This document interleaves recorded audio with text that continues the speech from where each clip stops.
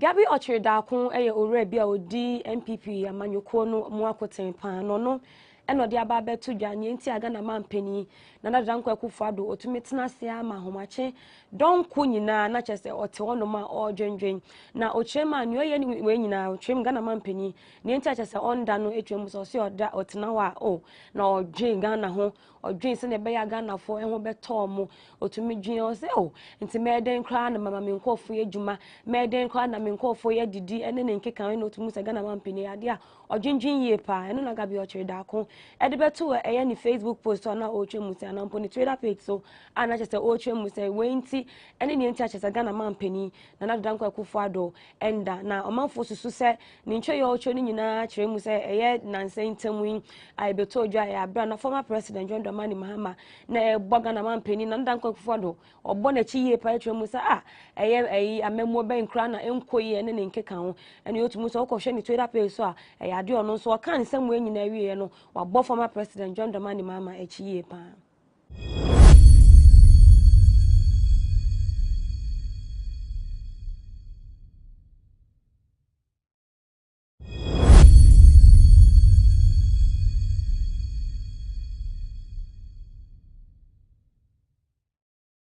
United Nations for a day aircraft bi anampo report bi ababetojwa ayetwemu se yenkofo bi a amuye bibifo bi a chese ya chi omo ayetwemu se omuye etutu atiefo no yetwemu ya ade aga na ni ba kon eka ho na yesa report February 3rd 2022 na UN for a report ebaye no mu chema we na 29th report a chese omudi ababetojwa na mro mobobo ebibi man ni bi din na ehu se ade aga na fo ana aga na din so ababepemu ewo obi na yakase yenso ade aga na ni yamfa ni din ensumpo antudwa na other countries and bibi mana wodo achese bubo din edeka Ghana ho bi ni Eritrea, Kenya, Mali, Nigeria, Niger, Senegal and Afe Sudan na omanfo ebeka ya achese nye first time ababetojwa se ade aga na ni akakoka ye terrorist for him afi 2015 ebabetojwa se ade aga na ni bi akwakọ join sankofo no ma anche bia nso na enya nti ese ade a wato na nanom ewonsiado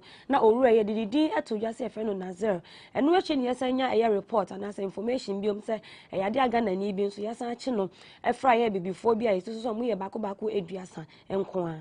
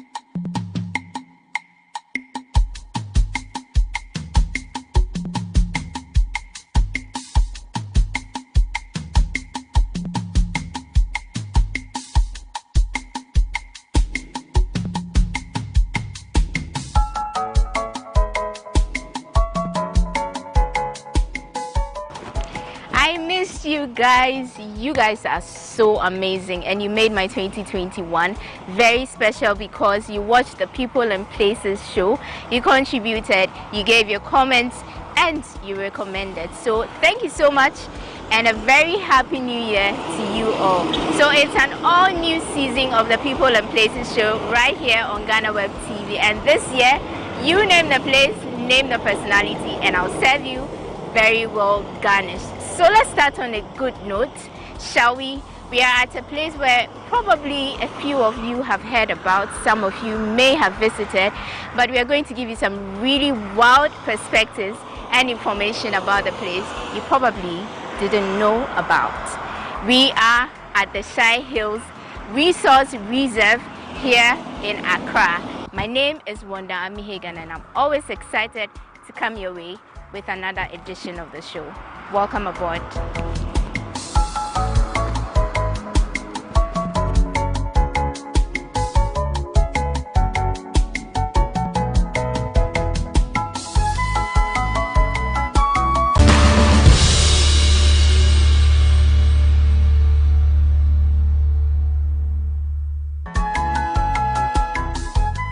Shai Hills Resource Reserve is one of the smallest parks in Ghana.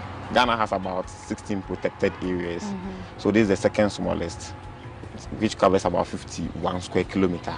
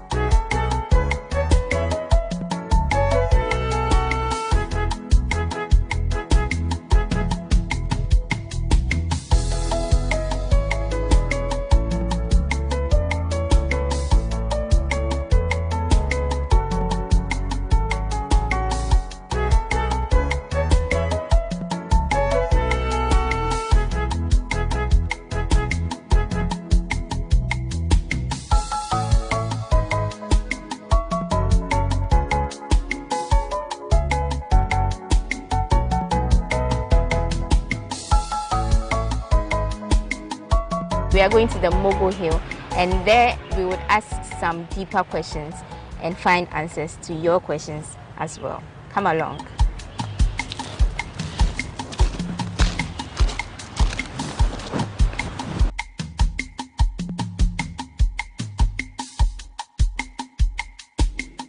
So Ishmael said rightly that we are going to the Mogul and Savi caves, but we made a stop here because he has something interesting to tell us about this area. So what are we seeing around here?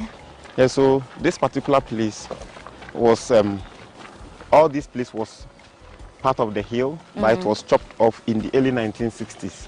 Okay. By the first president of Ghana, Dr. Kwame Nkrumah. And shortly after the place was, the people were sacked. Yeah, so the people were sacked in 1892, sorry, 1892. So many years, more than 100 years later. Okay. And then the British left. Ghana became an independent country in 1957. And I remember I told that here became a reserve, a forest reserve in 1962. Yeah. So before he gazetted here to become a forest reserve in 1962, in the early 1960s, that is 1960s, he took the stones from here. Okay. To build the Tema ports. Yeah, so there was rail line where it links from here to Tema, but they are all collapsed. Yeah, so all this. So the rocks here were quarried. Yeah. Where we are standing right now was a hill. Was part of the hill. Yeah. Okay. So when you go inside small, you see some of the poles and the bars that they use for the quarry. And then he took the rocks. Afterwards, then he gazetted here to become a reserve, meaning that nothing can be taken out from here again. Okay. Right. As I earlier on indicated that we have primates, and so the primate, I said we have the green monkey, we have the olive baboon, and then the lesser spot-nosed monkey. So the ones barking or quacking are the green monkey, and mostly they are purely omnivorous. Sorry, they are purely herbivorous. So they eat only plants, fruits, and then may sometimes peck grass. Okay. Yeah. Okay. And you wouldn't see them on the plains. Mostly they are on the hills every time. So when you come and you see them like this, then today is a lucky day. Oh, okay. Yeah. Wow. And they are very active early in the morning and late evening. This is when we see them. Their lifespan is 22 years. Okay. 22 years. And then they move within how do you call moving it? Groups. Okay. That is troops. And mostly the troops are supposed to be about 35. Okay. 35. Yeah. And so with the number of troops that, with the number of the green monkeys troops, we are not certain. Okay. But the number of baboons we are certain because we know areas that they sleep. We hope to see some of the baboons later on, right? Well, They might be around, right? Okay. All right, sure. So we continue with our trip.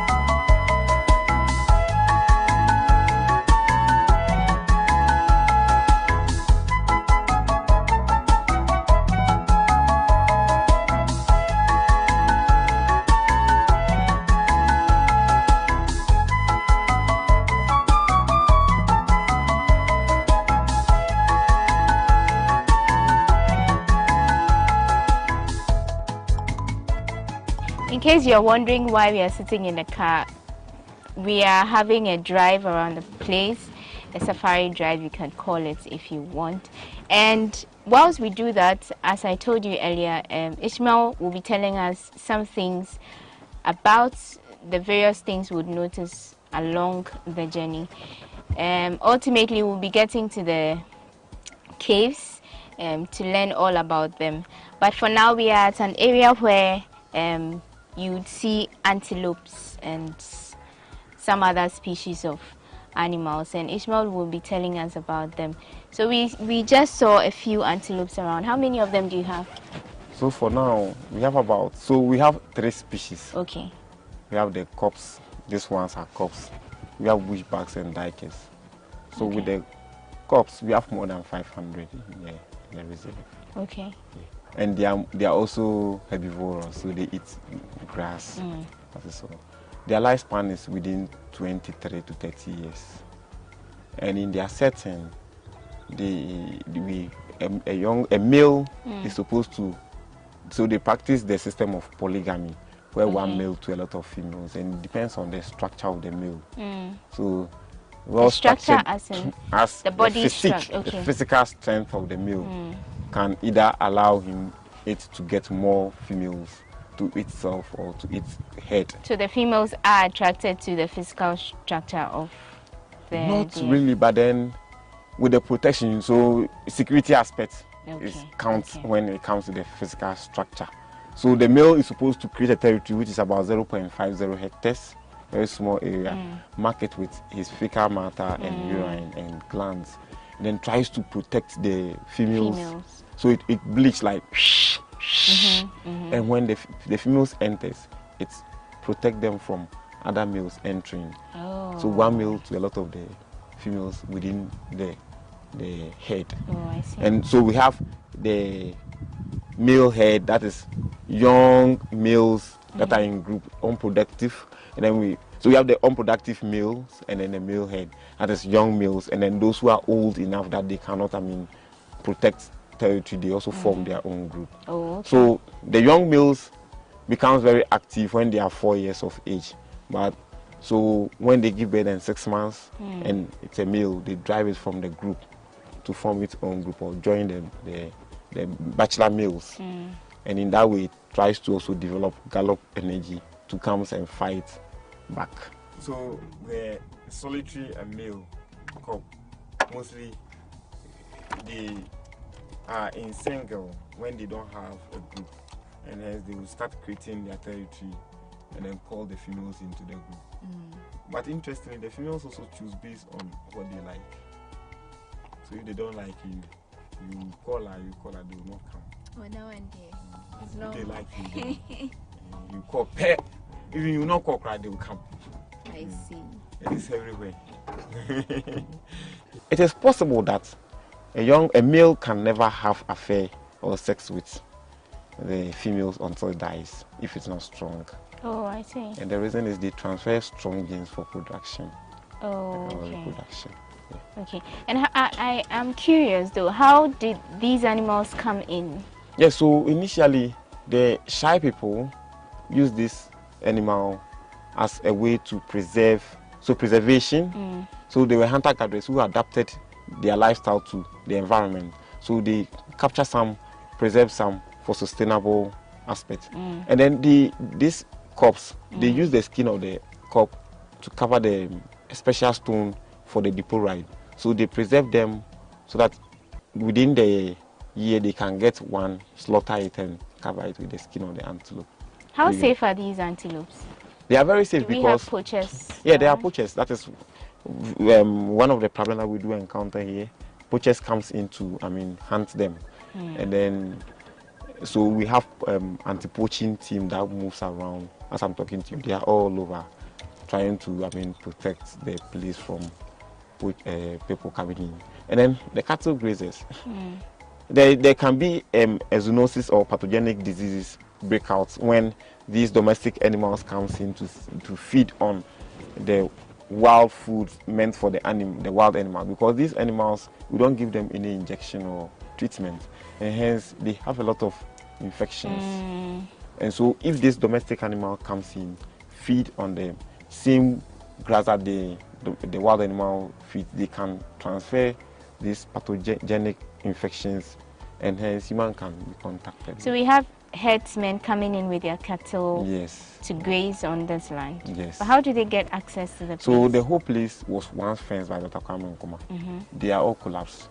And so Forestry the Commission fences started, are collapsed. yeah, Forestry Commission started with 7 kilometers. So there are a lot of access routes to the park, and they use that place as a means. And you see, outside the park too has this large field, but since the overgrazing has taken the nutritional part of the grass, so they feel like here is the best place for them to graze with, come in and their cattle grazing and getting the juice, the spat for milk and other things. I see. Ishmael says that, it's their natural habitat, the natural habitat of the antelopes and other animals around. And you walking around is going to intimidate them or push them away. And so we'll be doing this for the rest of the journey, until we get to a point where we need to get down.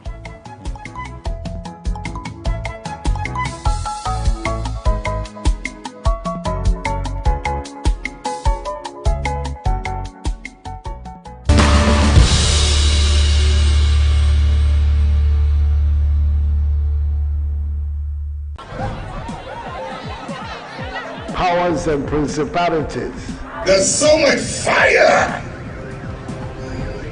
inside me. Tragedy struck when part of the largest hillside at the kosher rubbish dump collapsed. It's going to be fun to see how he goes about approaching this game.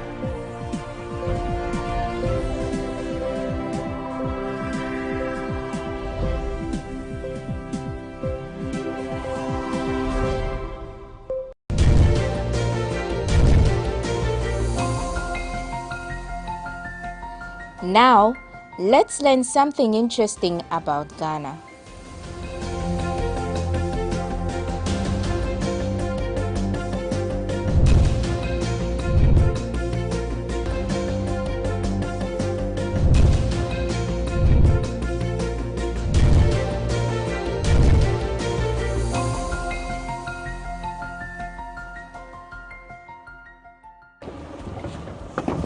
So finally, we are at the Mogul Hill, right? Yeah. Okay, so we are going to go into it, and then as we move around, Ishmael will tell us the history of the place and how it came to be. Let's go.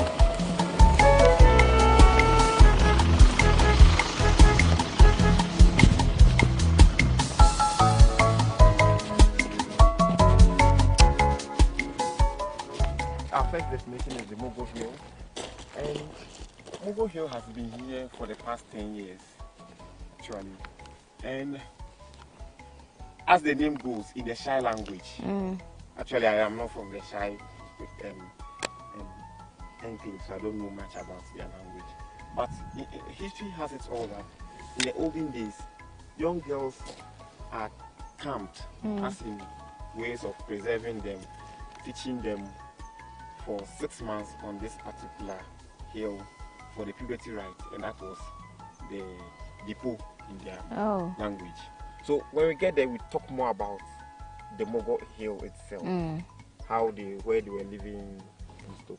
Okay. Things like that. Okay. So let's start there. Sure. But you mentioned that we are going to use ropes, right? Yes, so we are going to use rope, pull it as in a form of adventure tour. So but when the Shai people were here, there was no rope. How did they have manage? a different route. Oh. But we creating it for tourists. Tourists, okay, to have Yeah, an experience. Sure. Sure. Adventure. All right.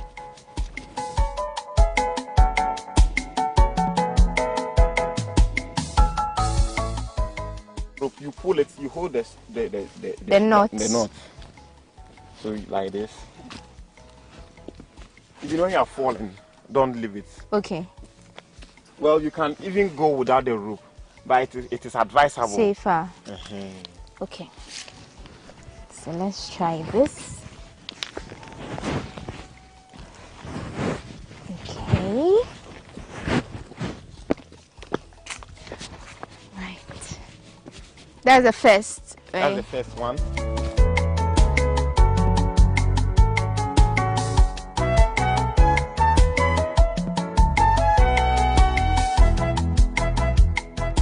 Yeah, so this is the second rope. Okay. I told you 3. Yeah. First one is dealt with second. This one, it is not rock climbing, but this one is just rope climbing, using rope to climb rock. Okay. The difference is that with the rock climbing, you have your own equipment where you mount and then you hook them on the, and then you use your hands, bare hands with powder to climb. Oh. But this one, you are just using holding rope. So this is much way too easy. Okay. Okay, so let's do it.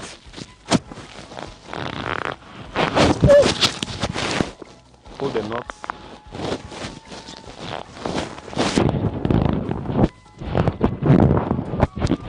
Okay. You can pass this way. I can pass which way? This way. If you are scared, if you are not scared, you can pass here. Hey, this.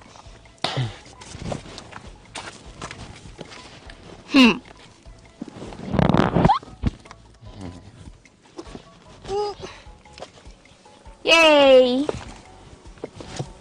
Then the last one is up there. Please this way.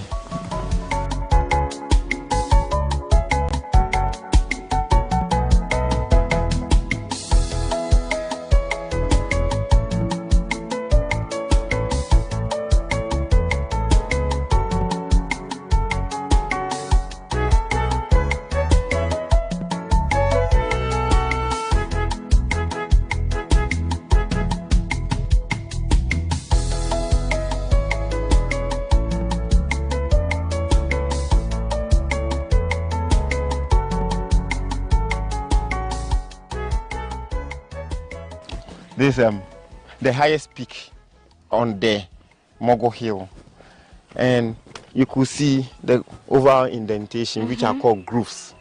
Okay, grooves. And in the olden days, here was where, but for now we don't know what they were really doing it. But it's assumed that, you know, they grind things that they put on themselves.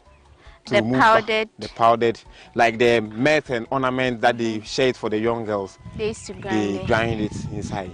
And in grinding, they put on their body to remove bad scent and to smoothen their skin for after the rite, so that men can approach them for marriage. And then also the there's another school of thought that they used to grind their food items, especially from cereals, millets, and other things from the rocks. As you go to the museum, you see the various stones that they use in grinding. Okay. Yeah, so history has it all that the young girls are kept for 6 months here. Before a girl comes, is allowed to camp here, she's supposed to be a virgin and must be above 20 years in the olden days.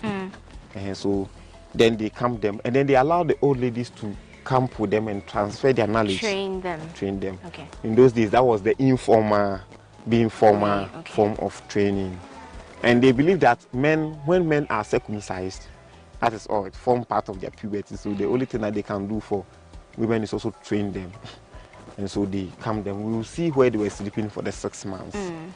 The other route you spoke about is not this rocky, right? Because you say old women were part. I'm wondering how they climb up here. Yeah, so they were using, there is a route here, but it's a little bit close. Okay. But it's not rocky. Okay. But we have a very sharp rock, then they descend, but at least they found their way around it. Yeah, in those days, don't forget that in those days, our old women were very strong. Yeah, that's very, true. very, very strong. That's true. And then when they were sacked, here was the particular place that Dr. Kwame Nkrumah used to train his bodyguards. In his time that he was reigning as a president. So like physical endurance test, and then they put the flag of Ghana in a pillar here. So we go there, you see. And mostly on the savannah you see this baobab tree, and baobab in archaeology it's affiliated to human settlement. Because wherever you see this baobab, it means human settled. And the baobab is also called tree of life. Why? Because it keeps a lot of water to sustain drought, and then also it can grow for as far as 120,000 years. That's true. Yeah. Okay. This plant is called Viperis heterophylla. That is the scientific name. Okay. It has fruits. I don't know whether I can get some. But the Shai people carried it as food when they were on their way to this place from Nigeria. Okay. So wherever you see their settlements on the hills around the cave, you see this Viperis. You will not see it on the plains. Oh, okay. Viperis heterophylla. Yeah. But but this one is not mature. When it's mature, it becomes like yellowish. Yeah. Bigger. Okay. And so when the Ghana people also hoot on the millet, the Shai people also hoot on this one. Oh. Yeah. Is it eaten? Yeah, it's edible. Okay. But it's not mature, so you cannot eat it. Yeah. All right. And so we pass this way. Now, as you go, you can, when you stand here, people also come here for camping. So tourists come and they set their camping tent to observe you. This place is a nice destination to observe sunsets and sunrise. Very nice observing place. And you can see from here a lot of the groups on the. Oh yeah. A lot of them uncountable. There are many more. Yeah.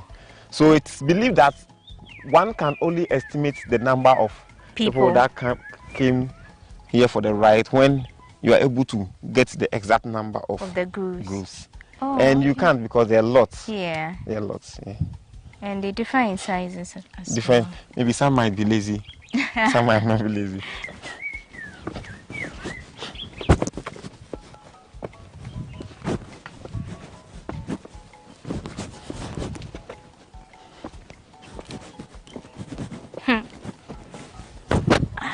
So this is it. You can see.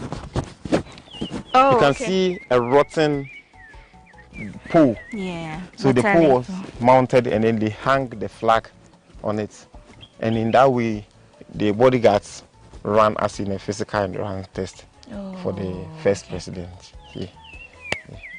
So basically, Mogul Hill. As we descend, we see where they were also sleeping, as far as also their playing ground. In the daytime like this, they play. In the night, they sleep in there. But do you know the last time this place was used? So probably 1890s. Okay. It could be 91 or 1890 because they were sacked early July 1892. Okay. Yeah. All right, sure.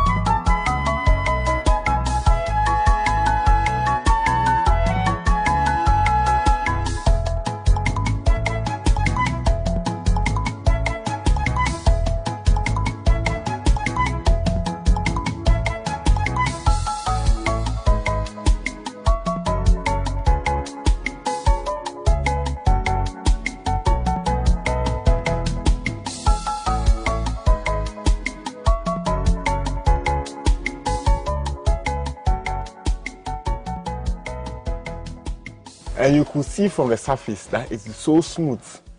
Yeah. You can try go inside, you see how it slips a little. You can try. Wait, they entered this small place, or it's not small? It is. But in those days, there was no building. Okay, slippery. So it's very smooth.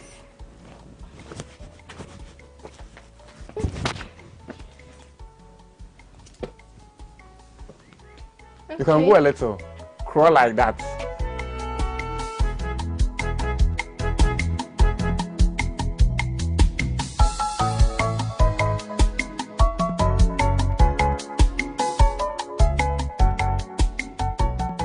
How do I get down now? Come with your back. Come with your back, or sit. And sliding. Your phone is at. Okay. This thing is scary. How is scary? Yes. I have work to do. Okay. Well, but I'm wondering how many people could fit in there at a time. So depending on the number of ladies who are ready for the ride, so they don't have a fixed number. But it was, done once a year. Let's not forget that they are still doing it, but modernization and changing the way they do it has also affected it. So in those days they do it for ladies who are above 20 years, but now even if you are below 10 years, you can still go through. Once you are through from I think 5, you can go through to 30 or 32, and then the length has also changed from 6 months to 1 week. But I must say that it doesn't have any effect on the ladies, like the female genital mutilation, or the trochosis system, as we know. So it's just preservation of culture. But when you go to their place, what you see is they cut the back of the hand of the ladies who go through the markings, and then at the back of their back too, they cut it, and the markings at the hand signifies that now she's ready for the market, that is marriage, and she can do all her house chores. Oh, I see. And then at the back, I don't know whether they expose the back, but the back tells that she's now able to, carry her baby very well. Okay. So we can actually do the depot rock together with them. Let's do the bat cave when we are returning. Then we'll do the depot rock. Okay, sure. At the Mogul Hills, we've learned a lot about the girls who used to come here and camp with their elderly women. There's still a lot more to explore. This is just half of the journey. Join us as we learn and discover more about the Bat Cave and the Sai people who used leaves to communicate at Shai Hills in the next episode of People and Places.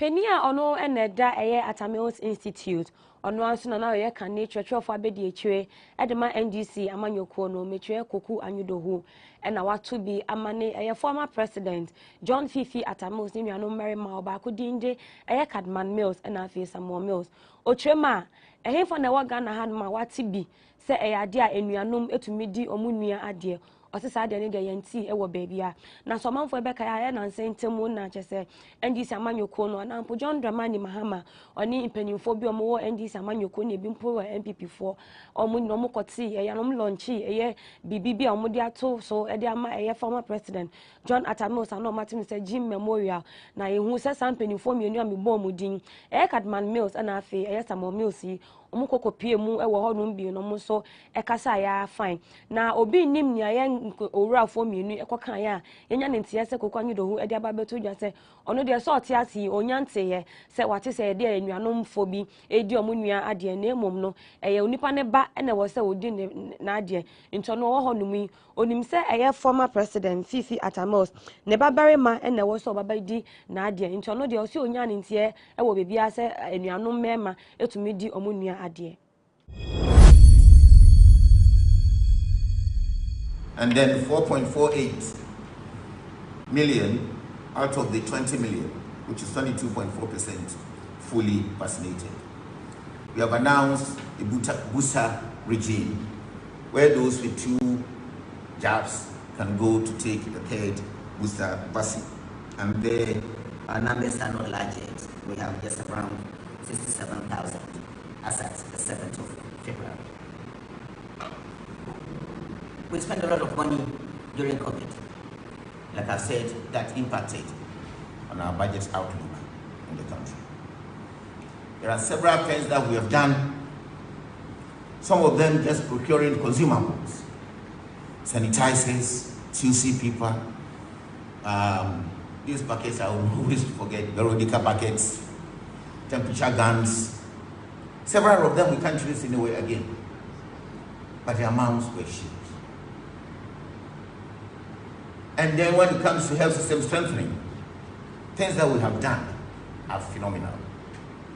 The process, we push ourselves to actually start treatment centers across the country with World Bank support. And we are about completing, when we get to infrastructure, you see some of them. Quite a number of them, close to about 14 or 16 different centers. When they complete, we will come to add on to our bed capacity in the country and serious of the infrastructure. We brought in about 4 container laboratories, mobile ones, that we are installing at the moment. We brought in production equipment for oxygen, mobile ones, and 1 or 2 big ones to try to augment the oxygen supplies in our health facilities. We brought in hospital beds. We brought in wheelchairs, and in the principle of leaving no one behind, we gave the Disabled Association of Ghana close to 10,000 wheelchairs to be distributed for those who needed them most. So that is how we moved.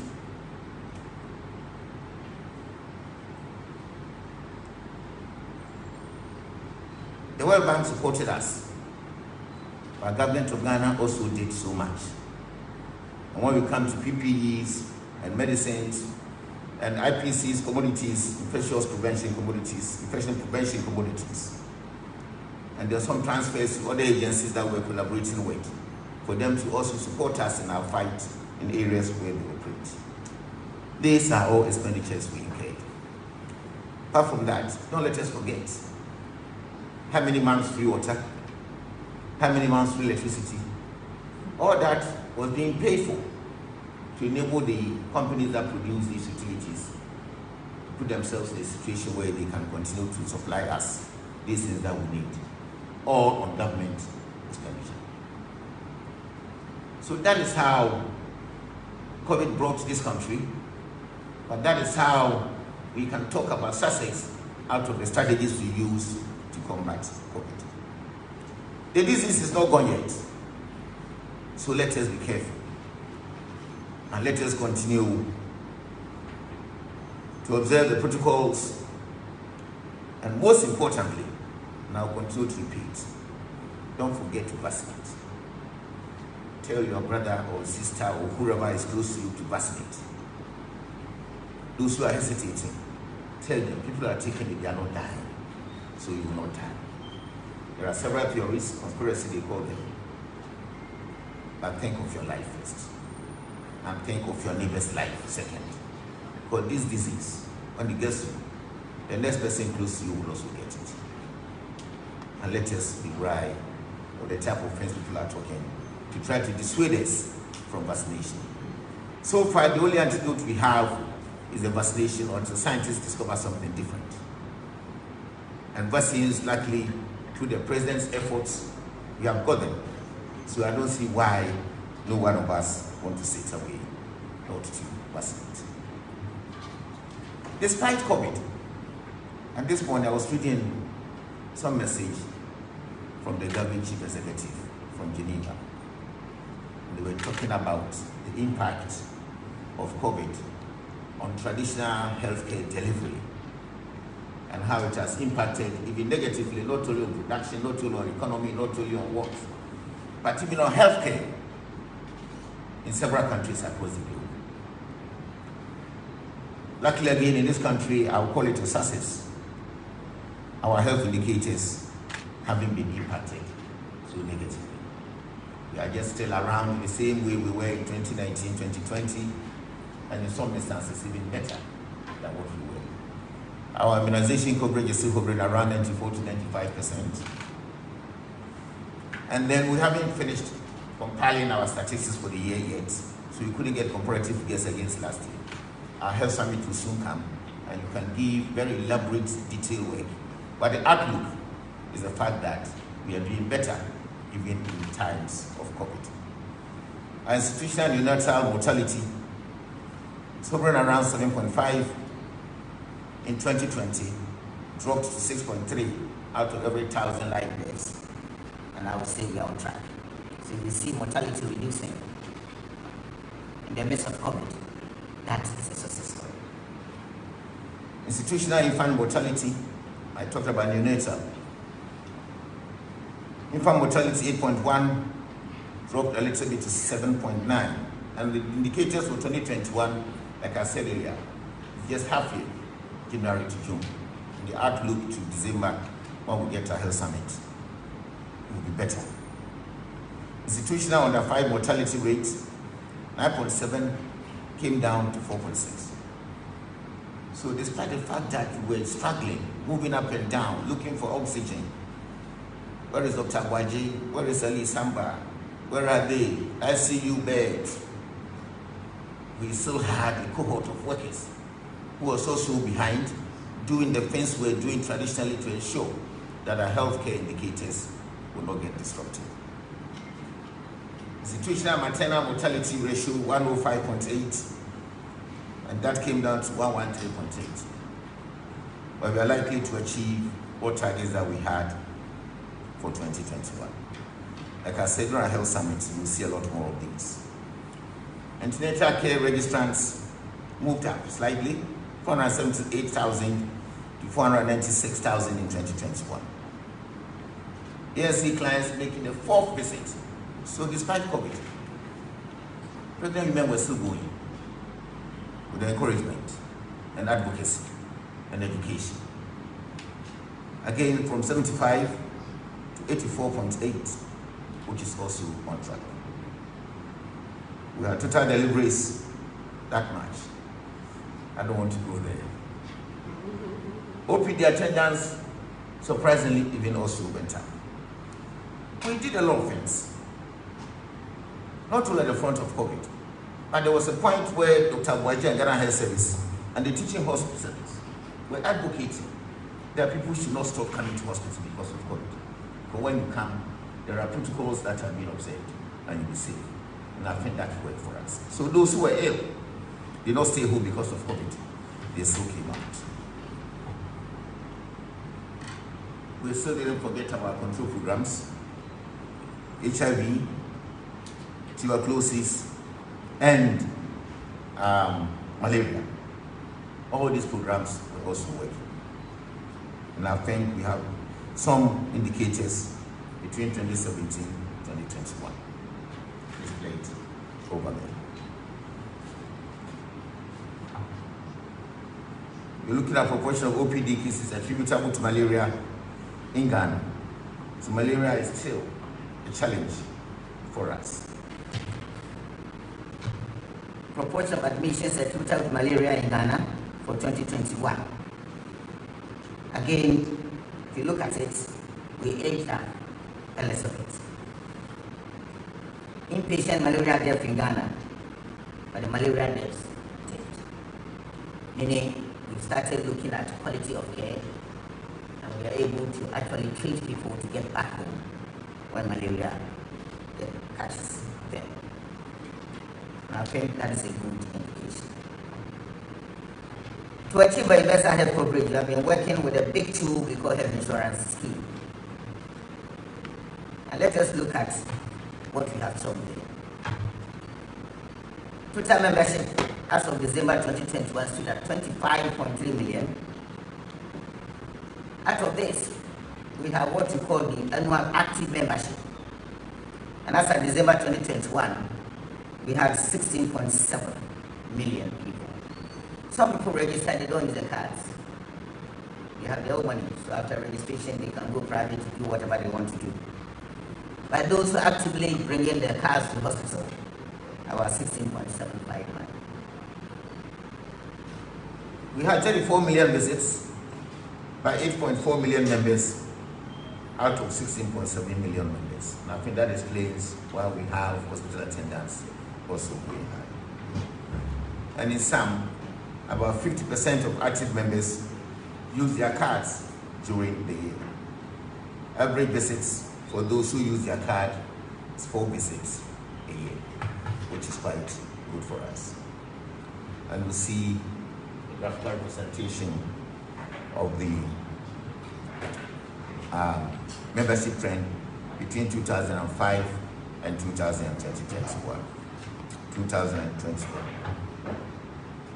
We have this table giving us the proportion in terms of children, adults, informal, pregnant women, aged within the active membership by categories. And it looks like we have children under 18, 41% of our active registered members, and adult informal, 36%. Pregnant women constitute 4.4%. Indigents, those who are not paying for health insurance, they register for free. They constitute about 9.2% of our active membership. What have we achieved in health insurance? Significantly. As of December 2021, we have paid claims to the tune of 1.04 billion cedis to service providers. And this relates to claims paid up to the month of June 2021. It means we still have outstanding claims to pay. But the good thing is that if you take this into consideration, the normal lead time for payments of 3 months, when providers submit claims, the law gives us 3 months to check to see the efficiency of the claims they are bringing to us. If you take consideration of that 3 months, between June and now, July, August, September, October, November, December, January, that is how many months? 7. So take away the lead time of 3 months. So effectively, we are owing 4 months in arrears. And I think this is a significant improvement from the 12-month arrears we inherited in 2017. So these days, you see that providers are not agitating so much because almost every month, some of them get some payments. But we are working towards clearing all the arrears that we have within the shortest possible time. NHIS has done a lot as well. We've expanded coverage to include some medicines that's very expensive to buy for treatment of breast cancer. Herceptin has been added to their drug list. Plans are very much advanced for cancers. Also will be included on the benefit package. We now administer hydroxyurea for sickle cell treatment, and that has also been included on the health insurance drug list. We are doing self-service mobile renewal, star 929 hash, and this accounts for 80% of our renewals. So health insurance card holders have become very active through this digitized renewal system. We are doing credentials applications online now. Payments for reimbursements of claims are also being done online. Electronic claims processing is now around 40% of all submissions. And plans are far advanced to add family planning to the benefits package. We are currently piloting this in 5 regions. And ultimately, there are plans far ahead to review the tariffs by second quarter of this year. After these 2 areas, let us move into infrastructure.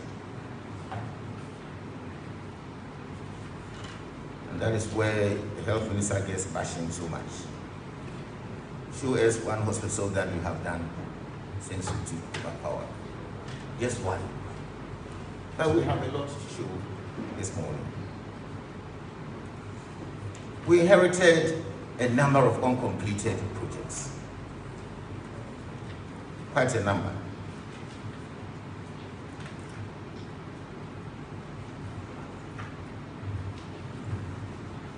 I don't have the slides here. Let me use these.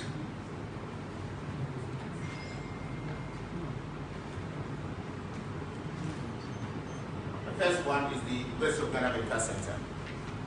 2017, there was a big battle. That has been completed. Started operationalizing that bit in stages. As I speak to you now, the whole phase 2 has also been completed. And you see pictures of UGMC and its full entirety having been done. The power station we're talking about is now done, and they are going to operationalize fully very soon. We will soon go there to do a commissioning of the phase 2. That is yet to come. Okay, that is the phase 2, which has virtually been completed, and we'll soon do that. So that place was not abandoned after all. We did some work in there. Let's move on. I don't have a slide, so whoever is rolling should concentrate and roll. The range hospital phase 1 had also been completed. I actually went to do the commissioning, and we are working very hard to soon commence phase 2. We are working sourcing funding, and I think we have found somebody who is bringing the money. And I believe not long we will get the regulatory processes done for us to do range phase 2. So again, that place has also not been abandoned.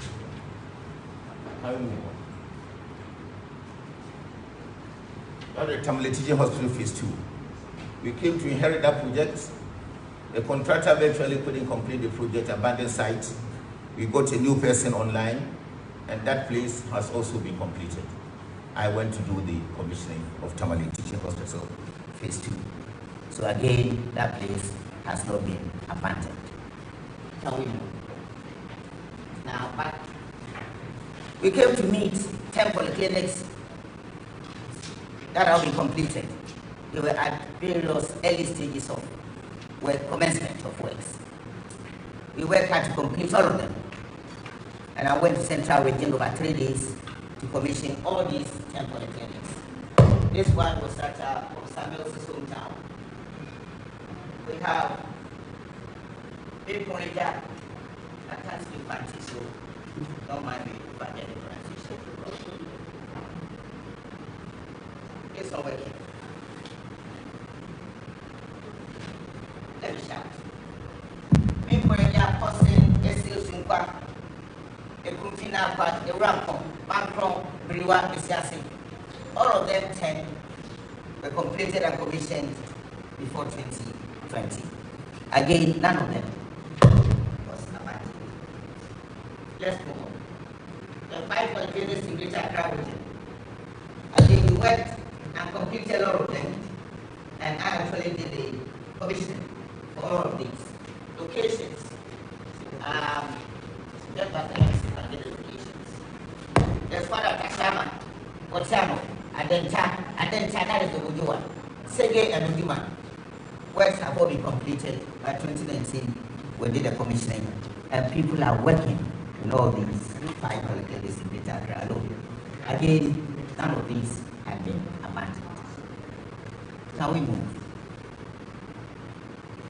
Then we have the story of 8 hospital projects that apparently was being done by Eurojets The whole idea and concept started with President Kufuor's time.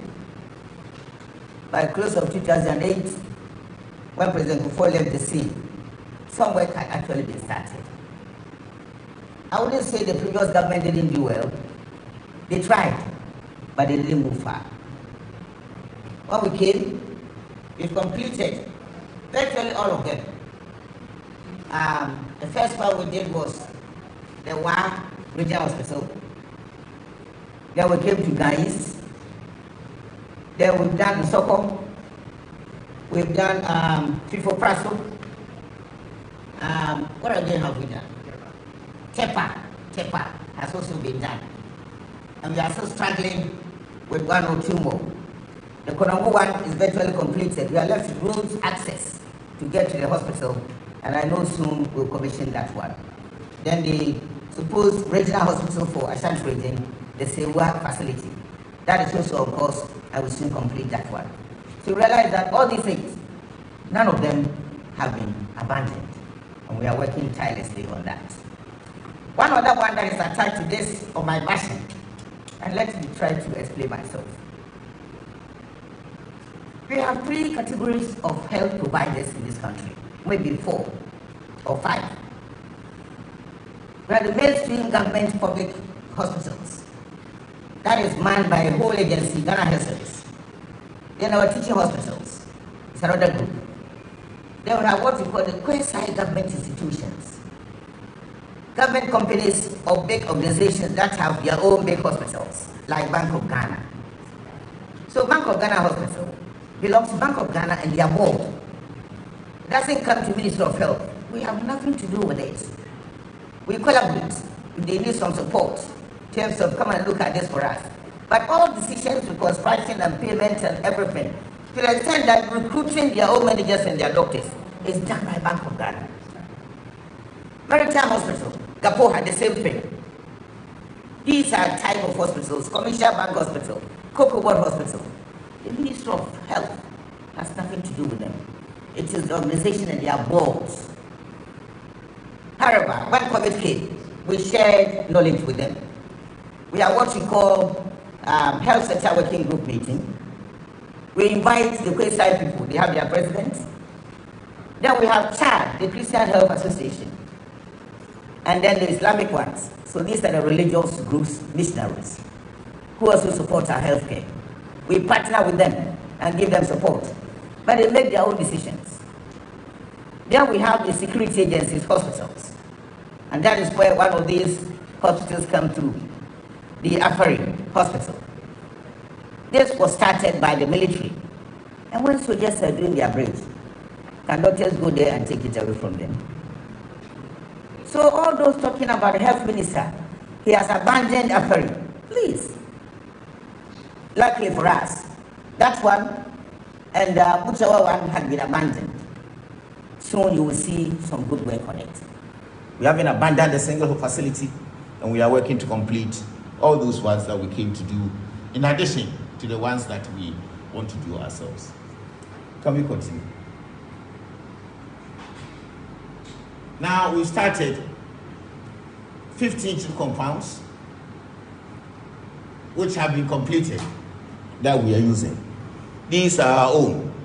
The type of chip compounds we put there are all being classified by Ghana Health Service as health centers, because they are more than chip compounds. And we have them in locations across certain regions. We have Kofodia Offenso, Samproso, Achemampo. We have Altrifo, Ahagresu, Mantuariso, Ntakam, Akaso, maybe the free will, Kofiesia, Akaso again, Cheria, 15 of them. Then these are facilities we started from scratch and we completed. So they are saying that point 1, we are pointed to 15 now. Let's go on to the next one. The private hospital, that has a history.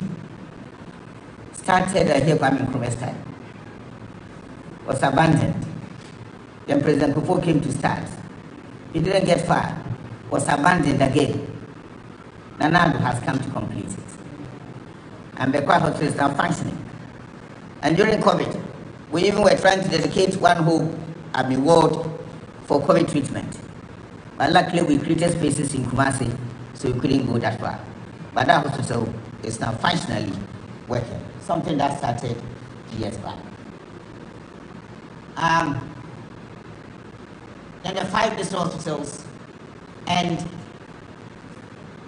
a polyclinic. We have Sola, Bupe, Tolong, Sumenya, Weta, and then the polyclinic at Pamboy. These were at survey stage when they were trying to look at the soil. We came to inherit this process. We did not abandon it. We've completed all these, and there are people in there working at the moment. We had challenges with water, especially within the water region. The whole place, when you dig borehole, you get salt. So we're finding challenges with equipment that these waters will flow through. But we managed to move further away and connect it now. So that place is also on course for work to be done in there. There's the University of Ghana Phase 2 that has been completed now. Let's move. Then we have the almighty NMS projects. 7 or so hospitals that were designed to be done. 1 was completed at Dodua. The rest at different stages of completion. 2 plus 1 accommodation place in secondary or Takoradi. We're getting close to completion. Some of them, 2 of them were never started. We have had challenges with these projects. Despite all our efforts to move, there was a need for a forensic audit to be done. The report that came wasn't very palatable. Some monies have been drawn for no work done. And we had to do negotiations and battle with what has actually happened. Going to court to litigate will mean that these places will be abandoned forever. So you have to find common grounds to see how government will be compensated for work to be done on this. It has taken us some time at very high diplomatic levels. But we've managed to resolve all the issues with Fomina and Kumau now. And as I speak, the contractors have mobilized and they are now on site. They are not going to use the place, and work will continue to complete by close of this year. There are ongoing projects, quite a large number of them. The Sewa one I've mentioned, let's move. Korangod ones I've mentioned, let's move. Salaga is going to be completed soon. Let's move. Bolga Regional Hospital, again we have challenges. The source of funding was a problem. Now I wouldn't mention details, but we managed to move ahead. We finished several works. We are waiting for contractors to bring in the equipment, and that will complete Bolga for us.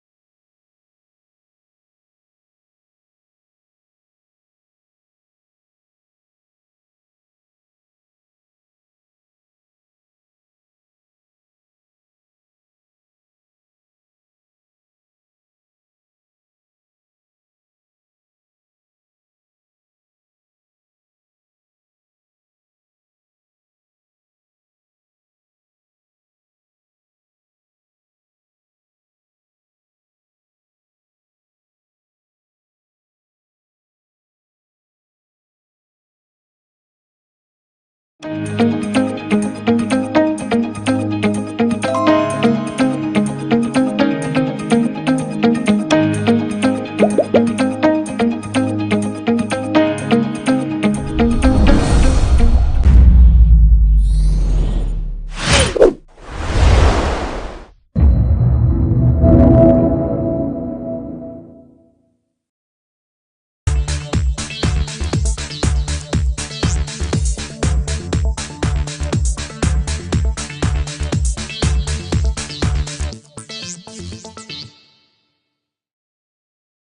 government of Ghana, as part of its new policies to get the economy digitalized, is asking Ghanaians to re-register their SIM cards. Many people have expressed their misgivings, and I've also talked about how frustrating a process it is. Today on Trending GH on GhanaWeb TV, we're here at the University of Ghana to get people's views on what they think about this whole process. But of course, there's a group of 22 Ghanaians who are asking other Ghanaians to boycott phone calls for an entire day. What do you think? Come along with us. The SIM registration it's a good thing that the government is trying to do, but the approach is what I have a challenge with, because if we have our details with the NI, why don't they collate it and just go ahead and do that instead of people going to form queues at the various delicos and causing mayhem and irregularities.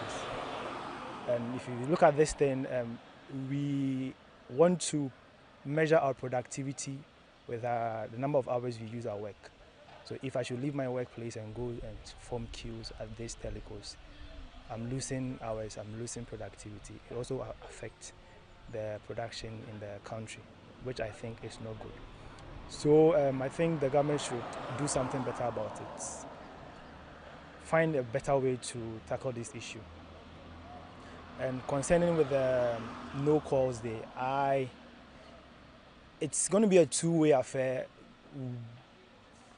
One party will lose at it one way or the other, because most of people also depend on these calls to make a daily living. So if you are saying no calls day, what is the person going to eat at the end of the day? Well, the government might be affected, but it's not that much, because it's a big thing, and even if a small part of it is not working, they have other options or avenues. But we, the people in the country, that's only our way of living. If you take that one out, it's going to have an effect on the people. So I think the no calls we should put on hold for the meantime. We should make our differences to the government. If they don't listen, then we find another better way that will help both of us. A no call day, it's impossible, in a sense that sometimes you even make call without knowing that today is no call day. I didn't know if he had not drawn my attention, even though I have seen the flyer. And as a business person, how can I put my phone aside and not make call the whole day and I spend return or money? No, it doesn't work like that. There should be something else to compel the government to do a right thing, but not a no-call day. I don't think it's possible. The process all over the country, you can see for yourself as you go around to collect or gather your news. It's quite cumbersome. Not cumbersome in the registration process, but people clamoring at the center to register. I think the government can extend the time more so that anxiety within people to register the SIM before the deadline can, come down for them to be able to go time to time. I think the telco can also book the people. You understand? So there's a short code you dial, there's a date for you that you're supposed to report at the center, and that one can also reduce the number. So they know the number of people they are dealing with today, and that can help. Just that the Ghana card issue, people not having their card, some have registered and they can't even have their card. It's a problem. Some are ready to register the system one way or the other. I think that those issues should be solved. Let the card be free, let it flow so that people can register their SIM. We want to register because we want to use our SIM, even though we are registered over and over again. So we want to do it and use our SIM. I don't want to lose my SIM. Actually, I didn't also hear much about the no cause protest until today. Somewhere 6 a.m. to 12, somewhere 6 a.m. around, I saw one of my friends' status where they were protesting against that they won't be called today from 6 a.m. to 12 noon. I was a little bit surprised because I wasn't aware of it. But the whole thing of the Ghana card issue thing, for me, actually, I think it would have been good if maybe the SIM registration was done. Once you link your Ghana card to your SIM, you are done and nothing else. That would have been a very big relief to everyone. Well, I don't even think it's possible because not all of us are made aware of it. Maybe this morning I could have made a call 1 or 2 without even knowing. So I don't think it's possible that no one will make a call in a single day. But it is just like trying to make the state aware that this biometric registration is stressful. So the people want maybe them to come in a different way that they can link the Ghana card to the SIM. With the no cause day, to me I think it's not ideal because I bought my SIM. You can't tell me, even though it's a protest to that, I don't think it's ideal. And if they go ahead with that, the participation will be very low. I won't lie to you, it will be very low.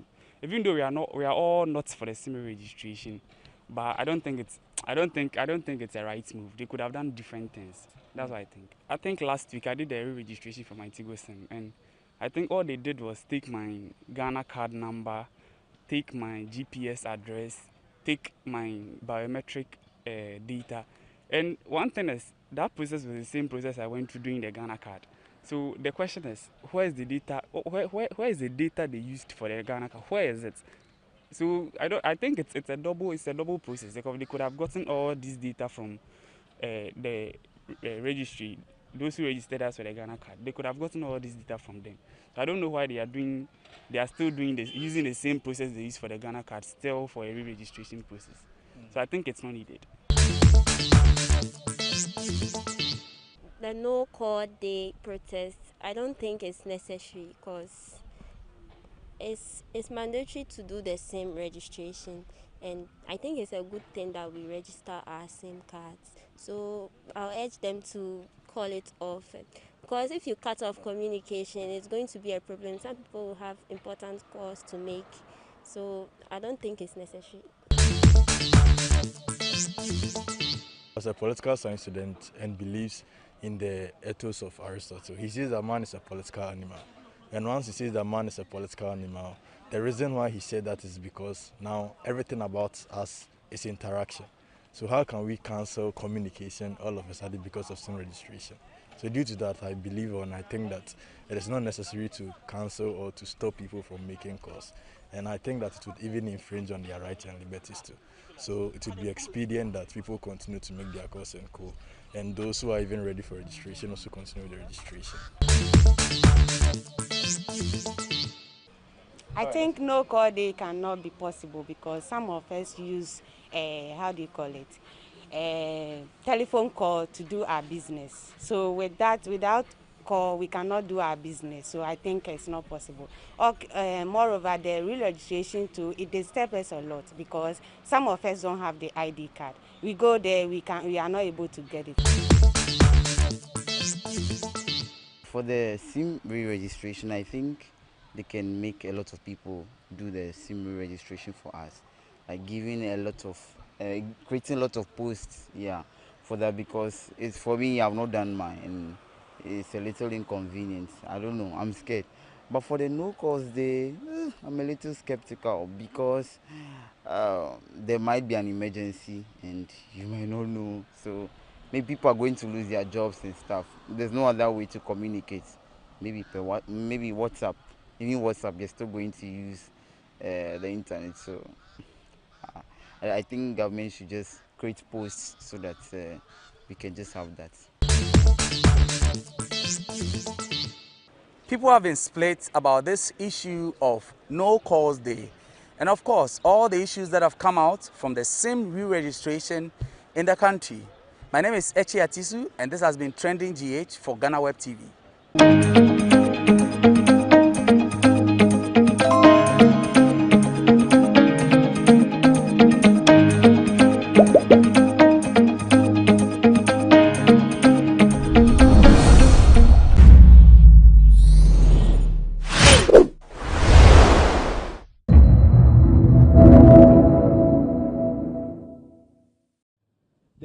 the country movement could have exercised some restraint and focused on the success government chalked in the fight against the COVID, other than the isolated cases of accountability. Is he saying that the Fix the Country movement call was unfair to government, or they could have restrained some patients? The second question has to do with the beautiful story he has given us on the status of the fight against COVID-19 so far. Is it not possible he appears before the public committee, accounts committee in Parliament, to also tell them the same story he's telling us as the media, because he has been invited and we've not had any response from him yet. Some members of the Public Accounts Committee are not happy about that. Thank you. Okay, we'll take the second question.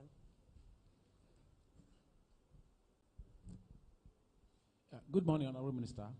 Good morning. You did touch on so many issues in the health sector.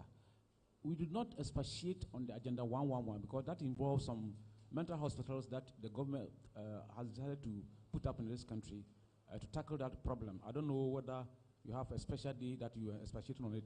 And then my second question, if you look at Nkoko, for instance, we are being said by a mission hospital, Koko Mission Hospital, I've forgotten the name anyway.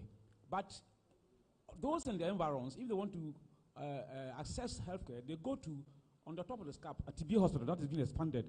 So has the government has any plan so far to put up a hospital at Nkoko to serve the environs down the scap? Thank you. So we'll take the third question from the lady behind.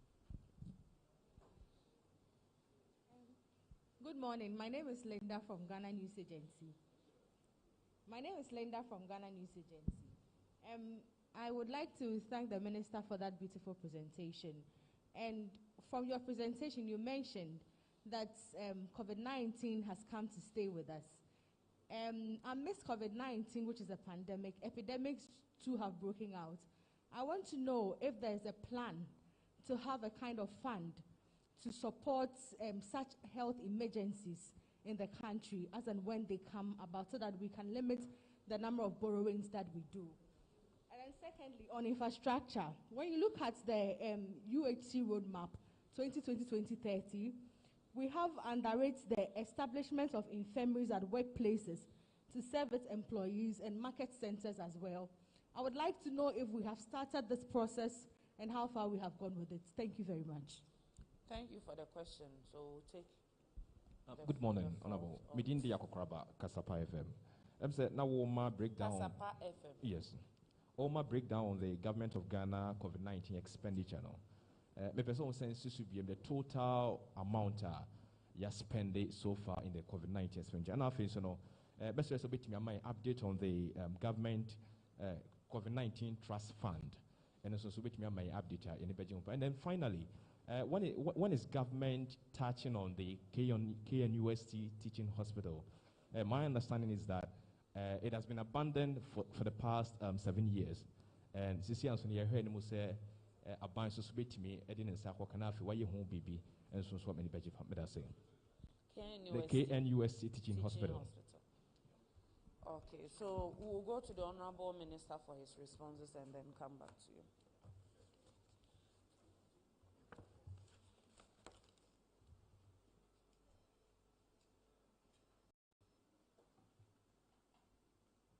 Thank you very much. I dreamt there was going to be a question agenda 111. And I didn't include it in my slides, but I invited somebody who is working under the supervision of the Chief of Staff, because this is a very big flagship program situated under the President's own eye. And a small group has been formed, Health Infrastructure Group. The coordinator is here, and I think I want him to brief you on what is happening there. They give me reports, and we collaborate with them. So I can tell you what it is, but it's good to come from Isomat. So Kwabra, wait, after my responses, you can come and then just give us some small insight into where we are with Agenda 111. The young man from Joy who asked about Fix the Country campaign was unfair. I think I told exactly what I wanted to tell you, that they should have hesitated a little bit. and looked at evaluating other countries and how COVID had damaged economies. And Ghana could not be an exception. So what is happening in our country of hardships? It's not any man's doing. It's something exogenous that mankind has no control over. So if China could close down shops, could close down factories, could lock down people inside, and they're not producing, how will it impact on Ghanaian economy? If the US cannot export, how will it impact on Ghanaian economy? That is why I said that we should hesitate. Somebody is asking for the full extent of expenditures we made in COVID. The Deputy Minister has mentioned just one aspect. Yesterday, I was with the World Bank Regional Vice President for Africa. So far, World Bank alone, we borrowed $430 million. Not in the Finance Ministry yet. And I don't intend even going there. I can't go there. But I can't preempt the Finance Minister's numbers. We need to sit down and do some work. So what we have in health is what I come up with. The Deputy Minister was talking about things that we use some of the monies for. It's phenomenal. We haven't even quantified how much we spent on water and electricity for that period. So that is it. I was just giving an advice, and I cannot judge whether it was fair or unfair. I will leave it to their own judgment. Right. The public accounts. Let me be very honest with you. I thought you were there yesterday. That's why you asked this question. Just a little bit of education. Public Accounts Committee sits to consider Auditor General's reports, period. That is its function in Parliament. So if the Auditor General has not submitted any report on COVID expenditures, I can't go to Public Accounts Committee and say that I'm going to brief you on COVID expenditures until I'm invited. From time to time when COVID came, I was going to Parliament, the plenary, to brief my colleagues on how far we were fighting the battle. Okay? So at the appropriate time, now that our Auditor General started doing auditing, especially within the World Bank group, when adverse reports come, or reports come and Public Accounts Committee call us, we will go there and explain matters to them. So take it that Public Accounts Committee works on Auditor General's reports, unless, of course, something different happens and the Speaker refers some matter to them. You can't just go. All I do voluntarily is to brief my colleagues in the plenary from time to time. Nkoko, the hospital at Nkoko is a Christian hospital. Holy Family, it's a Catholic hospital, yes. The government has signed undertaking with the religious bodies. So we have a partnership agreement such that government supports them to also fill some gaps for us. You know, in health, we say that government cannot do it all. And in the past, we have government hospitals that couldn't go around the entire nation, up to living today, until this massive program of Agenda 111 started, which we haven't gone that far.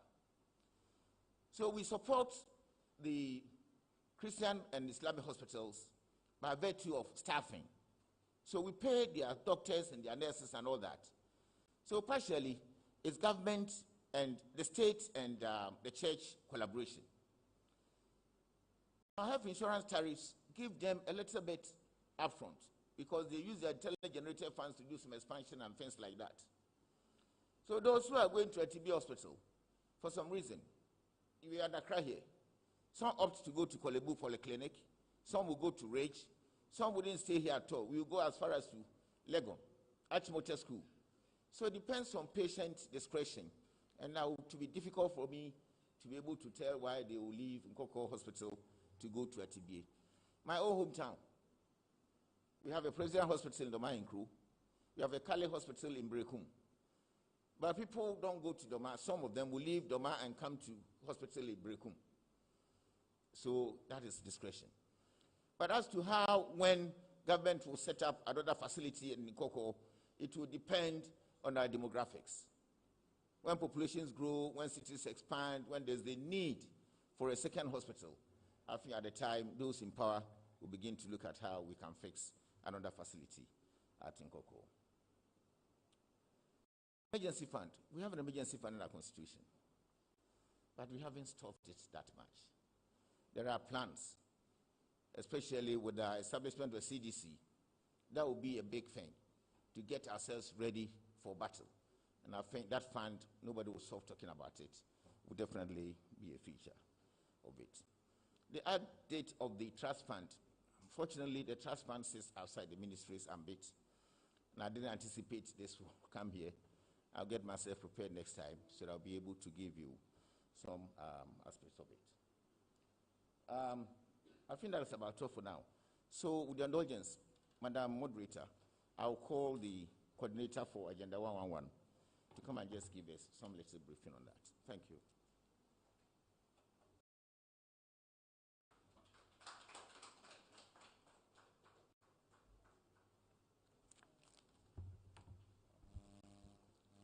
Honorable Minister, thank you for inviting me.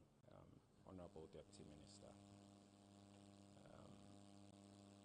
Honorable Minister for Information,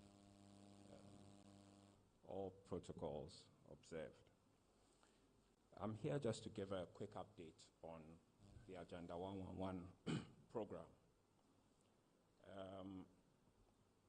Hospital Infrastructure Group are project managers for this project and work directly with the Ministry of Health and the Chief of Staff's office in coordinating this special program for the President.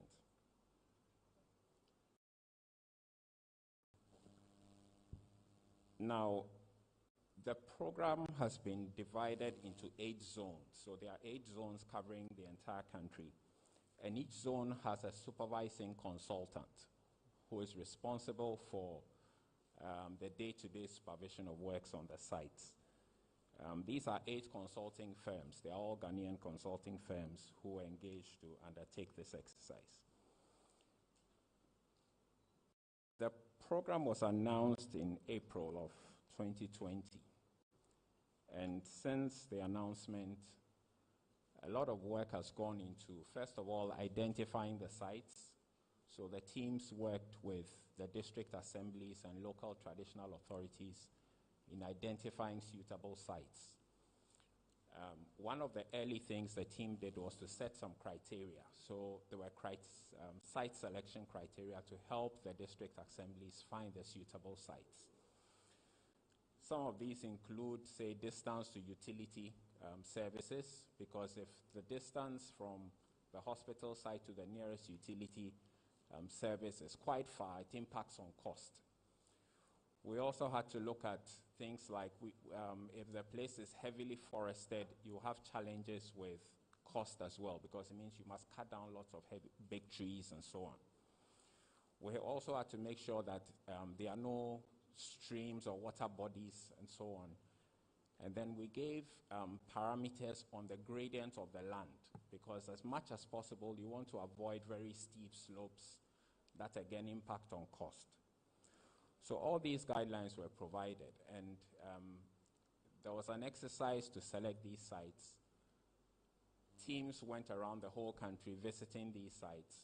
Some of them were suitable, some had challenges, so we had to go back to the district assemblies to say, this site you've proposed, we think we will have challenges with that site, so can you give us an alternative site? That whole exercise took quite a bit of time, and finally we got quite a number of sites which we thought were workable. In certain cases, they still couldn't find alternatives, because there are all kinds of local issues that require that the sites be in a particular place. So we eventually had to work with those sites. There are other areas where, as I speak, we still don't have sites for those locations, and those are primarily in Greater Accra. So for example, in the Nima area, we need 15 acres, and as you'll agree with me, we cannot find 15 acres of land for that. So we are looking at some alternatives for the sites that have challenges. where there are no sites at all. I'm sorry. Another one that comes to mind is Adenta. As we speak, we cannot find 15 acres. The district assemblies are working on that, but haven't been able to give us any available sites. There are also some cases where the district assemblies offered the sites, but eventually then there are issues with the traditional authorities, and maybe the chief prefers it here, the district assembly prefers it there, and so the team has to again work with them to coordinate and find an agreed settlement to be able to agree on a particular site for the neighborhood, the locality. As I speak, out of the 101 district hospitals that were designated, 92 sites have been identified and are available for work. 41 of those had some challenges, and those are mainly to do with the terrain. So we've had to look at some alternative arrangements for that. 51 of those are fine.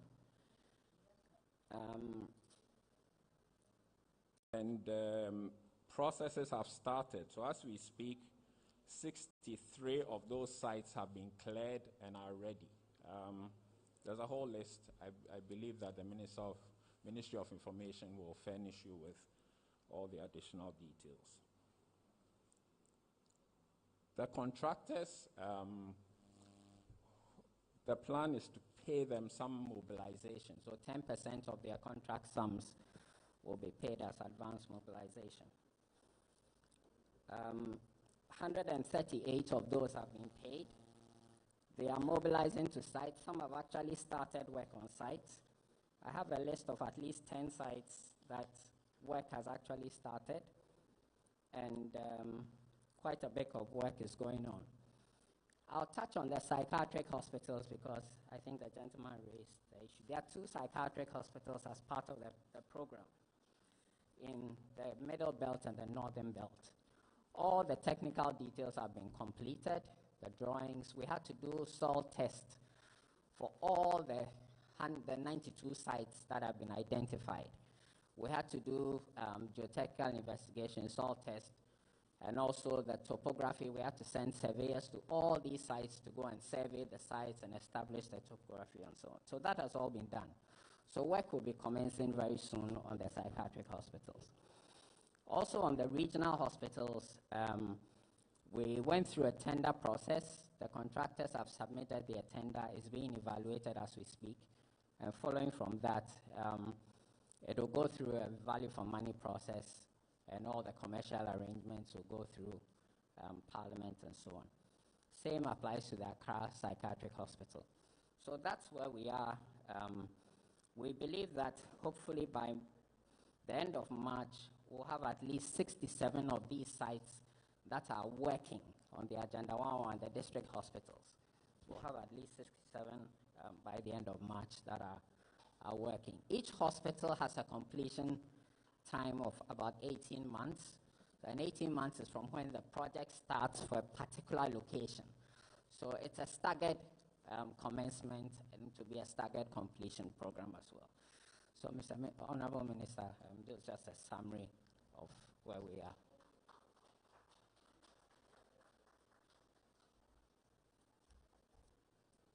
Thank you so much. So we'll take the last set of questions. I saw one gentleman at the back who wanted to ask a question. So if you still have a question, and then we'll take the lady here. If there are no questions, we'll take these 2 and then wrap up. So please send the microphone to her.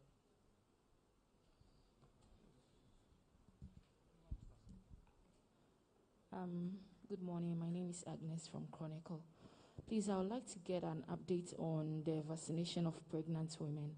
I want to know how that is going, if they are availing themselves for them to be vaccinated. Thank you. Thank you. Okay, so we'll take your question and that's it. Okay, I've seen another hand here. Honorable, just for clarification's sake, our presentation, on the breakdown of Government of Ghana 2021 COVID-19 expenditure. And then the total was 662 billion 541,104,053. I don't know if Selbetimi Maya for record's sake. Thank you. Okay, so we'll take the last question.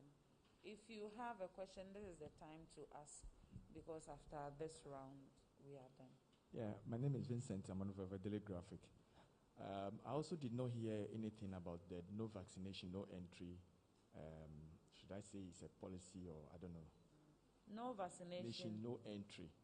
No entry, yeah. Okay. You are talking about mandates? Yes. Okay. Okay, I think that's it. So on the vaccination of pregnant women and also the mandates, the Director General of Ghana Health Services here, maybe he would like to give us a comment. Then we go to the Honorable Minister for his final remark. So.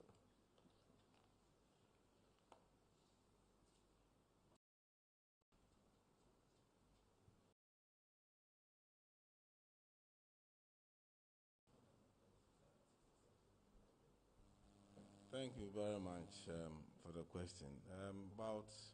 At the last review, that's when we added the booster and pregnant women. We can give you the figures for around Accra, but we're still compiling the total number of us. We don't normally pull them out, but after the last time, we had at least 1,000 pregnant women who had actually approached for half their vaccine done. And I think over time, we will compile and give you the full update of the total number of pregnant women who have been vaccinated. We expect pregnant women to account about 1 million of the population, and so we will keep you updated. Thank you. We'll talk about mandates. Yeah, thank you. On the issue of mandates, the minister said we'll give you updates. And the essence of what we have been doing with the vaccine NIDs and the month of vaccination, etc., were all towards getting more people vaccinated. So announcement and its implementation will be based mainly on how people uptake the vaccine. In December, we recorded about 3 million doses as a vaccine month. We normally do about 1.52 million a month, but we got about 3 million. In the last 5 days, as of Sunday, we had done about 1.5 million doses in 5 days, and we have extended because we had a target of 2.5 million doses. We will have this. So based on all that, the minister will decide whether it is time to come up with a mandate that will ensure that more people will get vaccinated. But as more people are vaccinating voluntarily, I don't think there's any rush to do that. Thank you.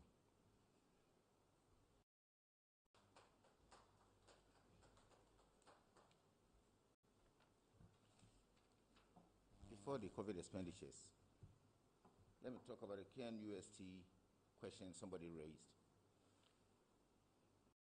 The KNUST facility is not under the ambit of Ministry of Health. It is Ministry of Education. Understand they've started, and it looks like they are not being able to complete it. They've sent proposals to the Ministry of Health to try a model it's just like UGMC one. But we are at very early stages of discussing that engagement. So for now, if there is any question on its status or whatever, I think it would be better placed with the Minister for Education. In all kind of COVID expenditures, Mr. Minister, I'm so interested. Midi can say, near Yadia Bahasino, a year near Sika helpful, and yes, Pendy. Now, near my idea, no be any well banking, no well banking. Government. Now, donors, I brought for bilateral, multilateral donors.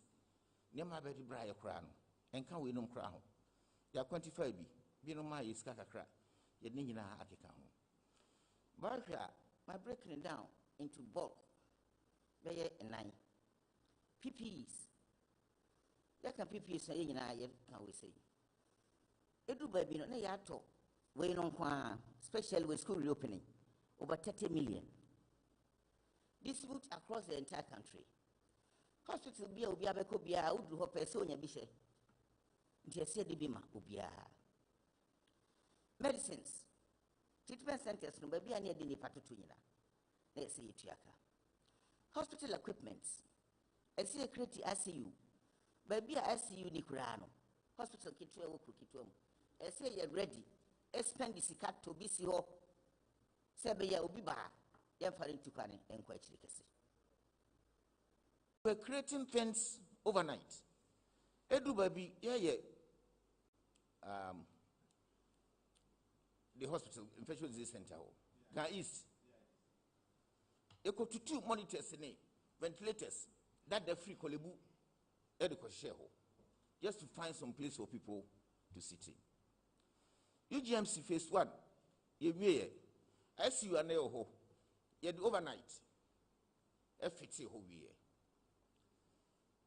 The oxygen equipment yenya obi koto oxygen ne manu bi ye the produce oxygen what the machine no hyenye ye nipa free Korea buy within short time then they realize say you see be the manifold just all pipe every machine no hospital. All hospitals in the country don't have these pipings. They say this is a yes, man. You to me Germany, right? So many things happened. IPC commodities, test kits, Noguchi, yes, at the beginning. Niama yet test the COVID. Nebini hosa. We have to buy and buy and buy. Now you donations, esaneka home, and sooner and so here. Doctors here nearby home. And look at the numbers we have to procure. Aprons, head gears, shoe fence, nyama bebre, and not yenibi. Bed sheets. Apart from hospitals, no treatments, no cry. When we started isolation centers, hotels, now you need patumina, now you're free. Because the product saw one funny camera. Obeka so ni bi uja do so onko fie so a ode yare no koma na yira na ni kunu ene ne manyina nti we have to quarantine people. We were using soldier to come on duty. Pentecost place onya kwani ontun so they gave it to us for free. We needed to feed beds, bed sheets, disposables. So all these things for frame no you have to find them. Because now you need emergency preparedness alert be I say you was had nyama we nyina gugu ba bia ade ne si ye kwakofa ba. So we have to find money to pump in to avoid nipa ewu. Moka say do baby president can say he knows how to fix the economy, but he doesn't know how to bring back people to life. Okay, that was the genesis of it. Because no after you don't know boyka. When test cannot swa ameya nyadwuma ni pewu nti eso de akokoduru mampanyini o ka che Ghana fo nyina se wonti mase na ka no de ebebo ba ye bo no ye save ye nkwa a ye chere se ye bewu na ye wosika wani be diska no nobody. So that is how come these expenditures eso o say me can say huge no be any budget sa nyame kura ni ma ye nya akwana ye tumi spend ye nya sika e de ye nya na ye. So that is it. We no, me can say finance for kaya boy and kaya de no. What you say? Yeah, this cannot be muma other ministries. We're doing so many things, other agencies. Even Nipa as I said, Bekasa, Nipa Nipa Tiasie, education, public education, any radio for advertising, your tone baby baby. Yeah, you don't cry, yet Kunskana, near your machine. But if you don't go to do what you have to do with the money, that is it. Minim say binum bet yase. Binum sun tiase da. By the end of the day, just like I said, I cannot judge anybody's discretion. But the president was alert on the fact that it is better to protect the nation than to allow all of us to sunder. And that is the explanation to these things. Auditors are auditing. We are not seeing very bad reports yet. But even if bad reports are bad, we will answer. And I don't think anybody will be found culpable of having spent recklessly or chopped COVID monies. As simple as that. Private sector individuals, they put up a whole place, 100-bed capacity, right? We supported them a bit with personnel. Now, amani ayi hu ye no. Wa umbero ho no, what kind of ratras are. Some of us really suffered. Can't it no? Na doctor to me jina theater sa operations save them time no. Na tiafi. Mebu abwadi. Enu bi ni hu ye no. We are 3 continuous days. Wa out office, wa jina ICU, wa ye do. Na bi no mo nada. Because out of hand ya fro. Case for fraba. Abwaje ye the papa we abaha. Do you have this year? We were moving up and down like sebi in previous now. Sebio abodamfo. You see, but President Kai, or the more you did, I'm you na idru ha Ghana for the Ibibun Conta. More accountability will definitely come. He was advising us on the way.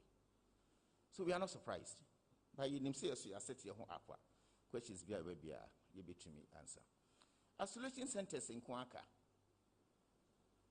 We call their hotel, we name some of on social media as well. I'm saying Nigeria. Then ya say COVID the cano, baby I Ghana for the NATO. I'm saying on now hotel servida. Hotel so crying baby the COVID nipa kwa. Unyabi. Because nobody wanted COVID to come to their hotel. So we really suffered. But at the expense of the nation's coffers, we managed COVID. Them said, luckily for us, success story explains the type of investments we made. So if you train your twice, any per we are, and come in the same for so basso, Tisenia, Yaemo. Madam Wasibi Bray. I spoke P because the question was asked in P, so you should understand me.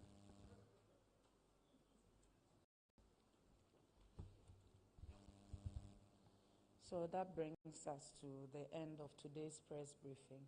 Honorable Minister, distinguished ladies and gentlemen, thank you so much for visiting us this morning and for this very important conversation.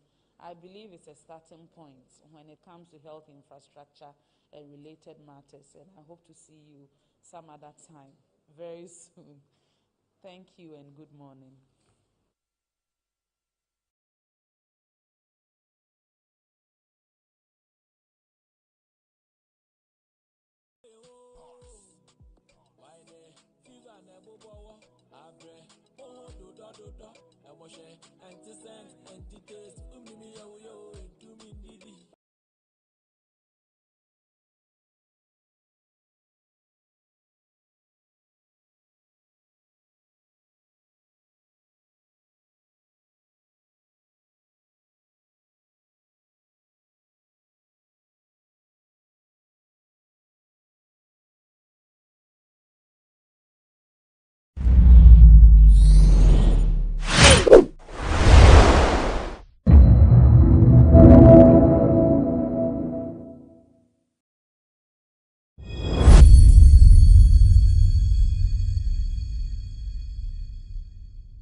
Can I church for Abedi Emma NDC Amanyoko no Samuel Kokwanyi Dohu Edinson Fobi Ababe Toja FIA former president Jerry John Rawlings Nim Simbia or catcher former president John Fifi Atamos Nebako females FIA Kokwanyi Dohu Ochema and Sent Anampono Emrana JJ Rawlings at Yasano Omudia Yemfoni bi Eko Honum Nemro Mudu Honuma Pe Ena JJ Rawlings a catcher females say Kofi won sa papa we Oye ni papa nti kosoa di nachi fa ne se onua bema pani prekope ene o se o kan asem no e yade afiti sa time na ebepem na mmirimu no de bia na se bibia mpo obeye efa eye Atamos Institute no bonta ye Kofi Milsi etumi ba ho no bi ebeboa no otwema John Fifi Atamos nso etiase no ono so ka kire ye ne ba Kofi Milsi ne se Kofi medo yie pa papa we nso medo yie pa ene nti na mpesa we ne so befa ne se onua bema prekope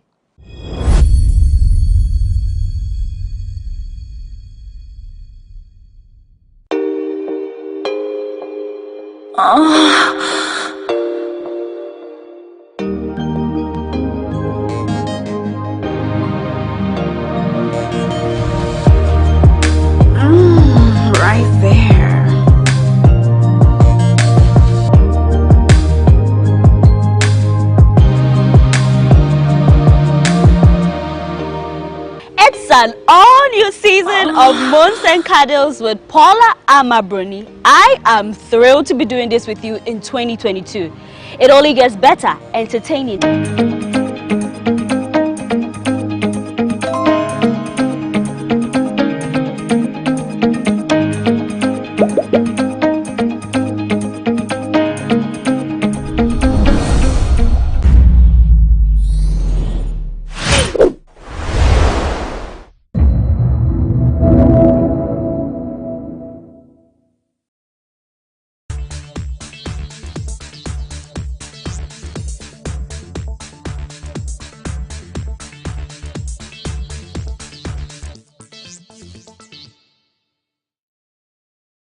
So it's the New Year's edition of the GhanaWeb Sports Debate, formerly known as the GhanaWeb Friday Debate. You know what we do on this show is to interact with the street on the trending issues in the world of sports. Ghana's campaign in the 2021 AFCON ended at the group stage, which led to the sacking of Milovan Rajvat. The Black Stars have been paired against the Super Eagles of Nigeria in the final playoff stage of the FIFA World Cup qualifiers. But before we can play that game, we need a new coach. The government is pushing for Chris Hughton, formerly of Brighton, Newcastle, Tottenham Hotspur, as the next coach of the Black Stars, whilst the GFA also prefers Otuado as the next Black Stars coach. What do you also think? Share it with me in the comment section. But first of all, I have to speak to Ghanaians on the streets of Accra. My name is Joel Leshen, and welcome to this episode of the GhanaWeb Sports Debate. But follow me as I get some interesting answers on the streets of Accra. All right, so we have our first guest on this episode of the Sports Debate right here on GhanaWeb TV. About GhanaWeb TV, so. Oh, major also. Black Stars, you have come journey, no? Saying. Oh, it's a Black Stars no there. Say, omo team there. I say, anymore. And from Emma and me Bogana need. And to omo am free from no. Omo aye ni omo anti. Omo nya de okra na e be from no aba say the ball. Enter omo koye na anye ye no. Okay, sisi Black Stars ye ni coach. Every say omo penny for Pami Milo. Say them body more air for.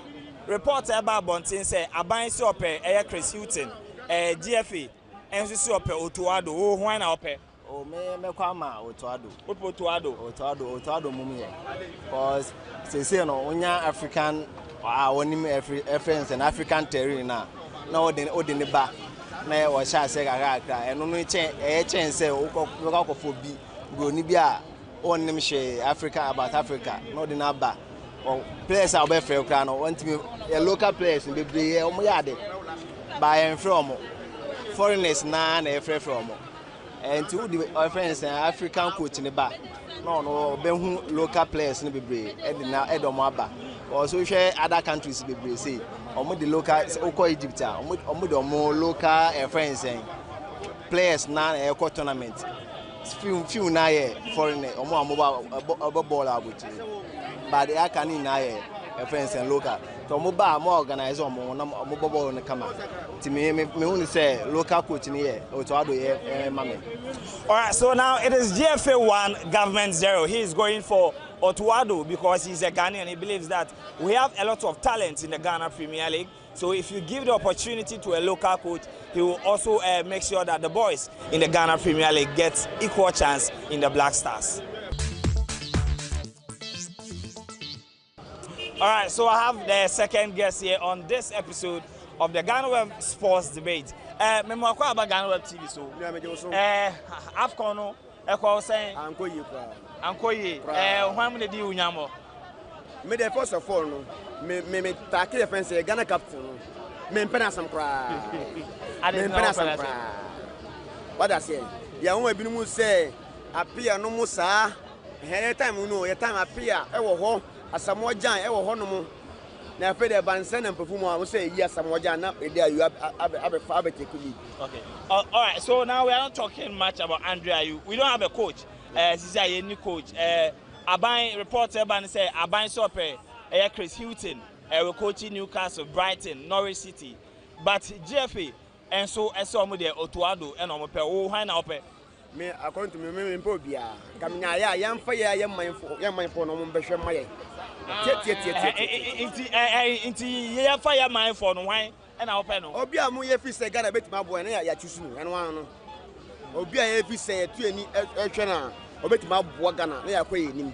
And a second nso mo fan so a mo hwe na yan fa ya say local kotoko na yan koyi ba ko asem mo sa na yi yan jai foreign players no.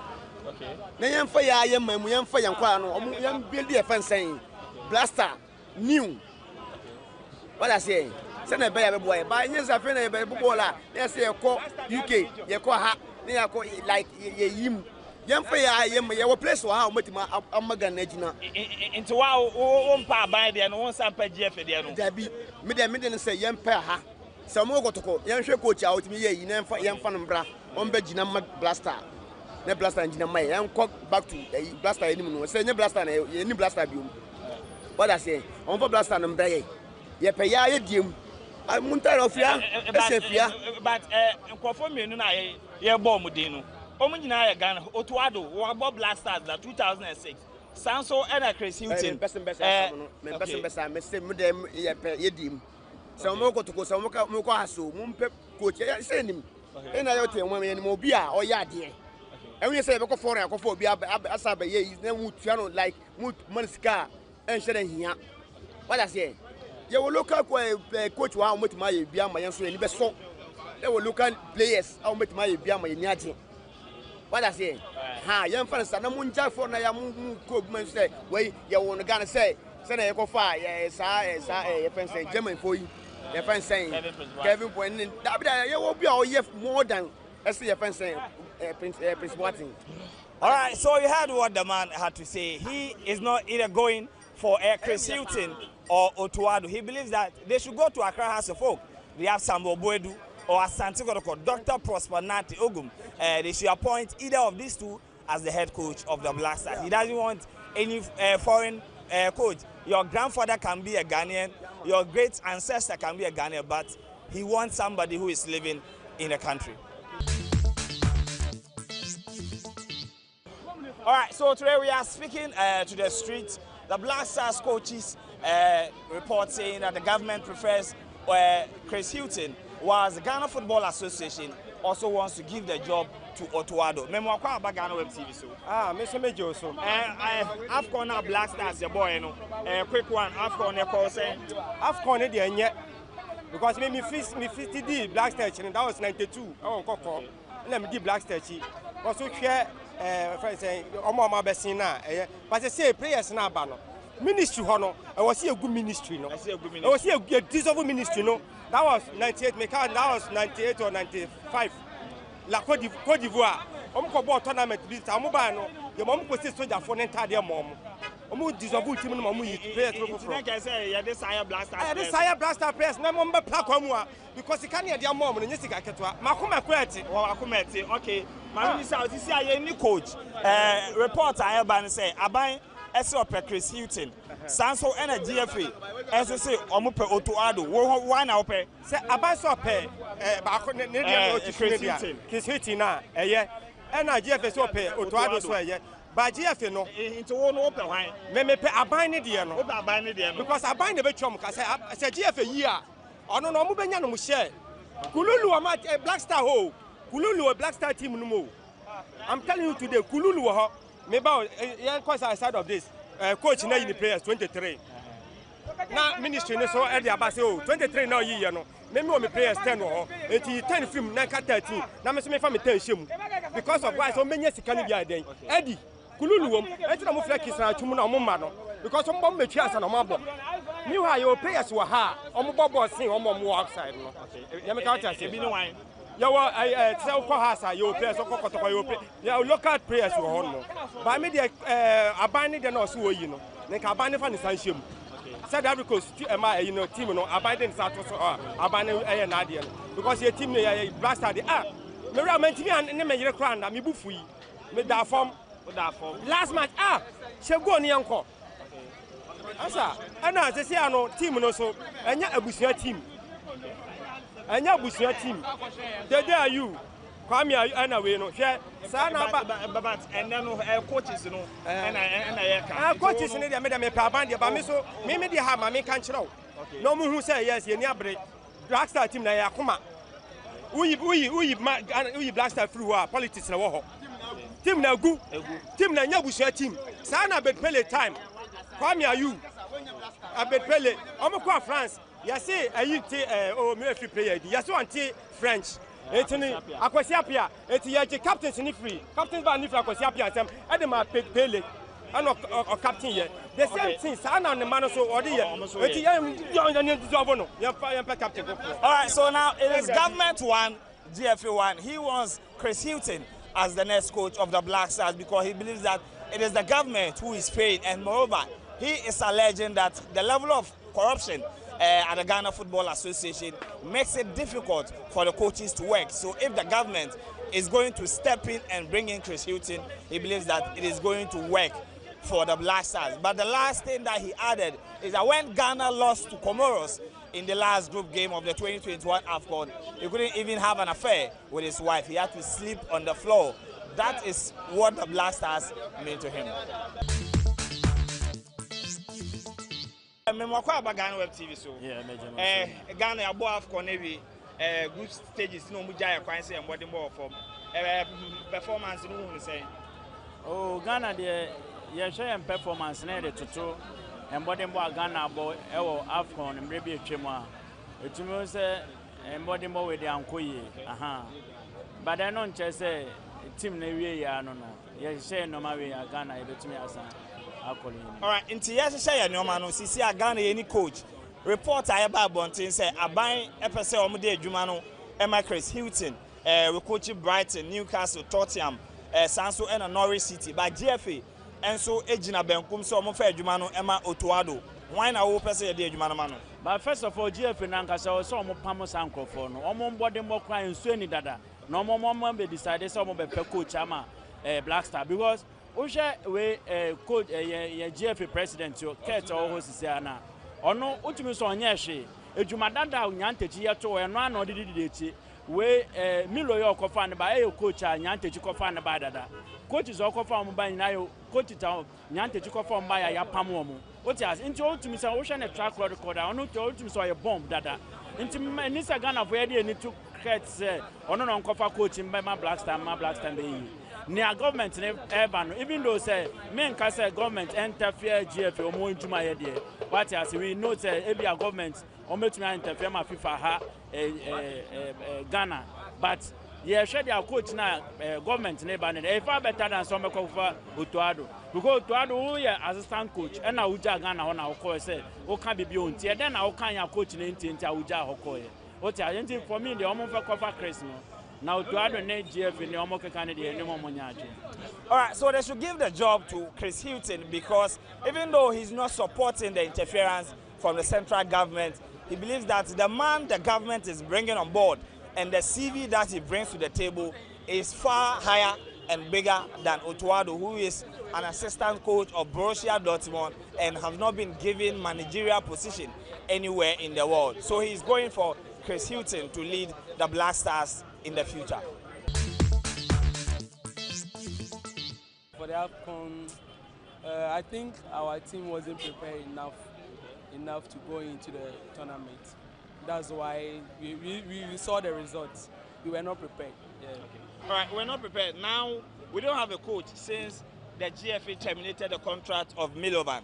Now, reports making waves is that the government is pushing Chris Hilton, former Brighton, Newcastle, to take over the position, whilst the GFA also wants to give the job to Otuado. Who do you favor for the position? Okay, I think Chris Hilton it's good to go with because the caliber of players that we have now, I think they're having influence on the coaches. Okay. That's what I think personally because sometimes you think that some people are not deserved to be on the field, but because of the influence that they have on the local coaches, you see. So I think we're going for the Chris Hilton. You're going for Chris Hilton. Yeah. Some people are also saying that it's like the government is interfering in the work of the GFA. Yeah. So you supporting government position? Are you supporting the interference too? Yeah, I'm in support with the government. You want the government to interfere? To come into it, yeah. You don't trust the GFA against? The GFA, they are not doing good. They are not doing good. Yeah. Black Stars performance. AFCON, who is saying? Oh, Black Stars performance, no, fine. There be a coach, there be a players, no, there be. Sarah Ghana City, the Black Star. It is said, yeah, from Stimulus, let him return an answer. Tim and answer. Coaching me and answer. It is my parents open the coach. Now, usually open the coach. I say, yet to Abba. Brass and your back for the year. I can't in idea. Just say to Abba. You are my penny. I said to Abba, you coaching. Obi I saw many attention. So that's it. Because we should not do that. So a good coach. No one just Skaka Clark. I don't know. No one question. No one said. Young to Abana, Black Stars coach. Who just said never. Let to Abana coach now. Say, and no money never to Abampo. No, you delegate to be. Yeah, since there were 16 regions. The boy, you have 16 regions. When you keep a mark, one from the Roma to Abana. What to Abana? Nobody knew. When first I coach. It's one, Chris Hilton and Otuado. Oh, Otuado. To be honest, and you cry. The local players crack or young canvassers. The Kotoko players in the house players, only players in the SSL will be crack or ya. I can meet me qualify crowd group stages. Senior players in the one wire. Prepare Chris Waiting because I feel so the only money and then more minor. Omuna Ntanase, no more head coach Papa of the boy, near Kofano. Now, Ghana football, no, you say they're connected. Cats the oil and on Yabotre because at the end of the day, no, Ministry in a bit to your coach Nika, and yeah, and to a Montanasi, no Muna, and she say, no more for coach or Bebois or mine. I think say Chris Waiting never Bebois because of it when you ask a sack of some players here or more England. Player bit to say of no doing and some guys be almost Southampton players, no bit to be up on the seal. I'm on my barber or mine, Martina or mine or Akoso. And to a Montanasi, no more coach, I'll bet me a war mine rather than so Beheska, I'll move your go to mend the air war mine. I think so bet me because where you can cry, I think it's already some websites be where you can other players, parents, Casa. And also I Ghana and obit more coaching big teams like Tottenham Hotspur, some England Championship. And your access or the bar, obit me a ball man. Utuado, a woman say, or assistant coach to Dortmund. See a African Cup of places. One back. So, mine hold on. Send obit major club side and no about the coach. I'm all mine, but one back. And the FA entrance in all the ministry, no, and who the ever ball mine or no more. I think it's never boy. Black Stars, we're still looking for the next coach ahead of the FIFA World Cup qualifier against the Super Eagles of Nigeria. Reports indicate that the government is pushing Chris Hilton to occupy the vacancy role, whilst the Ghana Football Association is also pushing for Otuado to become the next Black Stars coach. Who do you want to see in the dugout as the Black Stars coach? I have my next guest here. GhanaWeb TV. Yeah, I did. I mean, catch the about the World Cup qualifying. Coach says here the Ombebani Ghana. Okay, and to be so, see, I say of Chris Hilton, Wired more Brighton, Newcastle, Tottenham Hotspur. DFA and so say, Otuado, why now Peno? Otuado and Kayamami. Because of Onunu. Because I said I'm trying to brag on no bet my boy Kakla. But to me, dear Ghana Black Stars, some bet Yemia, Nankasa Mijano, midfielder player here, somewhat done. But the believer Ghana party, a matter, coach in our cup and play under 20. Nankasa Madame wants to die down. So, man, Fanamba, Ghana and for cup that. Tis a benefit on Fasa Started Bobo. Say, you know, I mean, I'm a Kaya. Mia Busum, Mia Pasta, Mia Malamio Bia. So, man, first coach number about 100 years. Ghana and for Cabda. All right, so we heard what the gentleman have to say. He wants Otuado as the choice of the GFA, but to him, he had a dream that former under-20 World Cup winner Celestete was leading the Black Stars to glory in the African Cup of Nations. So if the government wants to see a trophy after 40 years, definitely they have to go for Celestete, because he's the only one who can win a trophy for us. Who do you fancy to be the next Black Stars coach between Otuado and Chris Hilton? Share it with me in the comment section after watching the video. My name is Joel Leshen, and this has been another episode of the GhanaWeb Sports Debate, formerly known as the GhanaWeb Fridays Debate. Until we meet again, it's bye for now.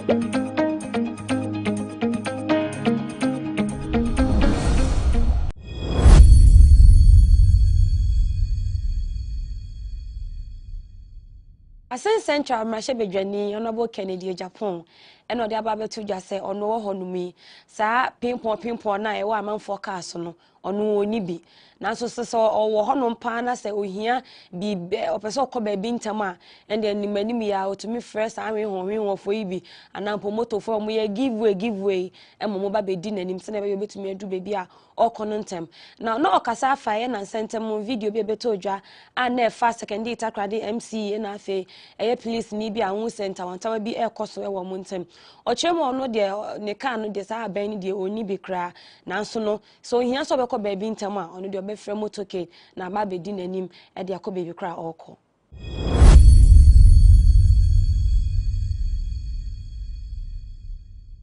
Right there. If you don't like football and he likes football, what do you have to do? Sometimes you either ignore or you join him. She shouldn't even be a football fan necessarily. You know, I think there are a lot more levels I can connect with. I have a lot of friends, both sexes.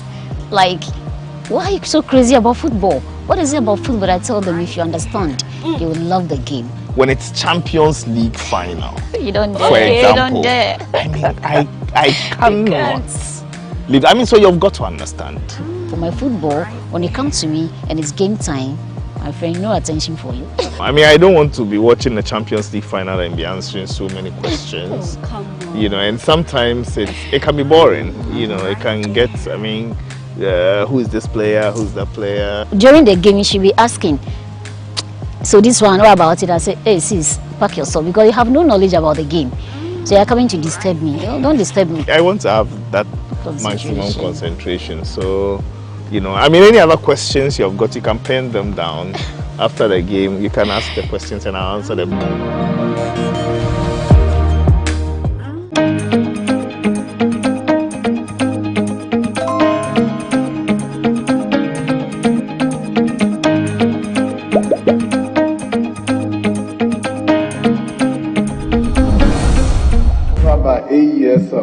The project has been abandoned by the contractor, and the District Assembly is taking steps to re-award for its completion, subject to availability of funds. Thank you, Mr. Speaker.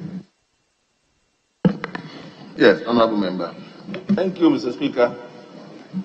The Minister, in his answers, alluded to the fact that the contractor abandoned the two projects. Without stating the reasons or the cause of the abandonment, I want to find out from him, is it the failure of government to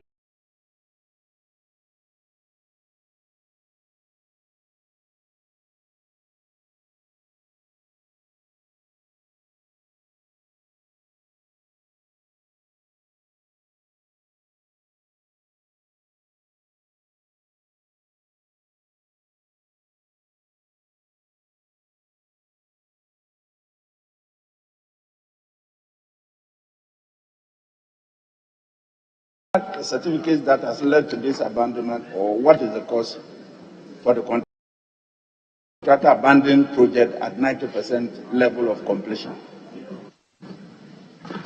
Yes, Honourable Minister.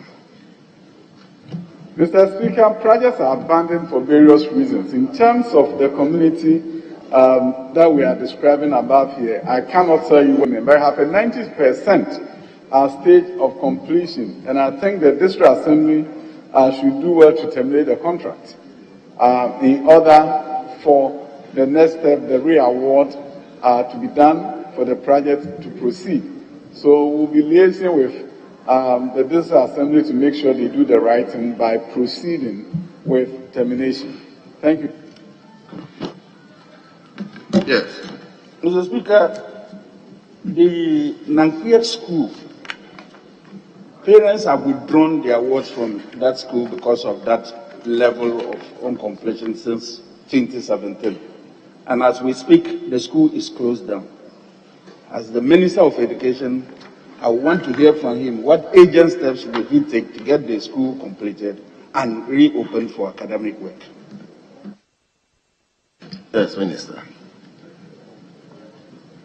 Mr. Speaker, it's very concerning to hear that the school has been closed down due to this. I'll be very happy to dialogue with my colleague after this to look at how best we can proceed, because our students should be at school and not at home. Thank you, Mr. Speaker.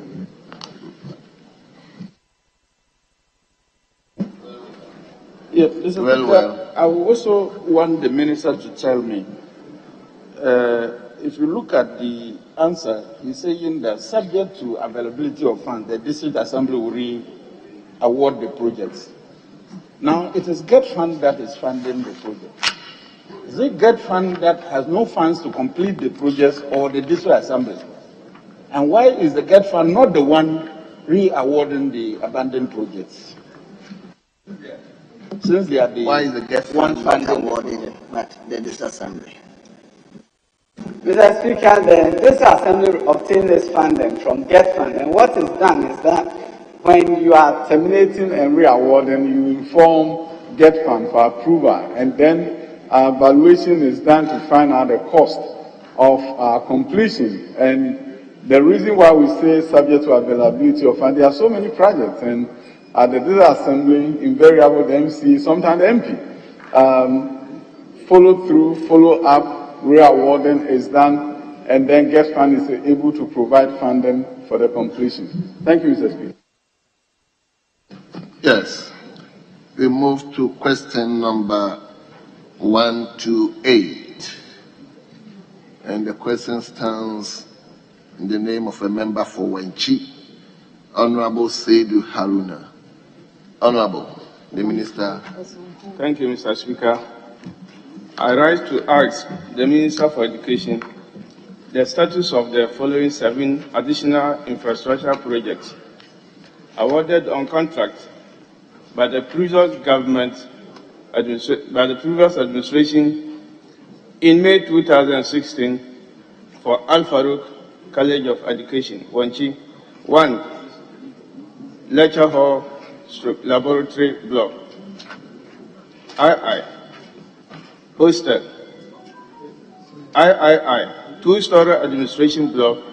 IV. Multi-purpose hall. V. Model school. VI. Principal's bungalow. And VII. Toilets, blocks, and external works. Thank you very much. Yes, Honorable Minister. Mr. Speaker, the list of projects, lecture hall, laboratory block, hostel, 2-story administration block, multi-purpose hall, model school, toilet block, and external works were awarded in 2015. The contractors abandoned site shortly after site clearing.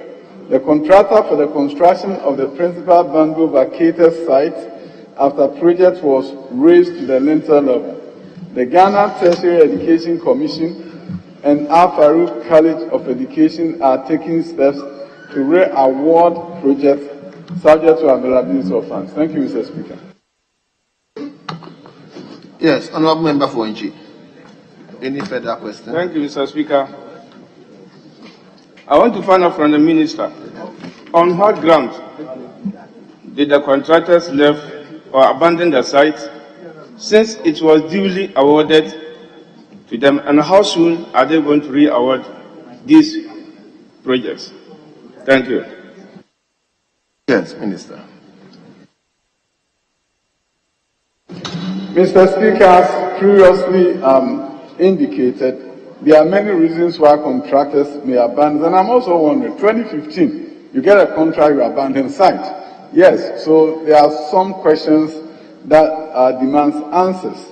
But the process of re-awarding will happen between GTech and the College of Education. So we're going to take steps to follow up on it to make sure the termination is done, and then they will go through the process of re-awarding. Thank you, Mr. Speaker. Yes. Any further supplementary question? Thank you, Mr. Speaker. Mr. Speaker, this college is strategically located. Looking at the towns surrounding that, Techimai, Sunyani, Kintampo, Bamboy, Tai, and Banda. None of these towns has a training college. So I want to find out from the minister, what is the strategic plan that they have for this very institution to have the institution serve the entire towns around the area? Thank you. Yes, Minister. Mr. Speaker, strategic plans of colleges of education are approved by councils of those colleges, and it's not something that the Ministry of Education imposed on them. So I think a copy of their strategic plan may be available at the college, and I'll look for a copy, but I also encourage my colleague to talk to the college, and I'm sure he'll get a copy of their strategic plan. Thank you, Mr. Speaker. Let me come to you, my brother, member for Nadoli Kalio, on question number 129. The minister is available. Thank you, Mr. Speaker. With your permission, let me make a correction to the question. As captured on page 4 of the order paper, question 129. The question says that Noro in the Nadoli Kalio district of the Upper East region, but it is Upper West region. It's Upper West region. With that, I then go ahead to put my question to the minister.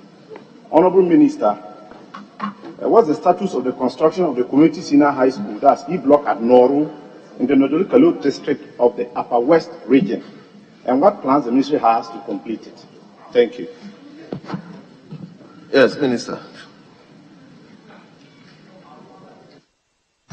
Mr. Speaker, the E-block at Naro in the Nadoli Kalio district is part of the 27 number E-blocks that were terminated due to non-performance on the part of the contractor.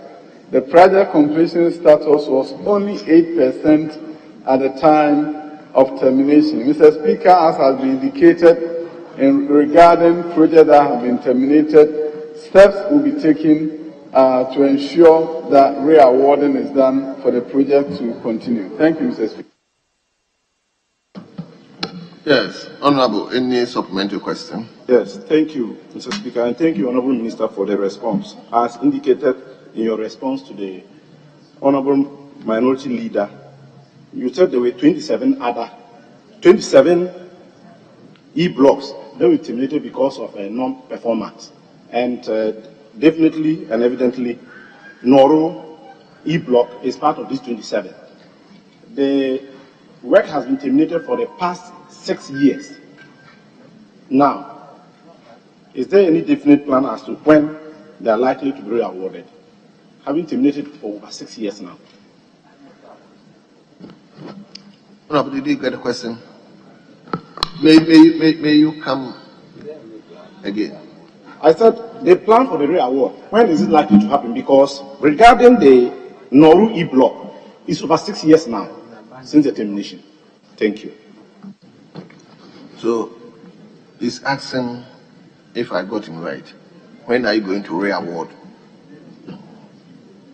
Mr. Speaker, the re-awarding goes through some steps. So, as we've indicated, those that are awarded through the regions, for example, they have to take steps to terminate. But this has already been terminated. So we have to go through the process of re-awarding, and that is something that the GET Fund is responsible for in partnership with the region that awarded the contract in the first place. Thank you, Mr. Speaker. But I cannot tell you standing here that it will be tomorrow, but I can definitely find out the time for you. Very well. We move to question number 158 from a member for North Tongue, Honorable Kujutu Abrakwa.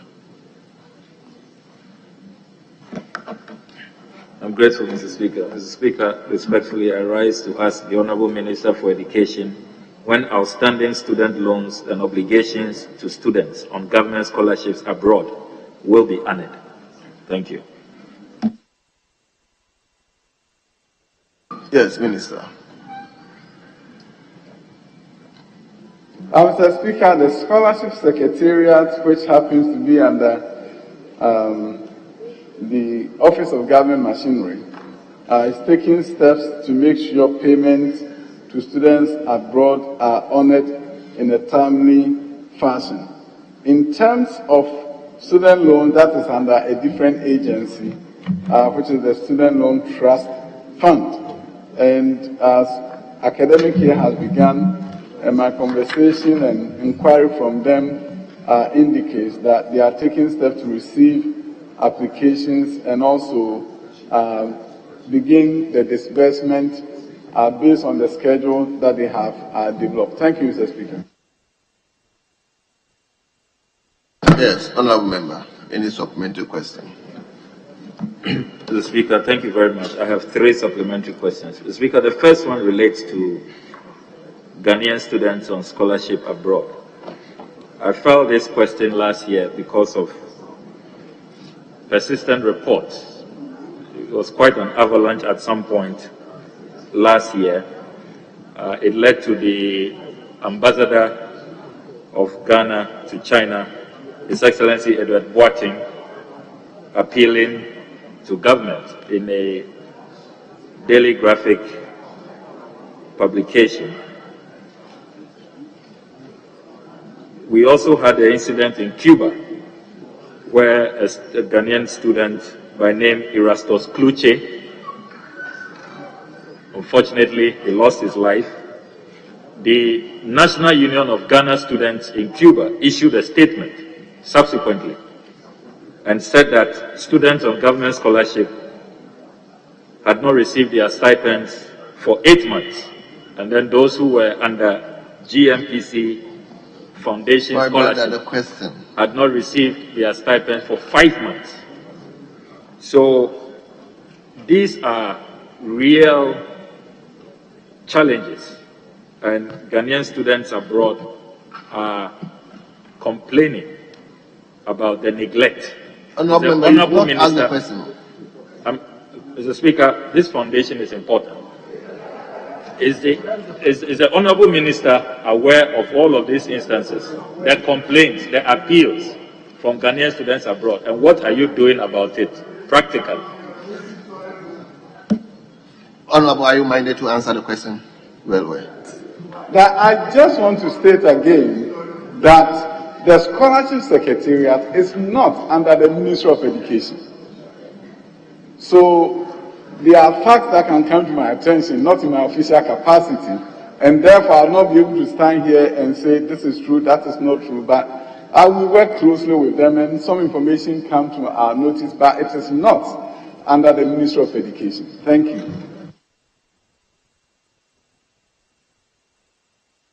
Mr. Speaker, I have 2 more supplementary questions. I'm not done, Honourable Chief. Yes, Honourable. I'm further corroborating what the Minister says. I share in the worry of the Honourable Member. Honourable, you'll be given the opportunity to ask. Speaker, my point is, the Minister has answered that the Scholarship Secretary, indeed that is a fact. So maybe we need guidance from you. Should he be answering questions to agencies that are not under him? I mean, it's a concern that, Speaker, we need your direction in this matter. Well, we'll come to that point, but let allow the Honourable Member to finish his questions. Yes, Honourable Okujetu. Yeah, thank you very much, Mr. Speaker. Mr. Speaker, just to draw the attention of the Chief Whip that my questions are double-barreled. It's a twofold question. One on the Student Loan Trust, which is an agency under the ministry, and this one on the Scholarship Secretariat, which I believe the Minister for Education must be concerned about the plight of Ghanaian students abroad. But, Mr. Speaker, my second supplementary question relates to the Student Loan Trust. Is the Honourable Minister aware that for the whole of 2021,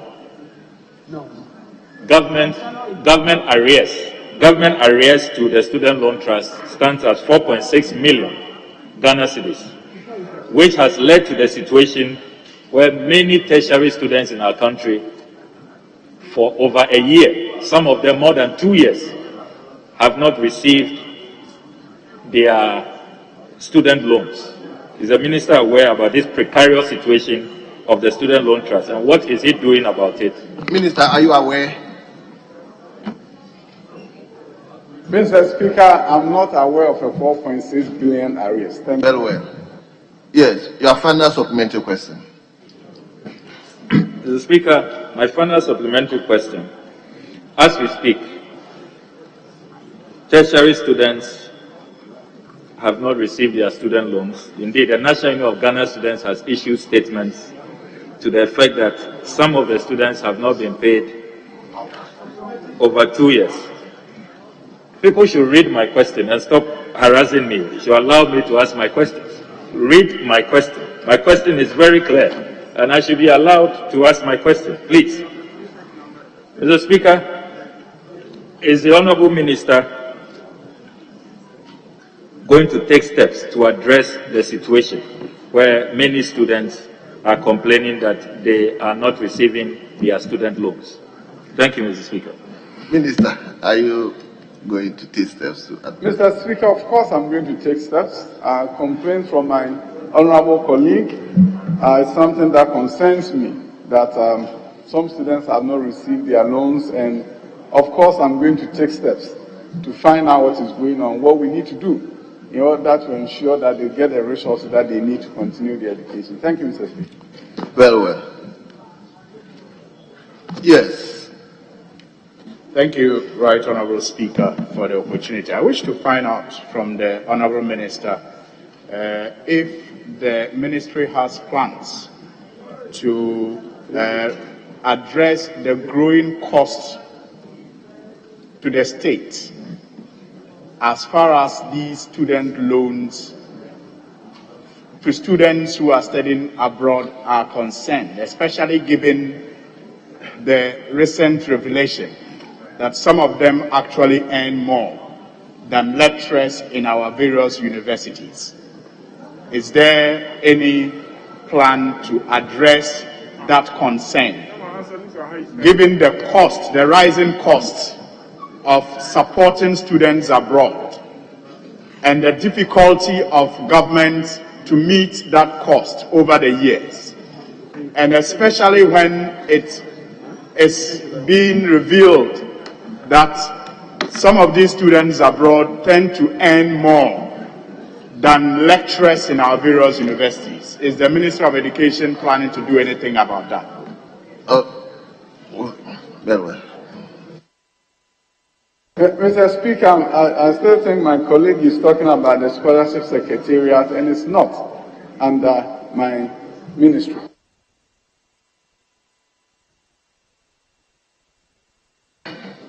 So we move to question number 655. That stands the name of a member for the cement team. Yeah, Mr. Speaker, with your permission, I want to ask the question on behalf of the member. Did he ask you to ask this question yes, as well? The first one. Well, let's hear you. Thank you very much, Mr. Speaker, for the opportunity. Mr. Speaker, I rise to ask the Minister for Education the steps the Ministry is taking to improve learning outcomes in private and public pre-tertiary institutions in Ghana, especially given the learning losses due to school closure resulting from the COVID-19 pandemic. Thank you. Yes, Honourable Minister. Mr. Speaker, since the beginning of the COVID-19 pandemic, the government of Ghana, through the Ministry of Education, has taken steps to ensure that educational content continues to be available and accessible for learners to ensure that learning loss is reduced. Concrete steps taken include the following. 1. Establishing the iCampus GH online, ensuring that all senior high school and TVET students, approximately 1.2 million students, as of 2020, were hooked onto the iCampus system. The resources on the system include 810 notes with exercises, 20,800 interactive quizzes, 600 audiovisual lessons, 540 units of interactive lessons, virtual lab practicals and simulations, over 3,000 sets of notes and audiovisual open education resource materials. Ghana Library Authority has enhanced the Ghana Library app and website to include videos and tutorials from the Ghana Learning TV. The system is also set up to upload content from the Ghana Learning Radio. Mr. Speaker, the Ministry of Education and the Ghana Education Service through the Ghana Library Authority also launched the Edmodo Ghana e-learning platform for Ghanaian teachers and students. Edmodo is an all-in-one solution for distance learning and hybrid learning that helps connect all learners with their teachers and resources needed to enhance learning experience. Teachers, students, school administrators, and parents are able to set up accounts and take full advantage of the benefits of the learning management system. This platform is also available to all private schools that are registered with the National Schools Inspectorate Authority. Mr. Speaker, the Ministry through Ghana Education Service launched the Ghana Learning TV on April 3, 2020. The TV program was established in collaboration with Plan International and GBC. GBC has dedicated a free-to-air channel and a recording studio, while Plan International provided 5 recording studios and technical assistance to develop and produce over 500 video lessons for KG through junior high school. 600 core subject lessons from SEMLOS also is provided for senior high schools. Mr. Speaker, the Ghana Learning Radio was also launched on June 15, 2020 in collaboration with GBC for both recording and broadcasting. The reading program was introduced in partnership with USAID Learning. UNICEF also provided funding support for MasterCard Foundation to develop recorded lessons, reading program, and over 1,000 lessons were also developed in English, math, science, and for our world and our people from KG to junior high school 3. Workbooks were also distributed to KG to P3, and 5.4 million reading workbooks with support of USAID were also distributed. Again, 2.94 million workbooks for English, math, science, our world and our people for KG to primary 3 with support of Global Partnership for Education COVID-19 interventions were also developed and distributed.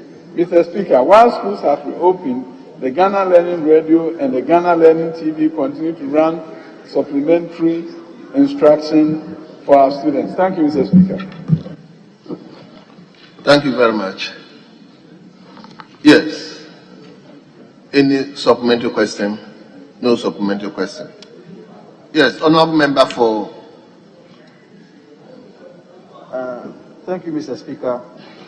I would want to ask the Minister what specific interventions is he taking, or his ministry is taking, to ensure that there will be an increment in contact hours to deal with the loss of time. Yes, Honorable Minister.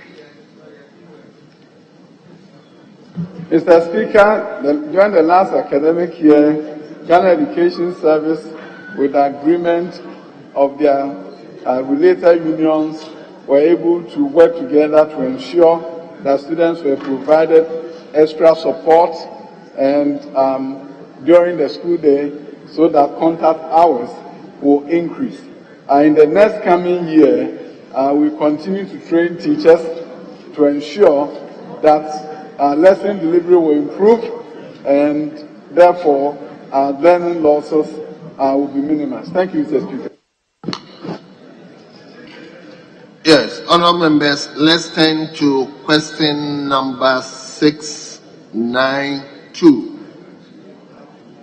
And that question stands the name of a member for Suhum, Honourable Kojo Asante. Honourable, may I ask your question? Thank you, Mr. Speaker. Mr. Speaker, I'm on my feet to ask the Minister of Education what measures that his ministry is putting in place to renovate the following schools in the Suhum constituency: the Kransankitwa Primary School and the Miawani Primary School. Thank you, Mr. Speaker. Yes, Honourable Minister.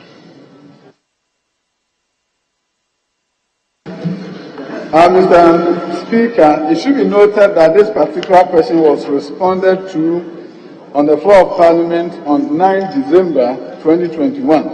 The exact same questions has therefore been repeated. In that response, we said that the Ministry is poised to make the conditions of our schools conducive for effective teaching and learning. The Ministry has undertaken an assessment of buildings in these schools and noticed classes are held in makeshift structures. The structures are part of the list of schools to be replaced by the Ministry of Education, and 2 Unit 6 classroom blocks will be provided to replace these structures this academic year. Thank you, Mr. Speaker. Yeah, honourable member for Suhum. Any further question? I'm grateful, thank you. Anyway, so the question was answered in December, and you've repeated it again. Yes, I do record that. Very well. It means you are very particular about the school. So return to question number 693. 693. It stands the name of a member for Okaikwe South, Honourable Dapo Newman. Honourable, you may ask your question. Thank you, Mr. Speaker. Mr. Speaker, I rise to ask the Minister for Education what the Ministry is doing to explore the opportunity to implement gifted and talented education program to aid transformation of socio-economic fortunes of the country. Thank you. Yes, Honourable Minister. Mr. Speaker, the proposal on gifted and talented education program is currently under consideration in Cabinet. Thank you. Yes, Honourable Member. The Minister says under consideration. You okay with it? Honourable Member for Tapo. You're okay. Fine. So let me come to Honourable Member. Mr. Speaker, what policy is at Cabinet? What policy is at Cabinet? If you can state it well, because we are following through what the Honourable Dakwa have asked. Her emphasis is on gifted and talented education. What policy is before Cabinet? Kindly share with us for the record, Mr. Speaker. Very well. Mr. Speaker, gifted and talented education is an education regime that ensures that the best minds in the country, which research indicates about 10%, are afforded opportunity to be nurtured in a very special environment, either in their school or sometimes in a separate school or in separate classrooms. This is a strategy that has been adopted in many nations around the world. And in Hong Kong, South Korea, United States of America, they track students from primary 3, for example, and they see that they have very special attributes, whether it's gifted, which means high IQ, or talented, which means they have a special demonstration of skills for dance, for drawing, whatever it is. They assess them and they place them in special classrooms where teachers can nurture that talent. Mr. Speaker, and very often we see our young men and women who design motorbikes, solar-powered, and sometimes we wonder, where do you take them to? And what we are doing stakeholder consultations and asking Cabinet to consider, and feedback has been provided to me, is about ensuring that we can nurture these young minds, in addition to providing support from those who need special services. We can also nurture these minds. Thank you, Mr. Speaker.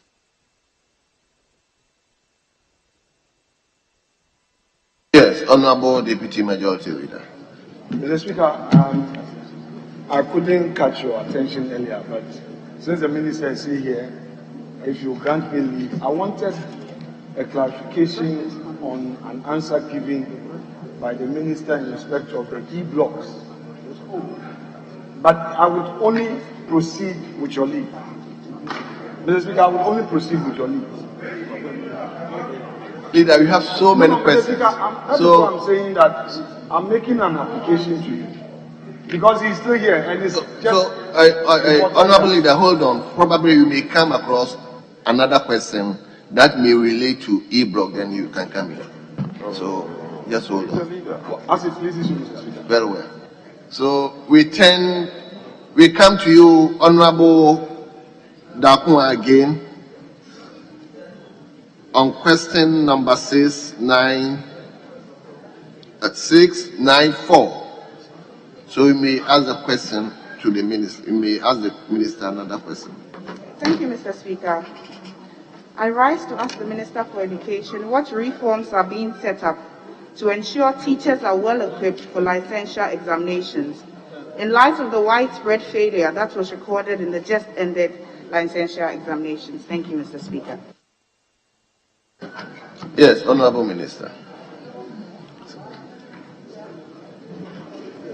Mr. Speaker, the Ghana Teacher Licensure Examination was introduced by the Ghana National Teaching Council in the year 2018, and to date, 7 successive licensure examinations have been written.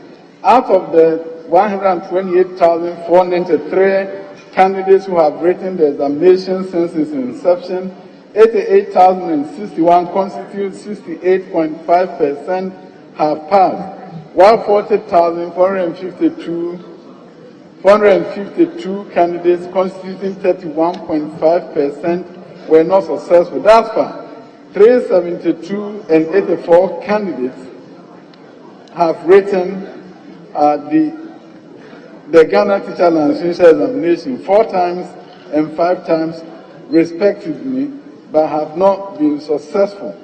The candidates for the examination cut across colleges of education and universities that train teachers. Their mode of training is either distance, sandwich, regular, or online. In May 2021, Ghana Teacher Licensure Examination 1, there was a dramatic fail in the pass rate to as low as 37%. This triggered a lot of protestation from the unsuccessful candidates who then petitioned both Parliament and the Presidency. National Teaching Council attributed the failure to the following: poor preparation on the part of candidates, most of whom were reciters, and change in the mode of examination to starve of cheating. NTC introduced test item differentiation that made it difficult for candidates to cheat. NTC also introduced a system that did not allow candidates to write the examination in their school of training. This eliminated any tendency of familiarity that could breed collusion. Mr. Speaker, the following measures have been taken to help shore up performance in subsequent examinations. 1. The National Teaching Council has developed an online portal and has uploaded over 2,000 questions for prospective candidates to practice. The portal, using artificial intelligence, is able to predict to a candidate whether he or she is ready for the main examination or not. The portal was also deployed before October 2021 examination, and interestingly, the results improved from 37% pass rate to 54.5% pass. Chief Examiner's report on the Ghana Teacher Licensure Examination from 2018 to date have been prepared and disseminated to all teacher education institutions in Ghana. This report highlights the strengths and weaknesses of students and proffers suggestions for improvement in the examination. NTC has organized training workshops for tutors and lecturers on the content of the Ghana Teacher Licensure Examination as well as skills in test item development. Mr. Speaker, NTC has been sensitizing students on the domains or contents that they are supposed to study for the examination. Thank you, Mr. Speaker. Yes, Honorable Dakwa. So, Honorable Member for Tafo. Thank you, Mr. Speaker. I want to ask the Minister for Education, what has the ministry been able to do with respect to the continuous professional development? What has the ministry been able to do with respect to the continuous professional development that is already in existence? How effective has it been? And how can this House be convinced that teachers who are already engaging themselves with the CPD are not worse off as compared to the newly trained teachers who have their licensure examination? Yes, Honorable Minister. Did you get a question? Honorable, may you come clearer? I am asking that how effective has the continuous professional development been? Very well. Yes, Honorable Minister. Mr. Speaker, what I'm inferring is that after the teachers pass the exams and we hire them and go to classroom, how do we ensure they continue to acquire the necessary skills for them to deliver quality education in the classroom? Mr. Speaker, for the first time last year, Ghana Education Service started what we call people free days. Once every quarter, students don't go to school, but the teachers do, so that they can receive training. In addition to that, schools have formed professional learning communities, and there are shortened days during the week where teachers are able to dismiss students early, and they need to look at... Honorable members, there's too many meetings. I mean, please, let's listen to the Minister. So professional learning communities have been formed in schools which enable teachers to meet and look at how best they can improve themselves while supporting their students. Thank you, Mr. Speaker. Very well. So we come to the last question for the Minister, who stands the name for member for Inshiayeso, Honorable Dr. Severa Moa. Yes, Honorable, you may ask your question now. Thank you, Mr. Speaker. I would like to ask our hard-working Education Minister for Education, and my question is to ask the Minister for Education what working plan the ministry has formulated to increase the tertiary enrollment rate, which stands at about 18.8%, in order to meet the workforce development needs of the country. Thank you, Mr. Speaker. Yes, Honorable Minister. Mr. Speaker, the gross tertiary enrollment ratio has increased from 18.8% in 2021 to 20% in 2022. This is a steady progress to the realization of the 40% gross tertiary enrollment by 2030 as espoused by the President.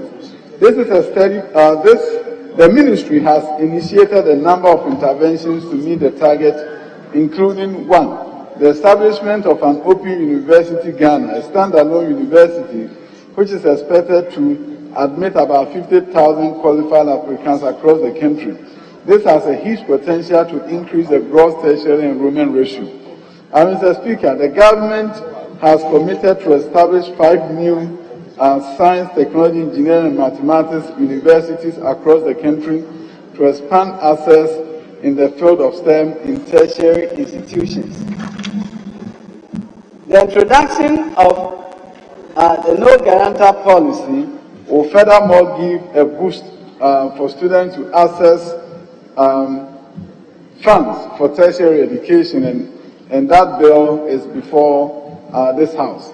Expansion in infrastructure of existing tertiary institutions to expand the capacity of tertiary institutions to enroll more students is another priority.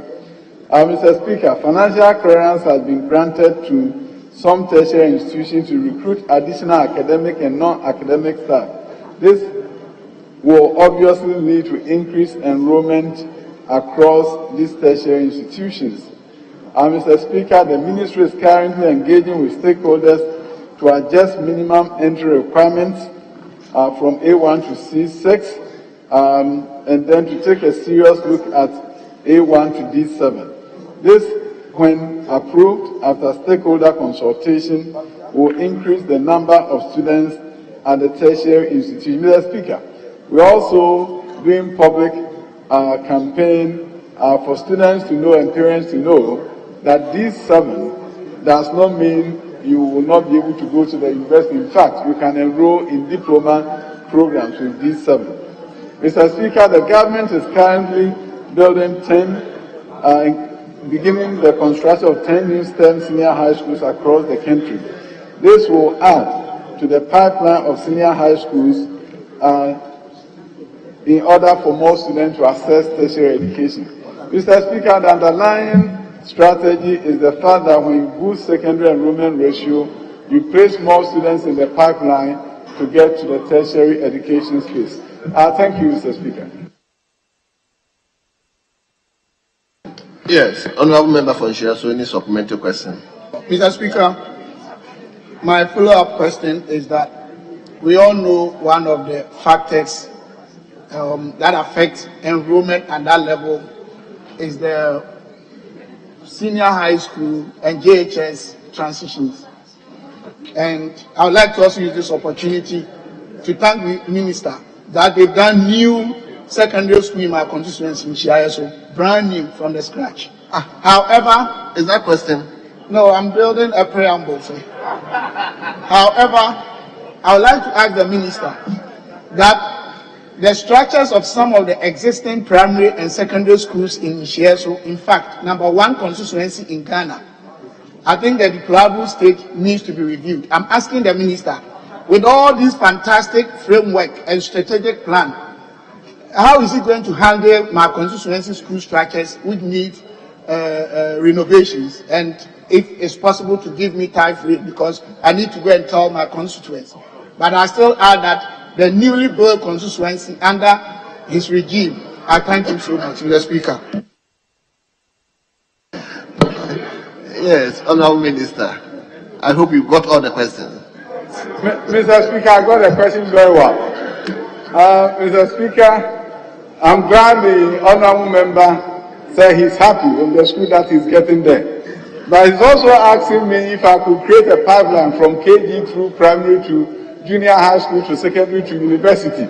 Because his question was about the gross tertiary enrollment ratio. So, honourable colleague, I'll be working with you to create that pipeline so that we will be able to push the Nshiaso pipeline from KG, junior high, secondary, and then we'll boost the gross tertiary enrollment ratio. Thank you, Mr. Speaker. Yes, Honourable Member for North Tongue. Thank you very much, Mr. Speaker. Mr. Speaker, from the Honourable Minister's response at page 25, the first bullet, the Honourable Minister states, Mr. Speaker, with your permission, I read, the introduction of no guarantor policy in the Student Loan Trust Fund will give first-year students an opportunity to access student loan to pay for admission fees into tertiary, both private and public, unlike the previous years where only continuing students were considered for the loan, unquote. Mr. Speaker, this being a house of records, In 2015, the student loan plus policy was introduced, where first-year students who have gained admission, can access the student loan and use the student loan to pay the admission fees. So, for the record, this will not be the first time. The student loan plus, I was at the ministry, we introduced that. So, if the Honorable Minister could avert his mind to that. Thank you, Mr. Speaker. I don't think this is a question. I don't think it's a question. No, this correction of the record, for the record. Anyway.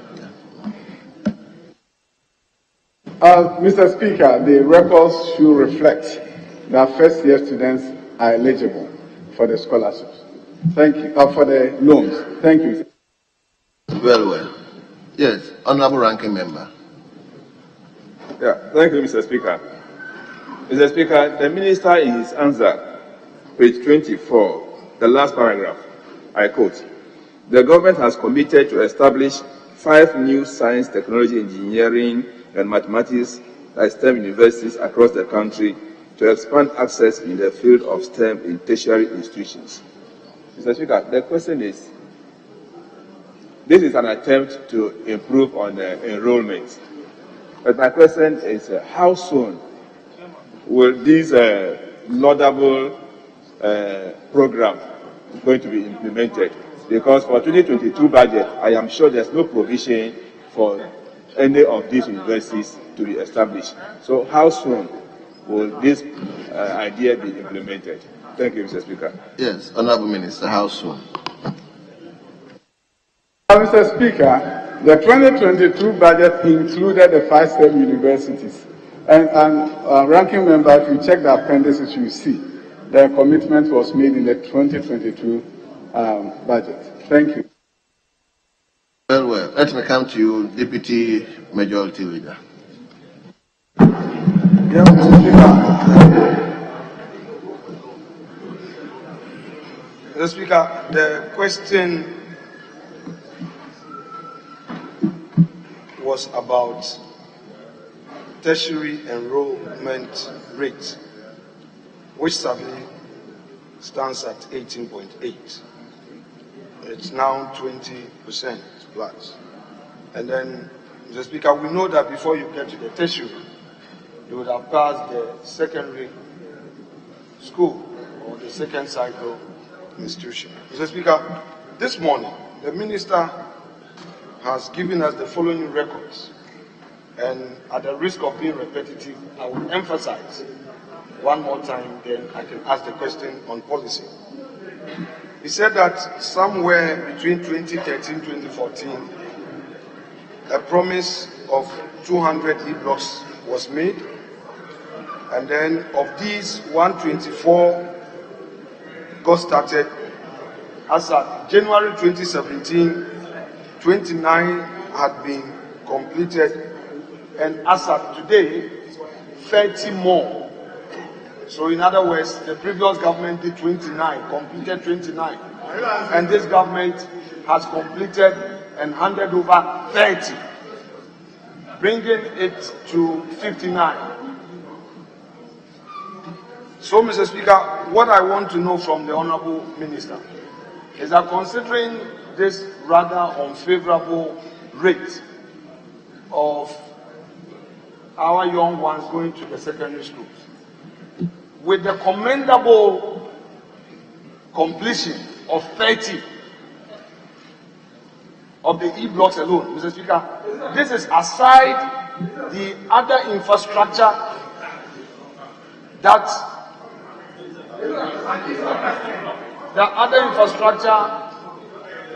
facilities completed by this government. This is also aside the covert interventions made. We are not interested in only that. We want to know. Honorable Leader, so just frame the question. Let the Minister answer. Mr. Speaker, I want to ensure clarity, and I will be guided by you. I will rephrase the question and lay a proper foundation. Mr. Speaker, for the avoidance of doubt, I'm saying that Yes, it also means asking. Mr. Speaker, the contention is born out of the question being asked. And this is supplementary, and I'm acting in accordance with Order 69. Yes, let's proceed on that. If we want to talk about the rules, we'll talk about the rules. Mr. Speaker. Honorable, please just ignore them, address me, and ask the question. And I say just address the question to me, and the minister will answer.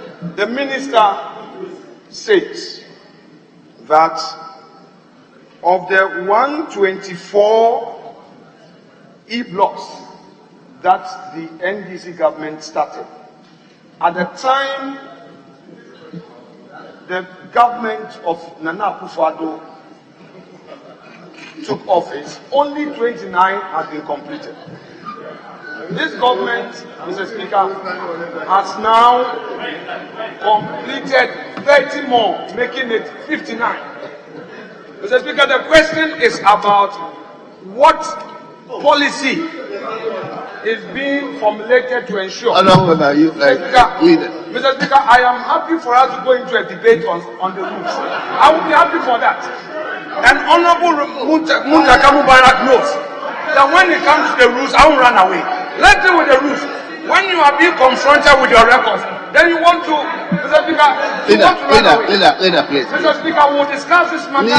We'll let Ghanaians know what the ministry is doing to ensure a higher enrollment rate. That is where we are getting to. Leader. We want to know what government is doing to ensure higher enrollment rate in our tertiary institutions. Yes, Mr. Speaker. Please file a separate question. Yes, if Mr. you Speaker, want I will limit myself to the supplementary. Mr. Speaker, I will limit myself to No, supplementary. leader. Yes, Mr. Speaker. Leader. Mr. Speaker, I'll take a cue. Leader, I'm saying file a separate question if you want the minister to come and give elaborate response to e-blocks and whatever it is. I want to file talk about a his separate conduct. question, please. So, Mr. Speaker, then let me limit myself to this.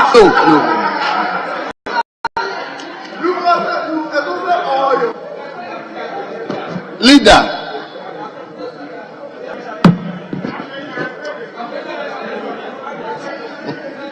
Leader, please.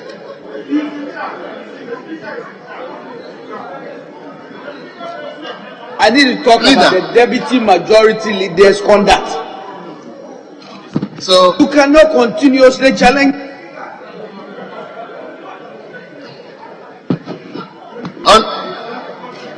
Sammy, it's okay. Samuel, it's okay. So, Honorable Minister, on behalf of the House, I would like to thank you for attending upon the House to answer 13 separate questions. We are grateful to you. You are hereby discharged.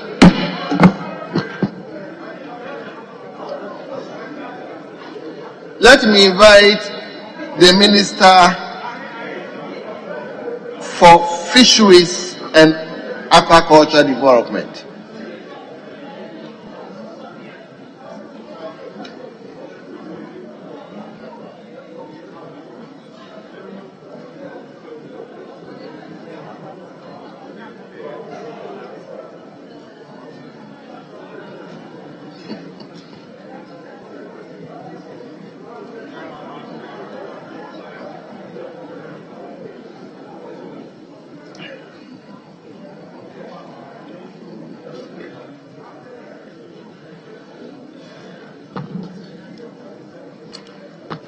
Well.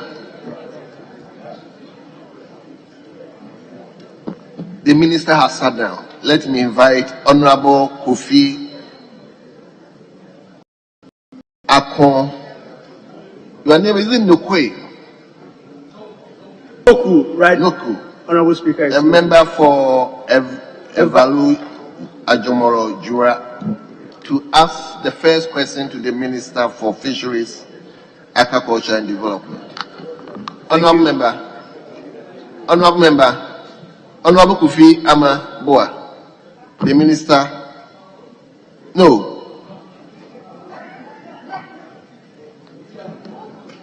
Oh, okay. The minister is available. You may ask your question now. Yeah. Right, Honorable Speaker, thank you very much for the opportunity. My name is Honorable Kofi Akunoku, and the constituency is Evalue Adjomojura, formerly Evalue Jura, but there's an Adjomoro group that we've added to the name of the constituency. I rise to ask the Minister for Fisheries and Aquaculture Development when the Axim Landing Beach project will be completed. Thank you. Yes, Honorable Minister.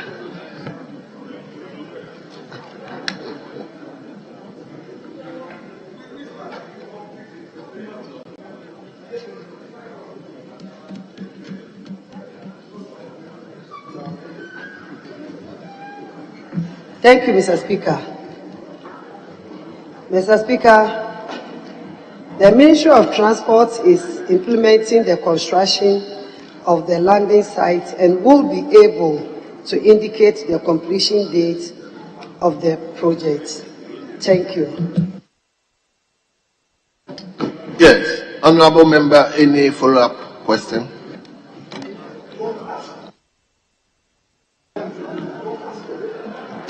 Thank you, Right Honorable Speaker. I'm a little confused because I thought that it was under the Ministry of Fisheries and Aquaculture. But once the Minister has directed, I think I'll follow suit and submit a question. Thank you. Very well.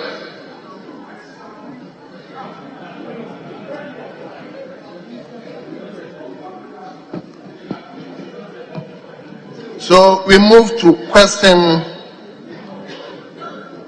number 546. That stands the name of a member for Jokuku, Honorable Benjamin Nati Aiku. Honorable Member, the Minister is listening to your question. Thank you, Mr. Speaker. My name is Nate, not Nati, Nate. Thank you.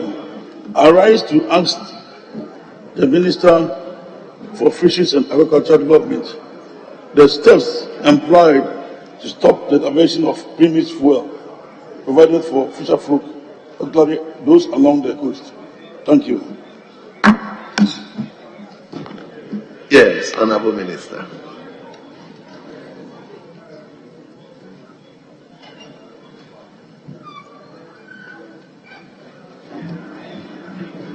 Thank you, Mr. Speaker. Mr. Speaker,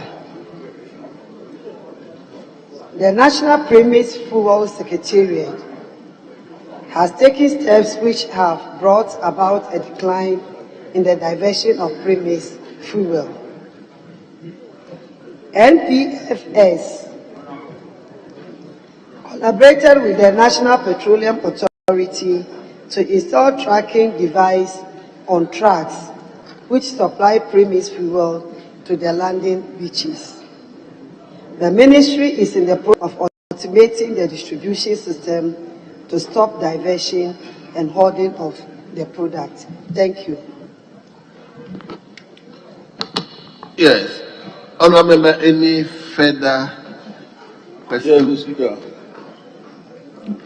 from the Minister's response, she's saying the tracking of the tankers from the loading point has brought down the diversion and holdings. But I think with the tracking system, it only starts from the loading point to the discharge point. And after it has discharged, the holding and the diversion takes place. I want to find out from the Minister, with the new system that she's saying the ministry is undertaking, is it going to stop this holding and diversion completely? Whether the system is the best that she can employ or otherwise? Thank you. Minister, did you get the question? Very well, then.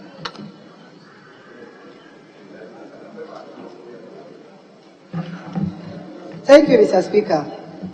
Mr. Speaker, as I mentioned that the ministry is in the process of the automation. When that is done, we will be able to track all the process from the tour to the landing beach and also the products in the container or in the tank. The process is such that we'll be able to monitor every activities, and this will help us to stop the hoarding. Very well. Yes.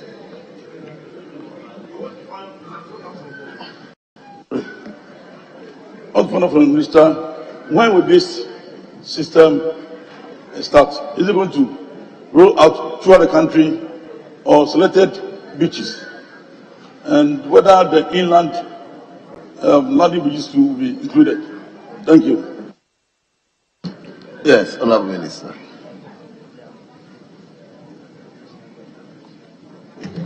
Thank you, Mr. Speaker. Mr. Speaker, the process has just begun.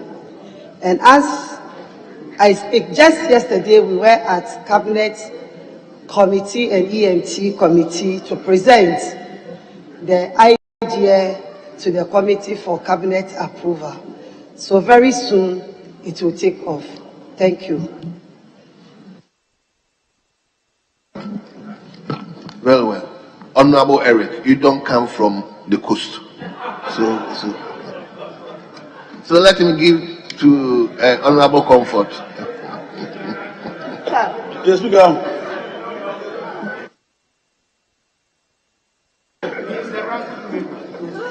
Thank you, Mr. Speaker. Mr. Speaker, the premise issue, as was asked by my colleague, MP from the coastal line, is a serious issue that complaints are all over the place. So I want to ask the minister, what step is he taking to get to the coastal landing beaches and ensure that these permits will get straight to the fishermen themselves so that these complaints will stop in the coastal line? Very well. Honourable.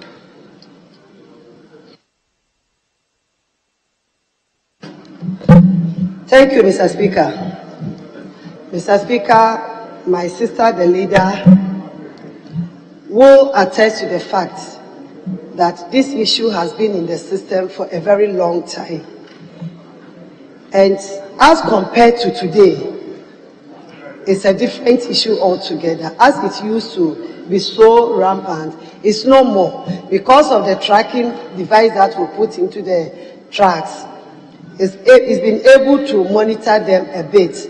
When a track breaks the seal, the officers from the MPA are able to realize that the seal has been broken, and we take the OMC on. As we speak, we have about 2 or 3 OMCs who are facing prosecution on diversion. So for now, it has come, but it's not totally ended, and that is why we are bringing the process of this automation. Thank you. Honourable members, the owner of the question says he has not exhausted this question. He still have one supplementary question. So I come back to you, Honourable. Thank you, Honourable Speaker. I want to find out from the Minister whether start on a pilot base or is going to roll out throughout the country, and whether it's going to include the inland and landing beaches too. Thank you. Honourable Ayuku, she didn't hear you. Thank you, Mr. Speaker. I'm saying, Honourable Minister, the system is going to start on a pilot basis or throughout the country, and whether the inland landing beaches too are going to be included. Thank you. Yes, Honourable Minister. Thank you, Mr. Speaker. Mr. Speaker, the process will be rolled out throughout the 300 landing beaches, which includes the inland and the marine areas. Thank you.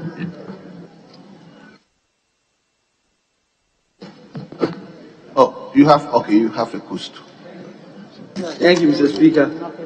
The Honorable Minister, in her answer, talked about on the diversion of premise, talked about some measures being taken, but he specifically talked about 3 OMCs who are being prosecuted. Mr. Speaker, is the Minister aware that these diversion activities is not only limited to OMCs, but there's a bigger collusion along the value chain, all the way to the landing beach? Is the Minister aware? If he is, what steps are being taken in that direction? Minister, are you minded to answer the question? Very well.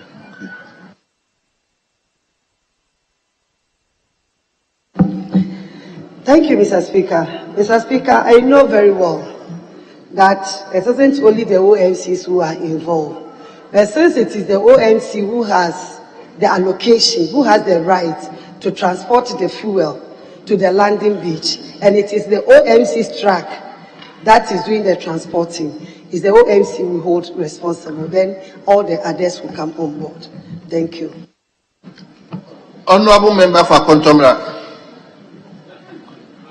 Honorable Member for Kontomra. I wanted to ask him whether he's been asked to ask another question on behalf of Akwesimentim.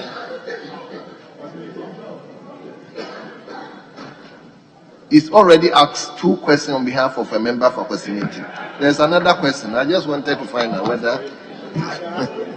Anyway, so we come to question number 685. That stands the name of a member for Akwesimentim. Mr. Speaker. Yes, may I hear you? The authority of Dr. Pensama. So, on the authority. So today he decided to distribute his question to his friends.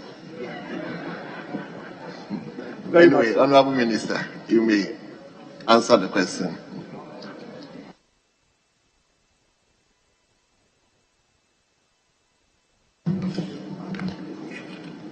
Thank you, Mr. Speaker. Mr. Speaker, construction work has started and it has attained 44% level of completion.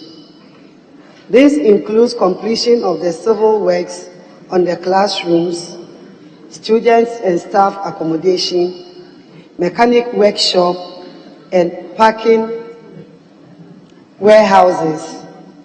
The platforms for the prefabricated system have also been completed. The Ministry will expedite the action to ensure the early completion of the facility to pave way for the admission of trainees by 2022. Thank you, Mr. Speaker. Yes, Honorable Member. Thank you, Mr. Speaker.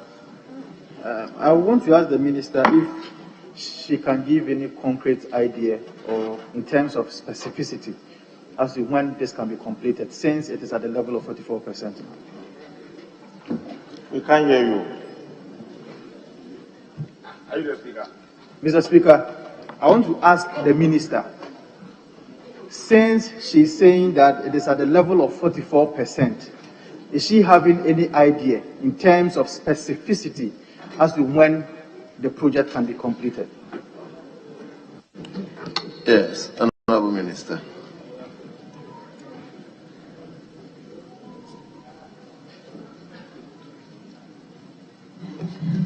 Thank you, Mr. Speaker. Mr. Speaker, in my answer, I even mentioned that the facility will be completed to pave way for trainees by August 2022. So it tells you that before June, July, this project will be completed. Thank you.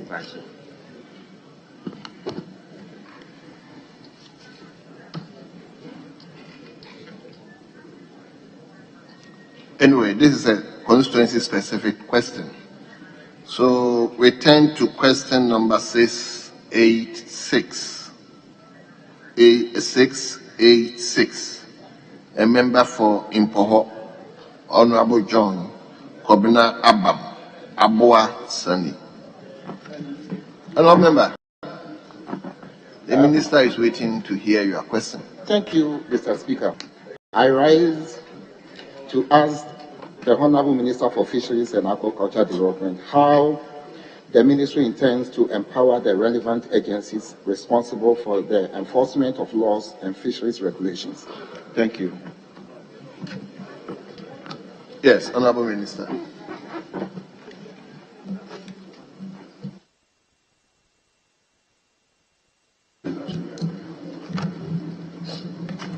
Thank you, Mr. Speaker.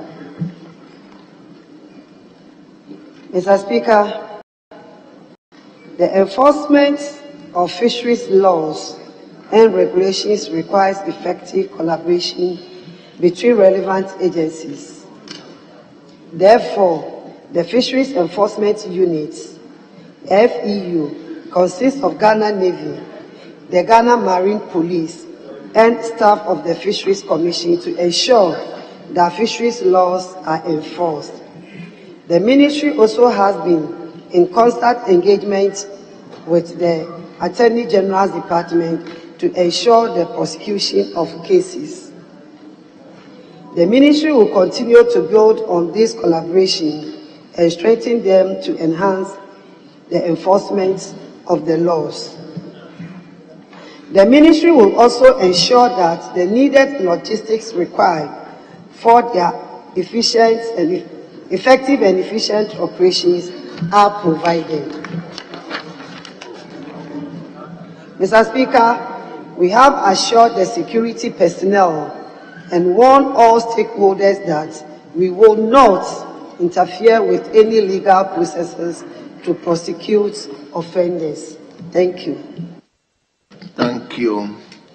Yes, Honorable Member, any supplementary question?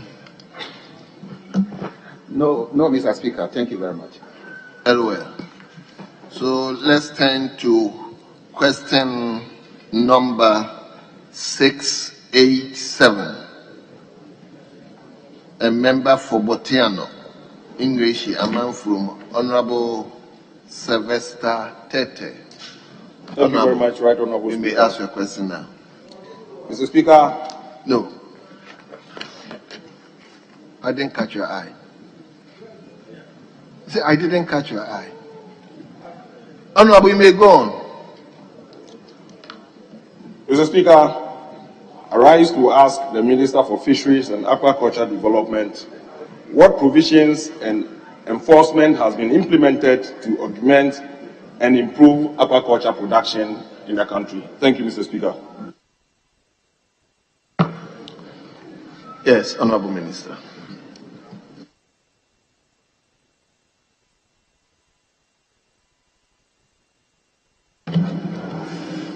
Thank you, Mr. Speaker.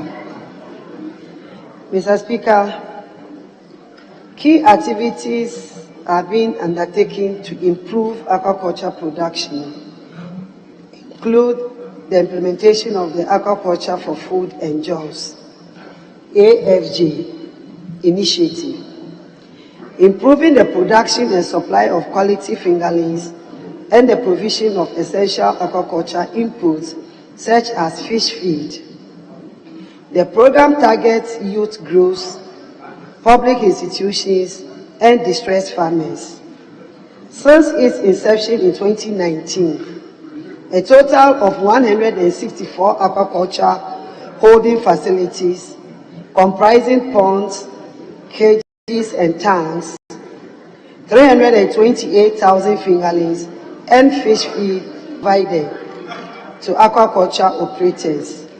The ministry also provides extension services for all aquaculture operators. Thank you, Mr. Speaker. Thank you very much. Yes, Honorable Shai Tete. Mr. Speaker, supplementary question? I would like to ask the Minister whether she will be considering to partner the Ghana Enterprises Agency and for that matter, National Entrepreneurship and Innovation Plan to include this special institution of fisheries and aquaculture development in our country for special funding. The ministry has undertaken these laudable, important programs. But what I see lacking, especially where I'm coming from, is because of funding. So if a special attention should be carved for from the NAPE and that of Ghana Enterprises Agency under the U-Start program, because most of the people in this catchment area are people who are not formally educated, but they have the skills. So the minister will be considering the partnership for special funding for this bracket of our fisher folks. Thank you, Mr. Speaker. This is not a question. It's not a question.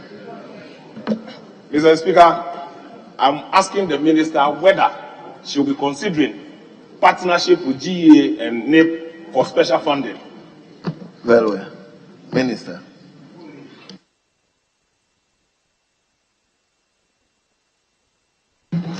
Thank you, Mr. Speaker. We are considering that collaboration, and it's just about to begin. Thank you. Very well. Yes.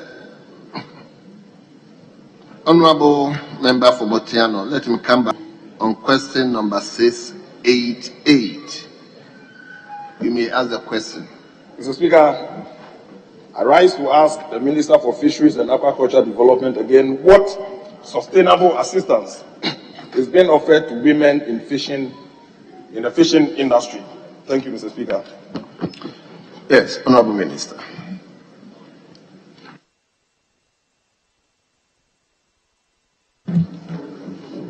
Thank you, Mr. Speaker. Mr. Speaker, women are important actors in the fisheries and aquaculture value chain, mainly as processors and traders of the fish and fishery products.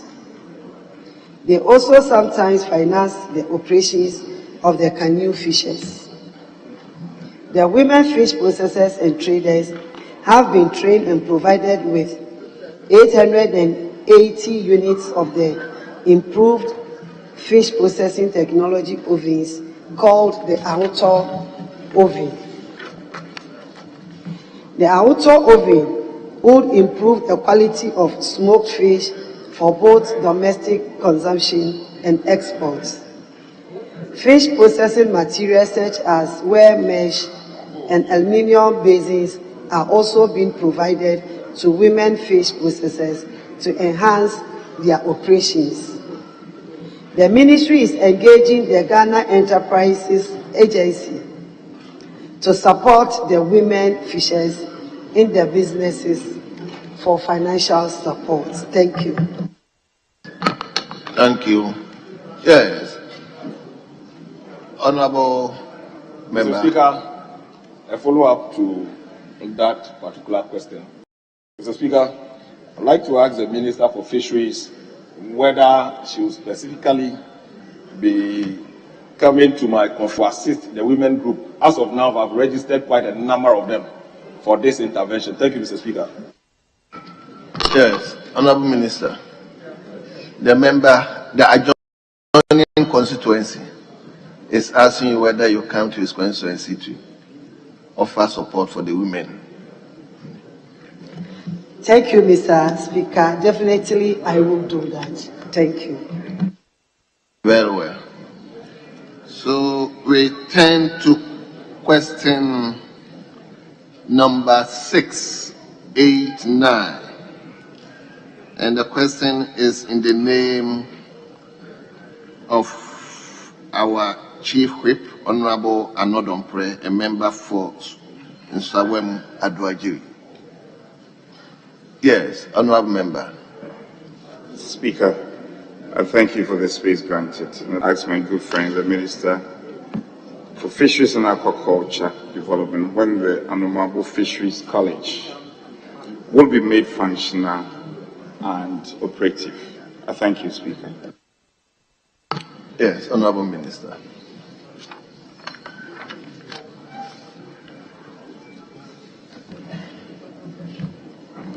Thank you, Mr. Speaker. Mr. Speaker, the civil works on critical components such as administration, classroom, hostel and laboratory blocks are almost completed. Administration and lab completed. Hostel and classroom at 90%. The construction of internal and access roads from the Safo Junction, Cape Coast Highway is ongoing. The ministry has also initiated the necessary activities towards the finishing of the blocks, as well as equipping the laboratory. This year, the ministry will start the construction of the principal and staff bungalows. The ministry is working with the University of Cape Coast to operationalize the institution and admit students for the 2022-2023 academic year. Thank you, Mr. Speaker. Thank you. Yes, Honorable Member from Sawame Dwajiri, any supplementary question? Supplementary indeed, Speaker. Speaker, let me commend the Minister. Even though work is not completed, there's a clear positive work action in operation. Work in progress. My question is, since it's on Fisheries College and there's a clear interface with the Ministry of Education, would the Minister, or has the Minister reverted her mind to the complementary role that the Ministry of Education will have to play in this whole enterprise? And if she has, do we have defined rules in this context? I thank you, Speaker. Yes. Honorable Minister, your deputy is here, so. Thank you, Mr. Speaker. Mr. Speaker, yes, the Ministry of Education has a major role to play in this. And that is why we've started collaborating with the University. And very soon we will write to the Ministry of Education to officially bring them on board. Thank you. Thank you. You want to ask any another question? Speaker, I have follow-ups. Unless, of course, Speaker, I will defer to you. You can ask. I wish to find out from the Minister. It's a Fisheries College and more of academia. How is she able to position the institution such that it will practically and really benefit our fisher folks ultimately? Yes, Minister.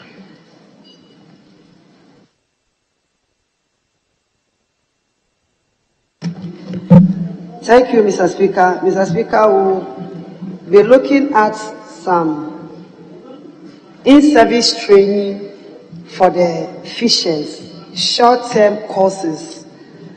Sometimes we're planning to bring them in for 2 weeks or a month to give them some basic knowledge in fishing. Thank you. Thank you very much. Let's turn to question number 690. That stands in the name of a member for Impraeso, Honorable Davis Ansa Opoku.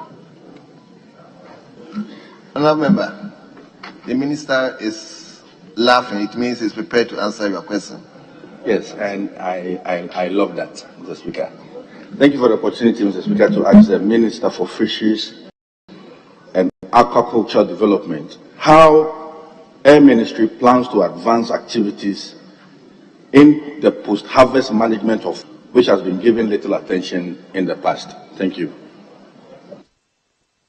Yes, Honorable Minister.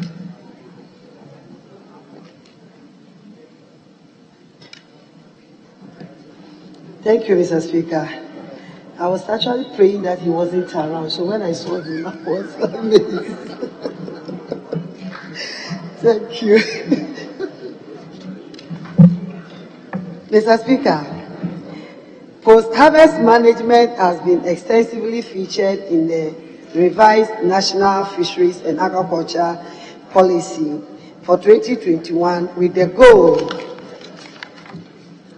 of reducing post-harvest losses. The Ministry is facilitating the provision of appropriate fish storage and processing technologies. For example, the Ahoto ovens. Again, the construction of the 11 landing sites has provisions for post-harvest management facilities. Thank you. Yes, Honourable Member from Press, any supplementary question? Mr. Speaker, I do not have any supplementary question, only to add to plead with the Minister that of late people enjoy the cold tilapia. So it's important that she looks at establishing one of such facilities within the Greater Kogo Enclave. Thank you. Yes, Honourable Member for South Dai. Speaker, thank you for the opportunity to ask a supplementary in this matter. Mr. Speaker, my question is that being a constituency that produces a lot of fish, South Dai, Ijemeni, Agodake, Chanakwe, and Kweve, what steps have been in discussion with the Honourable Minister? And I want assurance that when these interventions are made, including the provision for facilities that will improve aquaculture, that's artificial fish farming, as well as facilities that will help to store them to supply to people when we are in the lean season, whether South Dai, and particularly Gemini, Agodake, and Chanakwe will benefit. I thank you for the opportunity. Honourable, your private discussion with the member has been brought forward here. Thank you, Mr. Speaker. Yes, his, do I say constituency or district will be considered, and the women will all be brought on board. Thank you. Thank you very much. So the last question for the day stands the name of a member for Tolong, Honourable Habib Idrisu. Thank you, Mr. Speaker. I rise to ask the Minister for Fisheries and Aquaculture Development what measures have been put in place to fight illegal, unreported and unregulated fishing in Ghana, having regards to the 23.5 billion annual loss to West African states due to unreported and unregulated fishing. Thank you. Yes, Honourable Minister.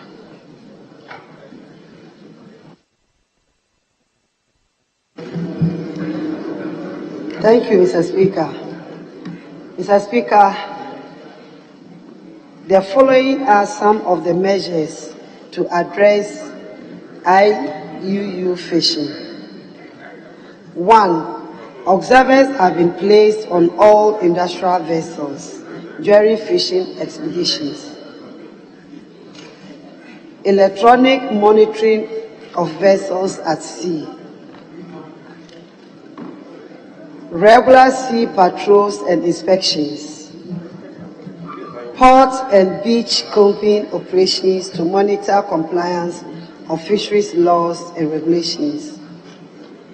Arrest and prosecution of offenders for infractions. Withholding of premise fuel supply to landing beaches where IUU cases are reported. And last but not the least, continuous sensitization on the negative impact of IUU. Thank you. Thank you very much. No supplementary question. So, Honorable Minister, on behalf of the House, I would like to thank you very much for attending upon the House to answer 9 separate questions. We are grateful to you, and you are hereby discharged.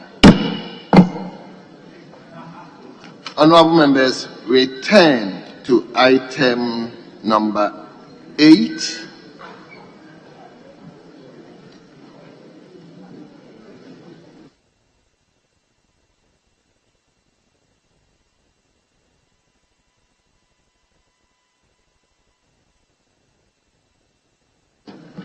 Yeah, Majority Whip, did I Speaker, I was seeking your leave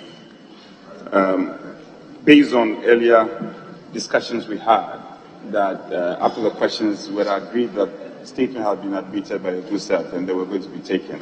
I'm seeking your leave for us to vary the order of business and go on to public business. I see my colleagues who have very important statements which your good self, Speaker, has admitted. So we'll go on to presentation of papers and take item, with your leave, item 8A and B. And Speaker, again with your leave, for them to be laid by 2 deputy ministers in the House. 8 on page 6, item 8A and 8B. Speaker, with your leave. Yes, let me. So, Speaker, I just want to inquire from the government chief whip, majority chief whip, the reason for this variation of the order paper. Clearly, the Minister for Finance is not even here, Minister for Energy is not here, and you are seeking leave to vary the order of business for the people to be leave. Where are they? Then he is following by seeking your leave. Speaker, I see. Ordinarily, I will have no problem with this, but I see this to be very, very bad because if the minister were to be here, the ministers were to be here, then you say that they have other engagement, and because of that, I want to seek your leave so that they lay it and get a chance to go. And yes, they are not even here. Yes. And we are here. Where are they? You have the men. And you are begging, seeking leave for that. Mr. Speaker, this one, you are a government chief whip. You and me, you know where we have went to no avail. And you are doing this. So, Mr. Speaker, we are in your hands. Anyway.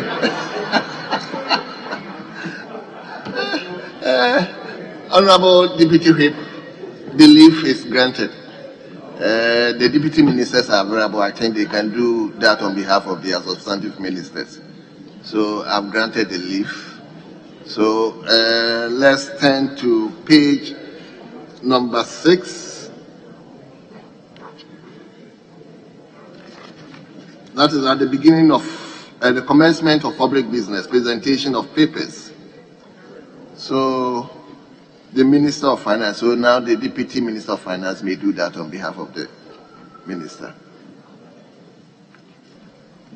Financing agreements between the Government of the Republic of Ghana, represented by the Ministry of Finance, and the European Investment Bank, EIB, for an amount of 75 million euros for the COVID-19 Health Response Ghana project.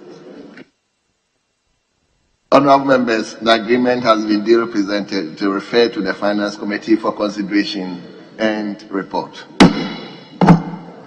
Let's turn to 8B, Honorable Deputy Minister for Energy. Speaker, before I proceed, if I may seek your leave to effect a minor correction on the order paper. The request should read, request for ratification of Ghana's membership to the African Petroleum Producers Organization.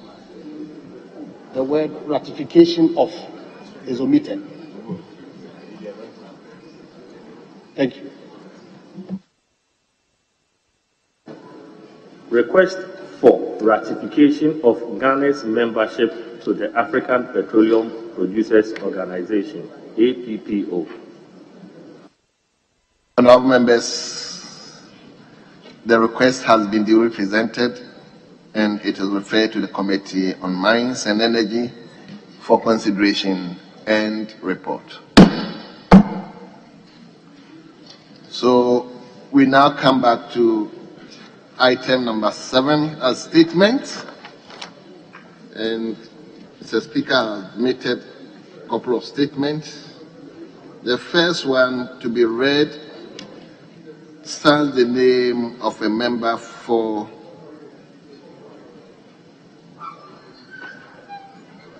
what's your constituency? Elembele. Yes. Honorable Emmanuel Kofi-Boa on the contribution of power grant to Ghana liberation struggle.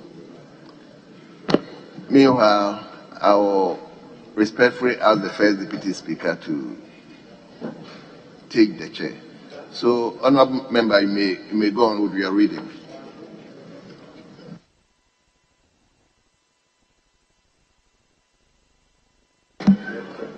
Thank you, Mr. Speaker, for allowing me to make this very important statement on the important contribution of power grant to Ghana's liberation struggle. Mr. Speaker, as was once averred by Abraham Lincoln, any nation that does not honor its heroes will not long endure. Speaker, undoubtedly, this August House unanimously desires that our dear nation will not only survive but prosper in perpetuity. Therefore, Mr. Speaker, I crave your indulgence to give a statement in honor of one of Ghana's particular heroes in the person of Mr. George Alfred Grant, of blessed memory. This statement aims at throwing more light on his enormous contribution to the successful struggle for our motherland's independence. I believe a careful study of his role will inform as well as inspire us as Ghanaians to willingly and appropriately make the required individual and collective sacrifices for the development of our nation. So, Speaker, the man George Alfred Grant, affectionately called Pa Grant, hailed from Benin in the Nzima area, currently Jomoro district, in the western region of Ghana, and was born in the year 1878. To Mr. William Grant and Madam Ajua Buakwi, he had his education at Wesleyan School, now Infansipim School, in Cape Coast. Pa Grant was a renowned businessman and astute politician. In his early years, at age 17, he commenced his business career and apprenticeship as a messenger with Messrs. C.W. Alexandra and Co., the timber dealers and general merchants. By 1914, assiduous Grant had learned enough and saved from his meager salary to start his firm, George Grant and Company, and thrived as a timber merchant with a prosperous export business at a time when the trade was subjugated by foreign companies, a feat which must motivate our youth to submit to learning and boldly taking on entrepreneurial initiatives. Mr. Speaker, Mr. Grant's trade put him in a pole position to witness the unfair practices that both the indigenous workforce and local players in business suffered at the hands of the colonial authorities. Despite his thriving business, he became more concerned about injustice against citizens of the then Gold Coast. The political career of Mr. Grant was therefore born out of pure willingness to serve his nation and contribute to the liberation of his fellow citizens. Consequently, Mr. Speaker, Pa Grant joined the Aborigines Rights Protection Society as an organization that sought to prevent the indiscriminate expropriation of African lands by European authorities and campaigned against the exclusion of Africans from the colonial administration. It is refreshing, Mr. Speaker, to note that he also accepted an appointment into the Legislative Council to represent the people of Sekendi in 1926 and was instrumental in many development projects, including the introduction of street lighting and piping water to Sekendi and Axim. The colonial government often impeded critics and intelligentsia membership into the council. Nonetheless, membership was open to those who were responsive to their opinions and tenets. The Kesley Hayfords, George Thompsons, and people of like-minded who were advocating for more power to the people had been silent and rendered less relevant to continue the struggle. The political epoch agitated Parliament to start the struggle for independence. Mr. Speaker, versed with the growing injustice against natives of the Gold Coast and inspired by the increasing calls for a new political direction, Parliament organized the famous meeting which was attended by eminent Ghanaians including Dr. J.B. Dankwa, Awudo Williams and others. The outcome of the meeting led to the formation of the UJCC on the 4th of August 1947, intended to achieve self-government within the shortest possible time. Mr. Speaker, let me seek your permission to read Parliament's letter inviting the eminent Ghanaians and other prominent lawyers to the first meeting that led to the formation of the UGCC. And this was the letter he wrote, and I quote, "Gentlemen, for some time now, a few friends and I have met and discussed the dire state of our country's economic and political affairs. As a result, we have concluded that the only solution to this problem was an invitation to a few members of the country who have their country's interests at heart to meet and discuss these topics. Therefore, we will resolve to form a committee that can appeal a broader cycle of the public to cooperate with us as we create a national political body or organization to deal with concerned efforts in economic, industrial, and political matters and raise funds for these purposes. Our ultimate objective is to appeal to all sections of the community in this great movement. I am positive that this is the only exclusive way to achieve our national aspirations towards economic and political independence. I am therefore very committed and invite you to a meeting to be held at the premises of Mr. Abion Mens at Sopron on Monday, 7th day of April 1947 at 10 a.m. Yours faithfully, signed, George Alfred Grant. Mr. Speaker, considering the essential role that money plays in executing the agenda of every political organization, it is worthy to note that as the president of the UGCC, Parliament made the first donation of £250 UK pounds as seed money to run the UGCC, while others, including some of the big 6 members, contributed £25 and £50. Mr. Speaker, the selflessness of Mr. Grant impelled him to provide money for the fair to repatriate the iconic Kwame Nkrumah to the Gold Coast to take up an appointment of as the General Secretary of the UGCC after Nkrumah's over a decade stay abroad.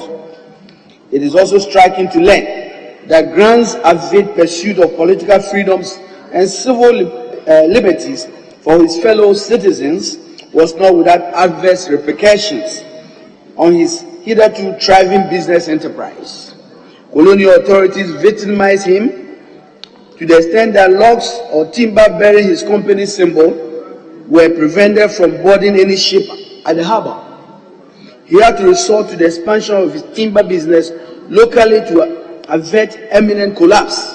Nonetheless, Mr. Speaker, Parliament persevered in his fight for political liberty for our dear nation. Unsurprisingly, due to his unflinching commitment, he was known to many during the Gold Coast era as the father of Gold Coast politics. Sadly, Mr. Speaker, death laid its cold hands on Parliament at the age of 78 on the 30th of October 1956 in Axim, and he could not witness the outcome of what he stood and fought for, which was the independence of Ghana. However, today, the critical and inspirational role played by Parliament, the man from the very beginnings in Nzima, in the attainment of Ghana's independence, as well, is well documented and appreciated by all. It is therefore worthy cause to devote part of our time to reflect on his works and appreciate the man who did not only dedicate his time and resources, but also sacrifice his flourishing timber business to engineer and support organizations and individuals, including Osajifo Dr. Kwame Nkrumah, who steered the Gold Coast into independence, and for which reason we are all seated here as members of Parliament today. Mr. Speaker, with your indulgence, I entreat all of us as members of Parliament and the Ghanaian citizens at large to emulate the selfless and serving attitude of Pargram for the development of our dear nation. Mr. Speaker, the story of Ghana's liberation struggle will never be complete, and has never been, when Pargram's vision and monetary contributions towards the independence of the Gold Coast has not been duly honored. It is a great tragedy that up to today, Pargram has never been prominently, and I quote that, placed in the history books of Ghana. Grant, through his selflessness, nationalism, vision, and devotion to the Gold Coast freedom from colonial rule, is monumental. He is the doyen of Ghana's independence and must be recognized and acknowledged as the father and financier of Gold Coast politics, and must have a place in Ghana's political history. May his gentle soul continue to rest in perfect peace. Thank you, Mr. Speaker and colleagues, for your attention. Thank you, Mr. Speaker.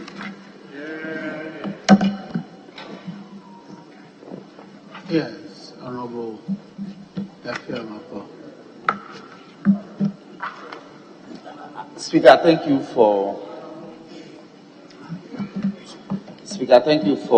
Hold on, please. Yes, honourable members, having regards to the state of the business of the House, I direct that the House sits outside the regular sitting hours.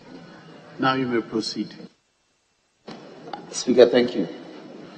Speaker, I'm privileged to be given the opportunity to add a few words to the illustrious statement that has been made by the member for Elembele in memory of who has been recorded as the father of Gold Coast politics. Mr. Speaker, indeed, it's fortuitous that this statement is coming just a couple of days after one was read in memory of Dr. Dankwa, because the political history of these Star Wars of our nation are intertwined. Mr. Speaker, the records will bear that Pargram, born sometime 15 August in 1878 and died sometime in October 1956, was not only a merchant, a timber merchant, but he was also a politician, and he was actually one of the people who fought for the natives, as they were called at the time, to be able to also do business in what we have come to label in modern parlance as local content, because the business at the time was dominated by Europeans, and so he agitated and across the West African zone and got others to support him, and eventually got installed as a stalwart in the business, and by extension veered into politics, founded UGCC, became its first president, and sponsored his activities. And again, the records will bear that he actually gave out money for Dr. Nkrumah to be brought down to help them to advance their cause as a freshly formed political entity in 1947. Mr. Speaker, so today, if this statement is made to commemorate the memory of this political colossus, Mr. Speaker, it's in order. Mr. Speaker,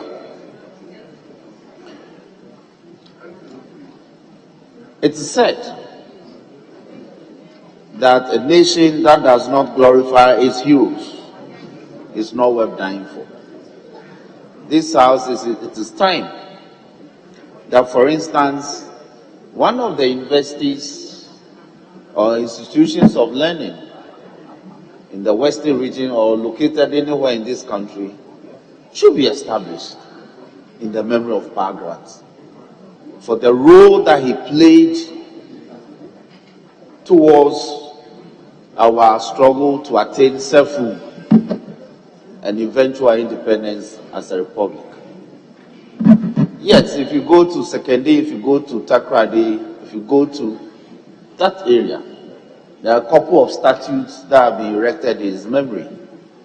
We even have Pa Grant House, but it is not enough.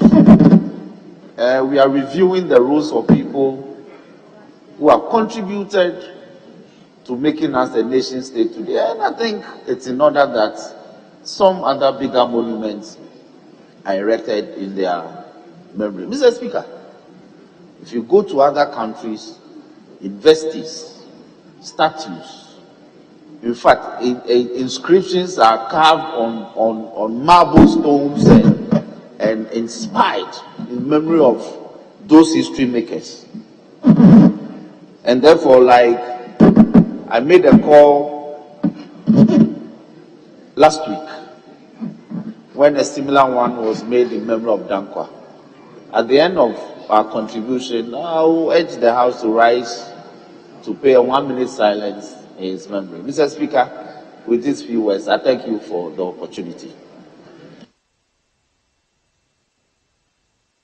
Yes, Honourable Minister for Lands and Forestry. Thank you very much, Right Honourable Speaker, for the opportunity to contribute to this statement, which in my view, Mr. Speaker, is a very important statement. Mr. Speaker, I thank the maker of the statement, and to say that the matters is brought before this House in paying glowing tribute to Pa Grant are commendable, and I want to thank the maker of the statement. Mr. Speaker, in situations like this, when we get opportunity to examine our forebears and our leaders, I will respectfully submit that it's important that we do so in the context of an honest critique of who they were, what they stood for, and even in some cases their shortfalls, because the whole idea, Mr. Speaker, is so that those of us who live today in generations unborn can be inspired and can learn from the principles they stood for and for what they advocated for. Mr. Speaker, instructively, you will find from page 2 of the statement that the maker of the statement talks about how Pa Grant on 4th August 1947, specifically in Solpon, convened a meeting of the political actors at the time in Gold Coast, including, as the maker of the statement points out, J.B. Dankwa, Awuno Williams, and other prominent lawyers, to the first meeting that led to the formation of the UGCC, the United Gold Coast Convention. So, Speaker, and indeed, the maker of the statement, born out of excellent industry, even fished out the letter Pa Grant sent to these individuals to attend the meeting, that seminar meeting in Solpon on 4th August 1947. Mr. Speaker, the first point I'd like to make in contribution to this statement is that we all have to be mindful of the order of the day in that, in those times, and specifically, if you want, on 4th August 1947, the order of the world. Mr. Speaker, as you know better than I do, the contention at the time was the struggle between communism and liberal democracy and free market principles and the rest.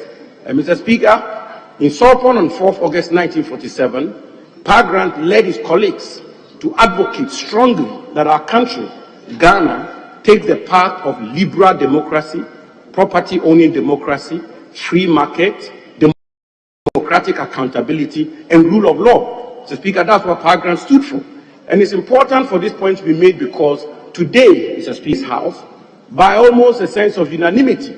The Ghanaian people have accepted these principles, and therefore they may be lost on us. But at the time, it was a major contention, bipolar contention in the world as to which direction the world should move and as to which direction our country should move. Paragraph stood for liberal democracy, stood for property-owning democracy, stood for free market economy, and those are the principles which have been accepted almost with a sense of unanimity in our country and indeed the world.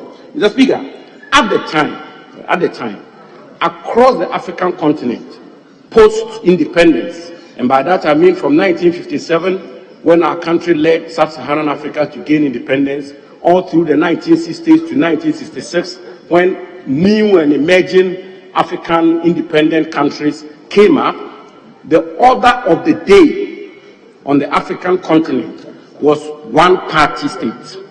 So Speaker, I'll give you some examples. Julius Nyerere of Tanzania, it was one-party state. Ofo Boahi of Cote d'Ivoire was one-party state. Leopold Songo of Senegal was one-party state. Jomo Kenyatta of Kenya was one-party state.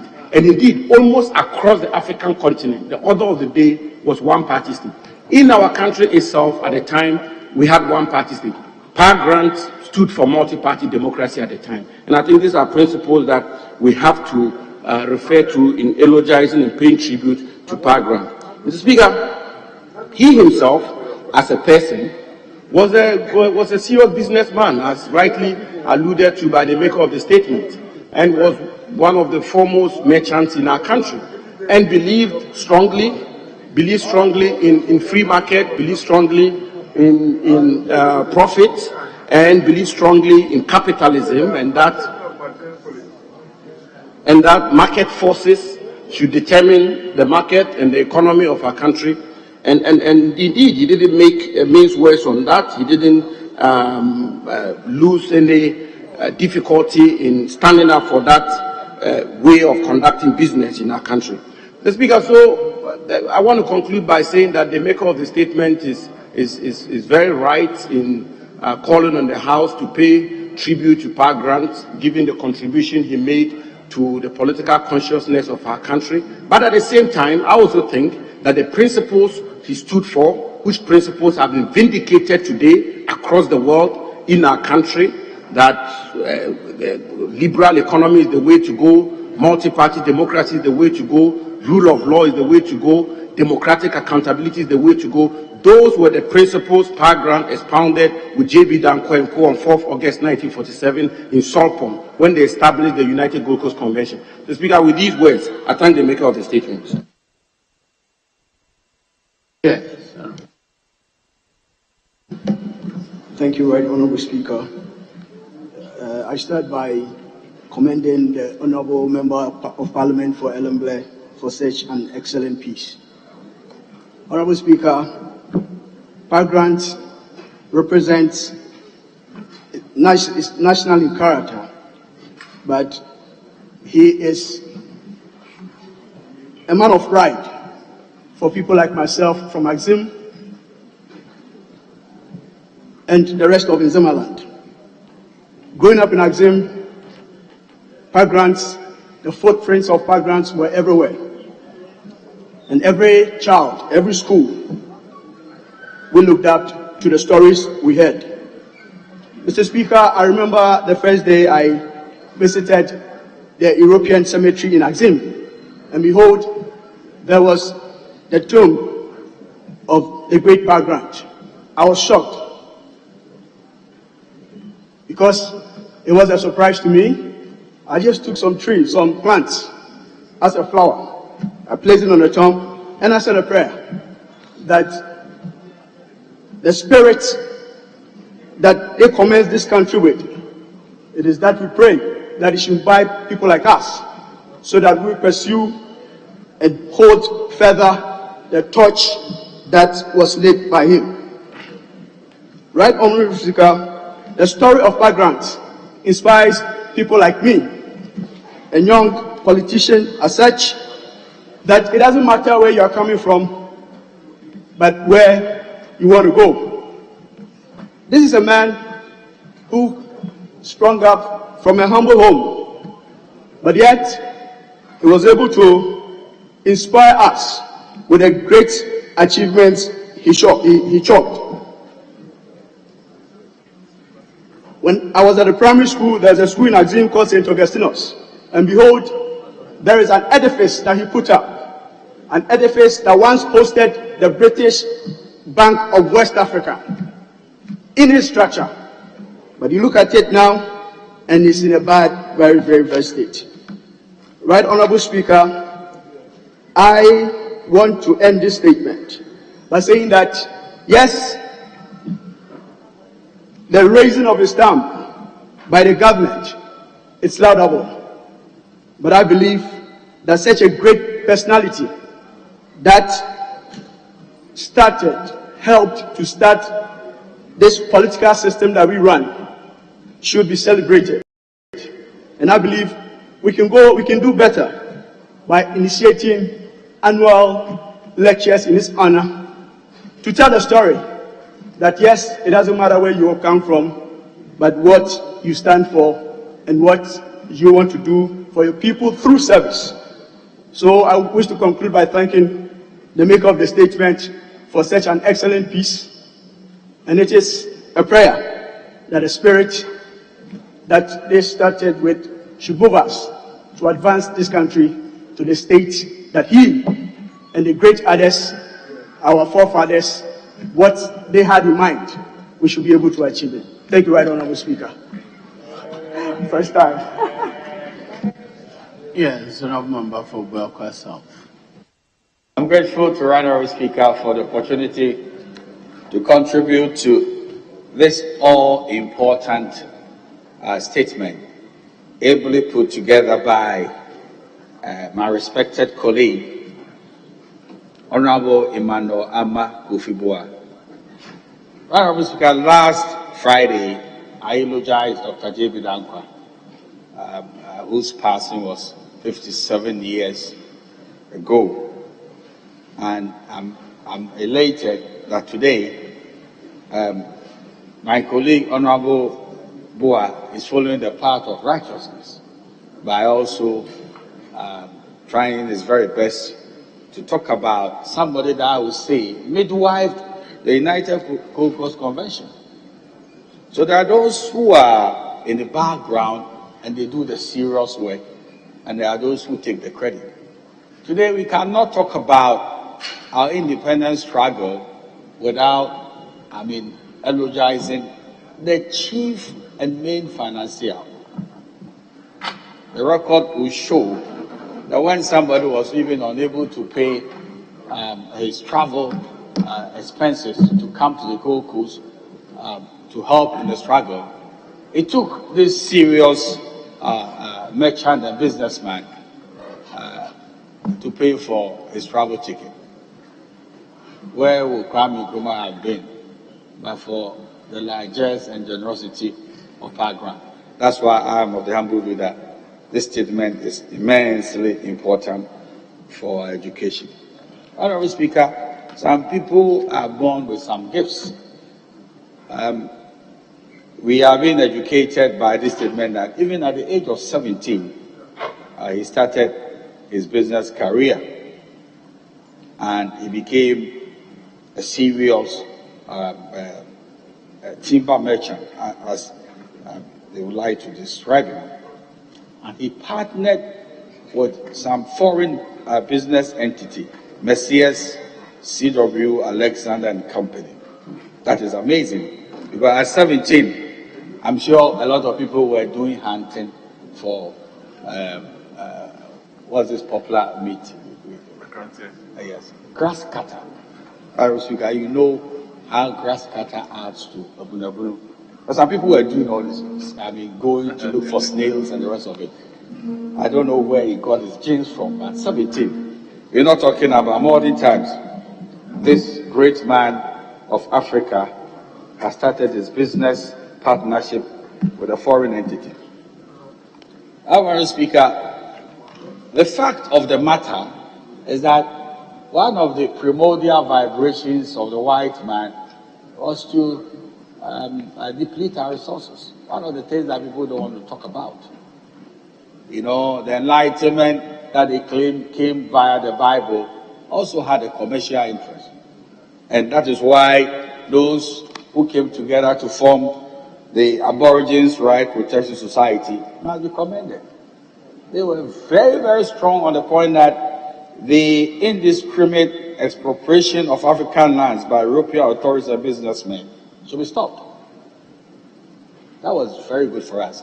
Because the land of any people, is their blood and soul. And we have to bow to the strength of Power Grant in joining such a respected society that championed, the rights of Africans. Again, it was said that it is only the white man who should have the best of jobs and the rest of them.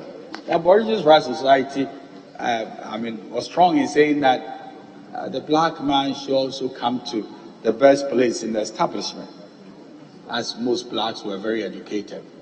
And it's not the color of your skin. And you might worship the white color pigmentation, but Africans had intellectual depth. And intellectualism is not too much a factor of your color or the level of your thinking. This is where I salute Power Grant for what he did in respect of his work with the Aborigines Rights Protection Society. Right, Honourable Speaker, I've made a statement which I believe is true, that he midwifed the United Gold Coast Convention. And I believe that was the oxygen for our independence. Because if you look at Dr. J.B. Dankwa, who stood for the other side, and then Dr. Nkrumah, who became our first independence prime minister, they all came from the same group, UGCC. So I am amazed how Power Grant was able to bring this mix together, and then eventually they pioneered the Aboriginal Rights Society. Today, I was just looking at my 200 Ghana cedi note, and I was wondering whether Power Grant's picture is part of it. I'm not sure. No. And I don't know. One of these days, when I meet the governor of the Bank of Ghana, I strongly recommend that, of course I can be a governor of the Bank of Ghana, that he's also, his picture should be embossed on our currency, which is the symbol and the soul of the nation. Right, Honourable Speaker, let me conclude about politics and the risk of doing business. All that we have said, we've not measured the cost to Power Grant in financing politics. I am educated that the Europeans did all they could in hell to block his revenue streams. The kind of situation that we have, that sometimes people are doing good business and immediately they have political alignments, that will be the end of it. Power Grant went through a similar fate, that in the name of the independence of this country, his profits plummeted, for the simple reason that the white man will not give a black man who is nationalistic sufficient money to help with the political activities of the day. It is that sacrifice which touches my heart. When for a good cause, money is not the issue, but the values and the principle. This is a man of immense value, and we, the Latter-day Saints, should emulate his good example. The story of Power Grant should go to our children in school. I wonder whether there is a whole curriculum which deals with our heroes. If it's not there, it should be part of our curriculum for people to understand where we are coming from and the quality and example of his personality. So, Honorable Amma Kofi, I have to commend you. I'm impressed with the substance and the content of the statement, and I hope to be reading more of this from you. I'm grateful to the Honorable Speaker for your kind indulgence.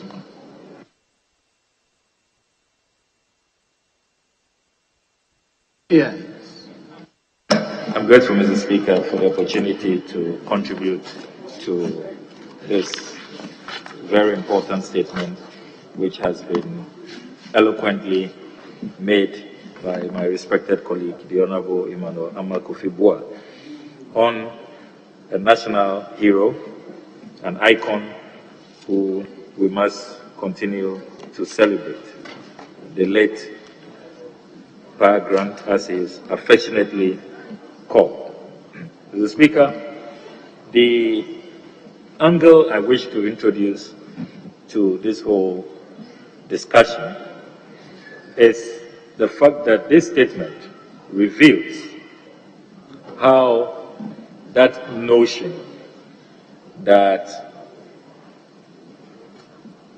Africans were so poor, were so impoverished, had absolutely no means of survival, and that the West had to come in to rescue the African people through colonialism. The story of Pa Grant shatters that myth, and it re-emphasizes the fact that long before the colonialists came to our shores, many Africans were excelling, particularly in trade and commerce. And the story of Pa Grant is one such example. The records will show, Mr. Speaker, that Pa Grant's business, George Grant and Company, was so famous internationally. He had offices all over the country, the continent. He was sought after in Ivory Coast, in Nigeria, and indeed, he had major business transactions in Europe and America. He had offices in London, in Liverpool, and he had contracts to supply timber to the United States of America and to Canada. We are talking about a business mogul. I mean, in today's assessment, we will be ranking him probably in the category of people like Dangote, you know, people like Adenuga, you know, people like probably Kwame Despite, if I will stay in Africa. But even the likes of Elon Musk, the likes of Bill Gates will struggle to rival the kind of financial muscle, the kind of business acumen. And Mr. Speaker, this takes us back to our own history about how great we have been as a continent. Historical literature, Mr. Speaker, reveals that in the days of the Songhai Empire, the Malian Empire, the great merchants of Timbuktu, we had African greats, traders, merchants, entrepreneurs who were men of their own worth and value, who excelled in business, Mr. Speaker. So we must teach this history to particularly the younger ones who increasingly are sold on to this myth that Africa has not had a glorious past and that everything great and everything mighty is probably from the West. The story of Pa Grant really disputes that. And I'm glad, Mr. Speaker, that the maker of the statement has really taken us through a beautiful journey of how from the age of 17, Grant showed how astute he was in business. And Mr. Speaker, what is also refreshing is that Grant, though a businessman, was concerned about the political economy, and he was concerned about the political direction of our country.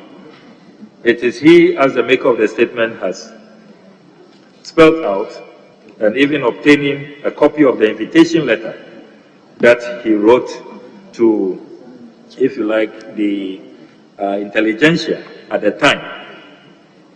He is the one who put them together. And it shows that this was not a man just steeped in business, but he had the nation at heart. He was a patriot, a nationalist, and he was a man who cared deeply about the progress of his country. And all the accounts show that he did this and contributed, financed the politics of that era, not because he was looking for any personal gain. He didn't want any position himself.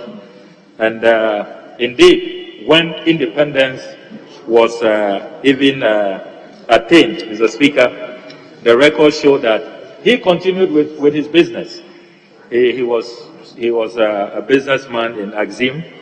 The records again show that 2 days before he passed, Mr. Speaker, the Osajifo, Dr. Kwame Nkrumah, on the 28th of October, traveled to Axim to visit him when he heard that he was unwell. And it just shows how the Osajifo and his colleagues at the time greatly cherished the contributions of Grant. And Mr. Speaker, it teaches us that we should be selfless, we should love our country, and we should support when we can without necessarily expecting personal or direct benefit. And that is the story of Grant. Mr. Speaker, I must also emphasize that what Grant's story teaches us is that in the struggle for independence, there are so many people who laid down their lives. What he was doing was very risky. It was costly. And indeed, as the Honorable Atachia has said, there is abundant literature that confirmed that his business was targeted, and he came under strong victimization from the colonial powers.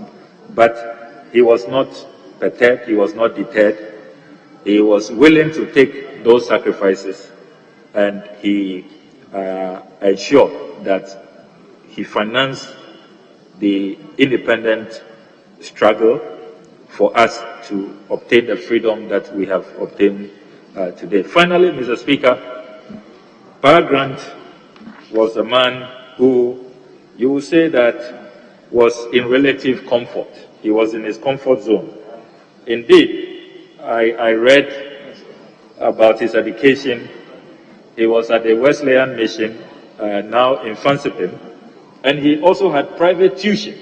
Mr. Speaker, he was from a very rich background. His father could afford private tuition for him. And despite having been born, you will say, with a golden spoon in his mouth, he did not think that he should be insulated and should stay away from the forward march of our country to help bring our people out of the shackles of colonialism, of exploitation. He thought that he should use that privilege that he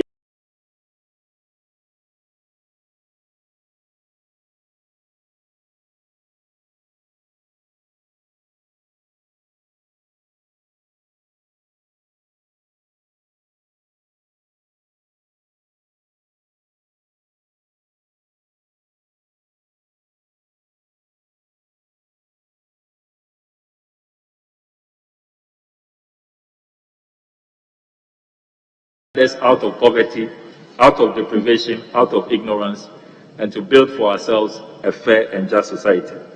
May the memory of Grant be a blessing, and may we continue to celebrate him and emulate his good works. I commend the maker of the statement, and I thank you, Mr. Speaker, for the opportunity. Yes, Dr. Nyako. Honorable Speaker, I'm thankful to you for the opportunity to add my voice to the statement ably made by Honorable Kofi Boa to honor the memory of George Alfred Grant, popularly known as Pa Grant. Honorable Speaker, there is no denying the fact that George Alfred Grant was one of the greatest statesmen that Ghana has ever produced. Mr. Speaker, in the 40s, it became obvious that the colonial administration was not interested in the socio-economic development of our country. And during that time, around 1946, J.B. Dankwa wrote a long letter to Nana Amenfi III, asking him to revive the Consultative Assembly of Chiefs and the Intelligentsia. And the idea was to have a very strong front in order to tackle the socio-economic ills of the country. And when much was not being done, J.B. Dankwa attended upon the High Court in Sekende and decided to visit Pa Grant. When they were having a discussion, Pa Grant had this to say. That was in February 1947. He said, Dankwa, the country is slipping down the hill, and what are you doing about it? JB replied, I'm in your hands, sir. It was at this meeting that the conception of a political party was hatched. And subsequent to that, there was a meeting with F. Awana Williams, R.S. Blake, to form the party. And the party that was formed, the United Gold Coast Convention, paved the way for independence of Ghana. The Speaker, interestingly, I was going through the archives and I saw that the foundation fund that was established, out of the 31 contributors, the person who paid the highest amount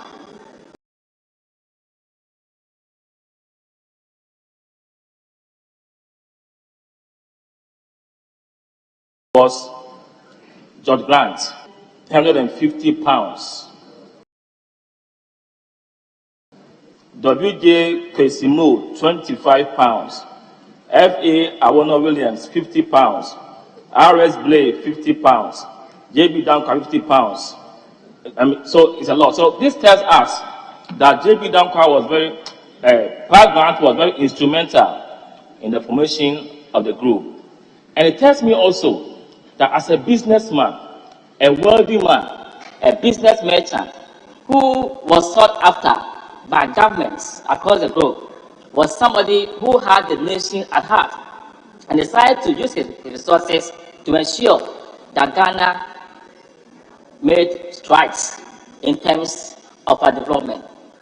And that is a call to all of us, especially those who are ready, that we can also contribute our quota with our resources to ensure that this country develop to the state that we want it to be. And if today we are celebrating the memory of this great icon, then I think that it's a privilege for some of us to also add our voice to it.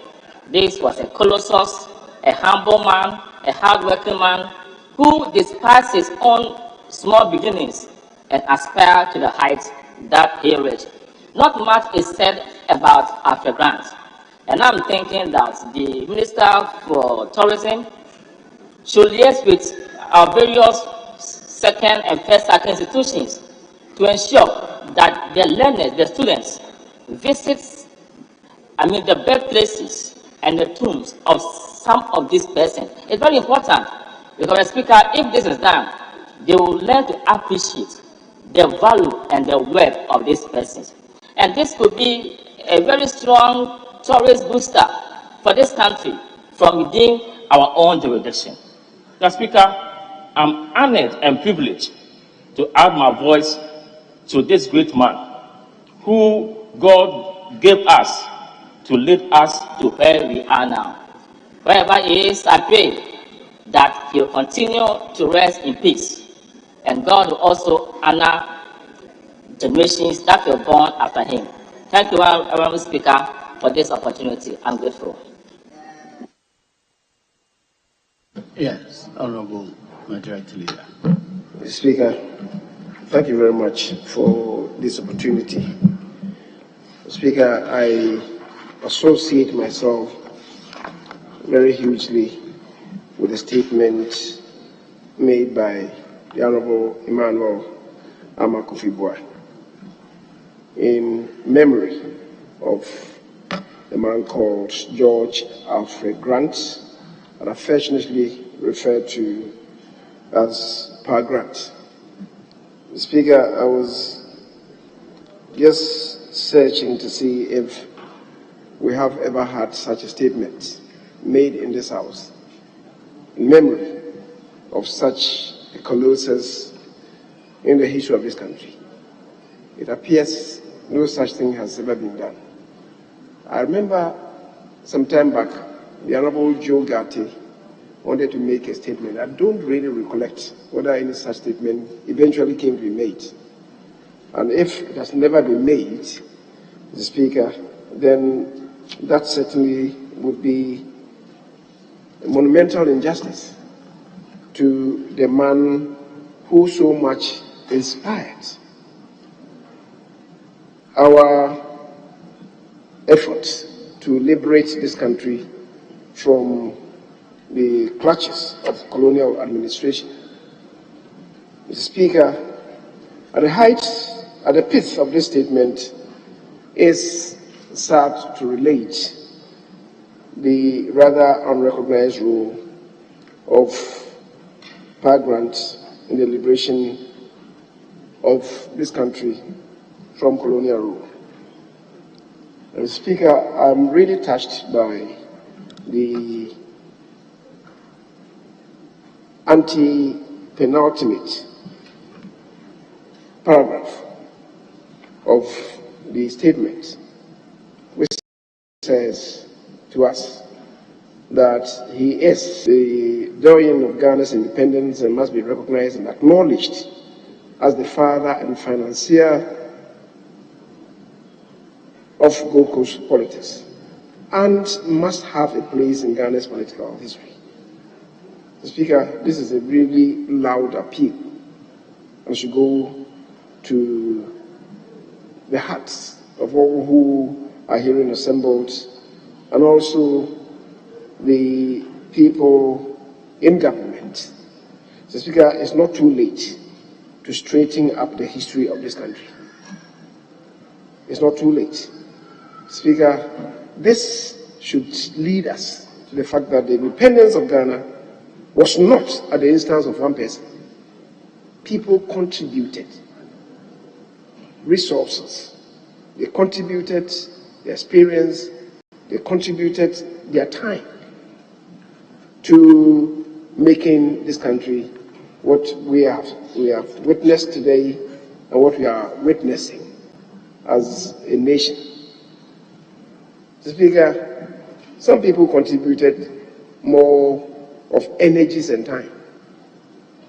But we must recognize that but for this singular effort of Pa Grant, perhaps our independence would have been delayed. He applied a master stroke, got people together, and that re-energized the independence struggle. So the independence of this country certainly was not at the instance of one person. We must all recognize that. And yet, you see the spirited effort of some people who want to make it appear as if Ghana's independence is attributable to just one person. We must live up to truthfulness. Mr. Speaker, the man that we are commemorating today is a paramount personality in the struggle for self-determination of this country. As we've come to appreciate, he had a very thriving business at the time, perhaps unparalleled. in West Africa at the time. That he had offices in London in particular, and the Speaker, all in London. In the sub-region, my colleague, the Honorable Okujeto Ablakwa, has related to the offices that he had in Abidjan. Only Abidjan. He had an office in Freetown as well, and one in Monrovia, and also in Lagos, which at that time was English West Africa. That's because he had thriving businesses, and as my colleague related to, he was much sought after personality. It's because he had had some education, and because his business was very much thriving, he rubbed shoulders with the British colonial administrators, and he saw and experienced discrimination, which is why he was spurred on to really reposition the independence struggle in the country and brought people together.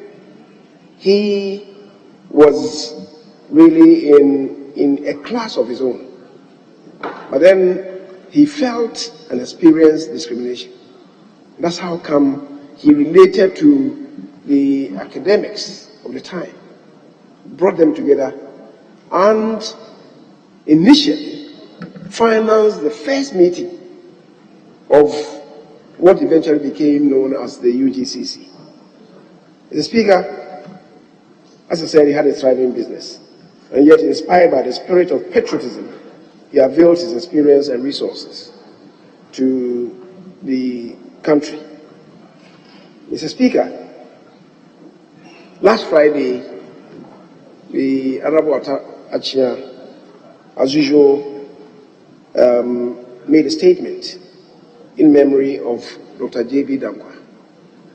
Today we are hearing this from the Honorable Emmanuel Ama Kofi-Boah.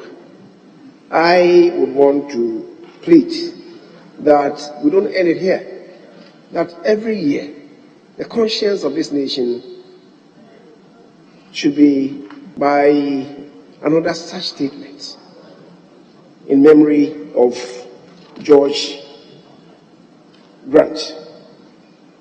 Mr. Speaker, the letter that he wrote at the time, inviting the people that he invited, it's phenomenal. And that letter, Mr. Speaker, was written in 1947. How many people have related to this? Mr. Speaker, my attention has just been drawn to the fact that, as I was saying, that it appears a similar statement has been made. Attention has just been drawn to the fact that the Honorable Lee Okra made a similar statement in this House in 2007. And we look at the interrogation, more than 15 years after, they are coming with another statement like this. We should make it ritualistic that every year we should have such a statement. I want to believe, Mr. Speaker, I was saying that the letter that he wrote in 1947 is significant, phenomenal one, and the intent of that person who wrote the letter is betrayed in the second paragraph of the letter. To quote, therefore, we will resolve to form a committee that can appeal to a broader circle of the public to cooperate with us as we create a national political body. He knew what he wanted to achieve, to create a political body to spur the nation on to self-determination. The Speaker, the third paragraph also states, I'm positive that this is the only exclusive way to achieve our national aspiration towards economic and political independence. Unquote. So, the Speaker, the meeting that was called on the 7th day of April 1947 is a landmark meeting in the annals of the history of this country. Mr. Speaker, the Honorable attached here pulled out a currency note and then indicated to us that yes, we have the big six captured on our currency, our note. Unfortunately, because it's not named as part of the big six, background is not covered.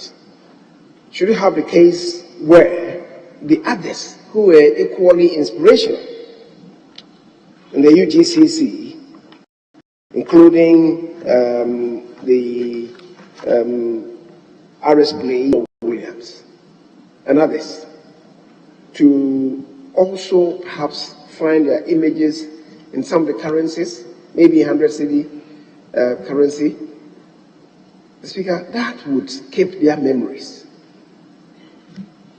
eternally with us. And I'm looking for an occasion when a real monument would be built in memory of Pargrants and the others who bonded and banded themselves together in the formation of the UGCC that eventually led to the independence of this country. Speaker, once again, I'm most grateful to the Honorable Amakufubua, and I urge him that every year, on the occasion, perhaps maybe on the either on the date of his exit, his transition, that is 30th October, or maybe the day that he summoned his peers together to form what eventually became known as the UGCC, which was the 7th day of April 1947, either one of the dates. I guess that would be much more inspiring than just choosing any other ordinary day. It doesn't register the presence of the man much.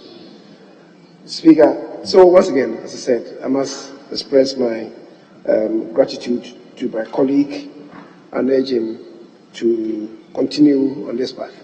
Perhaps by that, be able, as a collective, to urge the government to do something much more profound to continue the memory and the legacy of the man known as George Alfred Grant, affectionately called Pat Grant.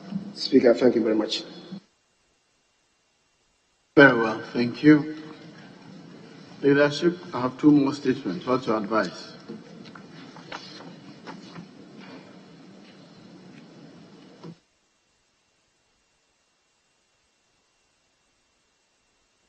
Well, here is one to be read by the chairperson of the Parliamentary Select Committee on Health. Is he here?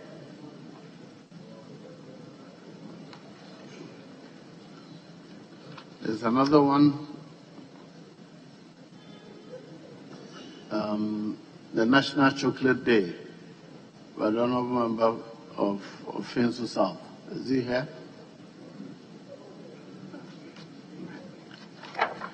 The third one is by the Honorable Member for North Tong. Yes, you may read your statement now. Mr. Speaker. Yes. I would want to plead that I've just seen this statement from the Honorable Okujetu Ablakwa, and a cursory look at it suggests to me that is a very important statement, a well-researched statement, and I will plead, if he doesn't mind, that we maybe do it tomorrow and get maybe the Minister for Labor to be here with us. Sometimes when statements are made and we have no input from the relevant ministers, we are left to funnel. We want some response from the Minister, and if there are gaps that need to be filled, then we can point them out. I think it's a better way of handling statements than letting the member just read a statement and nothing comes out of it. So if he doesn't mind, I think that would be a better way of doing it. And then we should use the occasion to inform the minister. So he will have a look at it. If there's anything that has been done about youth unemployment, he will come to respond. If there are gaps, as a house, we can point them out to the minister. Mr. Speaker, that is my recommendation. Yes, available leader. Mr. Speaker, I've consulted my colleague and he has agreed to the proposal put forward by the majority leader. So I think you can go by his suggestion so that we'll liaise with the minister, so the minister will be around to listen to the statement so that members can also contribute and then some referral will be made so that we can take it from. Thank you very much.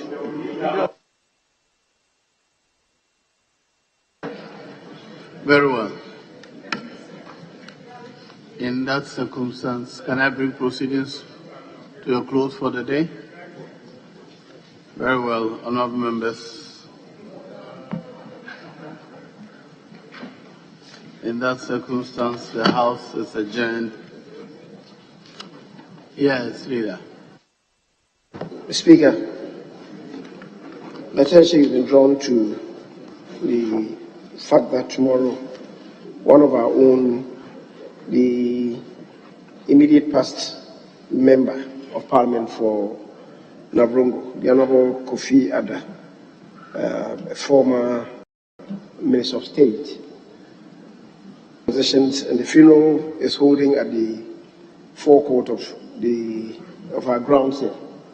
And because of that, it's intended to have a sitting beginning at 2 o'clock and to have members, as many as possible, to be in attendance of the funeral of our colleague. I am informed that the real one would hold in his hometown, Navrongo. I believe it will be difficult for members to travel to Navrongo. And that being the case, we shall avail ourselves the opportunity to be at the forecourt tomorrow at 9 o'clock, you said? 9 o'clock or 8 o'clock? The funeral holding at 9 o'clock? The notice I had is 8 to 9 for the burial service. Okay. Burial service is 9 o'clock, but the filing pass is 7:30.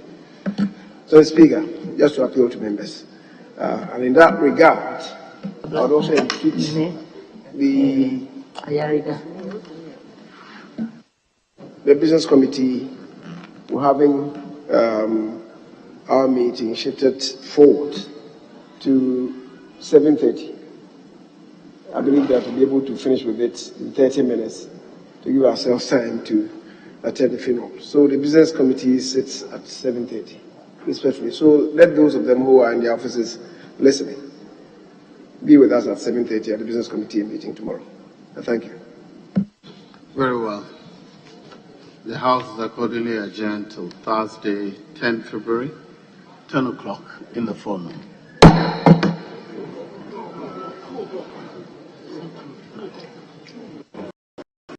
Sitting is 2 o'clock? Yes. No members, I'm corrected. Sitting is adjourned to 2 o'clock in the afternoon.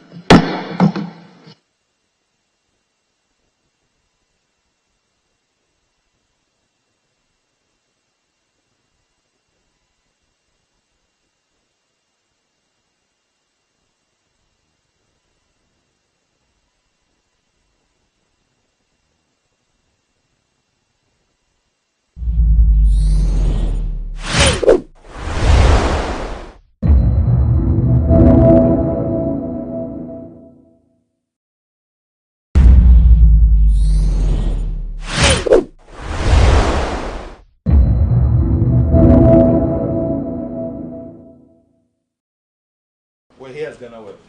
Yes, I see so. This was GhanaWeb Excellence Awards, which we organized in December. It has come to stay. Okay, good. Now it would continue. Now we've launched it even for the 10th of December 2022, but this is for 2021. and we didn't choose you as Ghana. I want to make that point very clear. Okay. That GhanaWeb didn't choose you. Who did? Your fans nominated you to start with. Okay. With so many nominations, then we got a board to screen the nominations, of which you were one of them. Okay. Then your fans voted for you. So you won the Media Development Award. Oh, thank you. I see. Well, for those of you who nominated me and voted for me, thank you. Good. Media Development Award. At least I'm doing something good, aren't I? Yes, I'm indeed. I'm not always wrong, and I'm not always right, but thank you. And then also, that is not all. Oh, really? You also won the Influential Man Award. How is that? So 2 awards. Don't ask me. You should ask your fans. We never touched it. We don't know it. Okay. The people did. Thank you. So, Influential Man Award and Media Development Award. So to those of you who nominated me, to those of you who voted for me, thank you very, very much. I appreciate it. And to the guys at GhanaWeb, well, I'm not always your friend, but thank you. Thank you very much. Yeah. Okay. All right. Thanks. I think that's. Well, I guess that at any point when you are honored, it's a good feeling. It doesn't matter who it is, as long as somebody says, "Congratulations, you're doing a good job." It's a good feeling. As long as it doesn't get to your head and make you feel that you've arrived. I mean, it's fine. Everybody likes to be acknowledged and to be appreciated. Yes. And so, yes, I appreciate it. And I thank everybody who nominated or voted. For those who think I don't deserve it, to thank you. I mean, you are the ones who make us sit on our toes when the criticism comes, as long as it doesn't come with unnecessary insults and bad blood and all of that. But criticism is always good. And so, thank you to all of you. The good, the bad, the ugly. I don't like the ugly part. I like the good part. So, Echo, thanks. Yes, but I think you're doing great. Thank you. Thank you very much. As always, Thank you very much. always been good. I appreciate it. Okay, so says Media Development Award. I guess they will find pride of place somewhere here. And then this one also says Influential Man of the Year Award. Okay, maybe I should put it next to this one here. And then, create space for it. So that it can have pride of place up here. Nice. At least it stands out nicely. So thank you again. I'll get on you.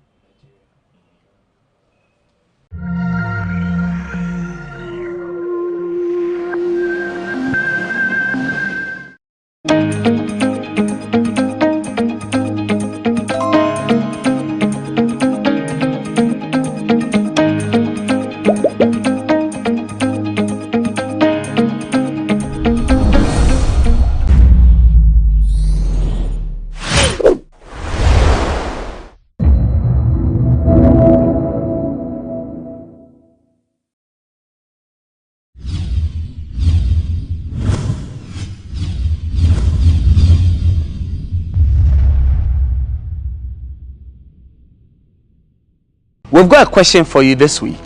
What if God does not change a condition? Well, that's a question that was asked of our guest for this week's edition of The Untold when she went to her pastor to speak about her child who has Down syndrome. And we're here to speak with Agnes Teiko Nyamite. Her story is right here behind these gates, and we are glad that you can join us this week. My name is Echi Atizu. Come along.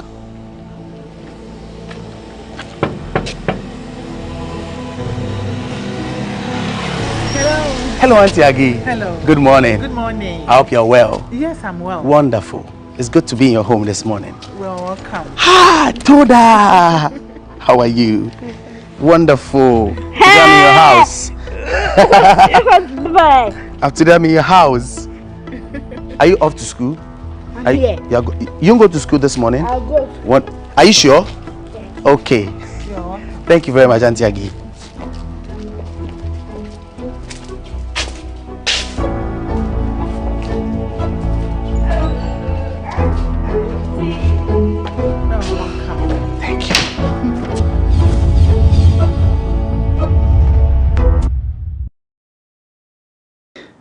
The third of 6 children born to her parents, Agnes Teiko Nyemite starts her story by sharing her fears about not getting an education.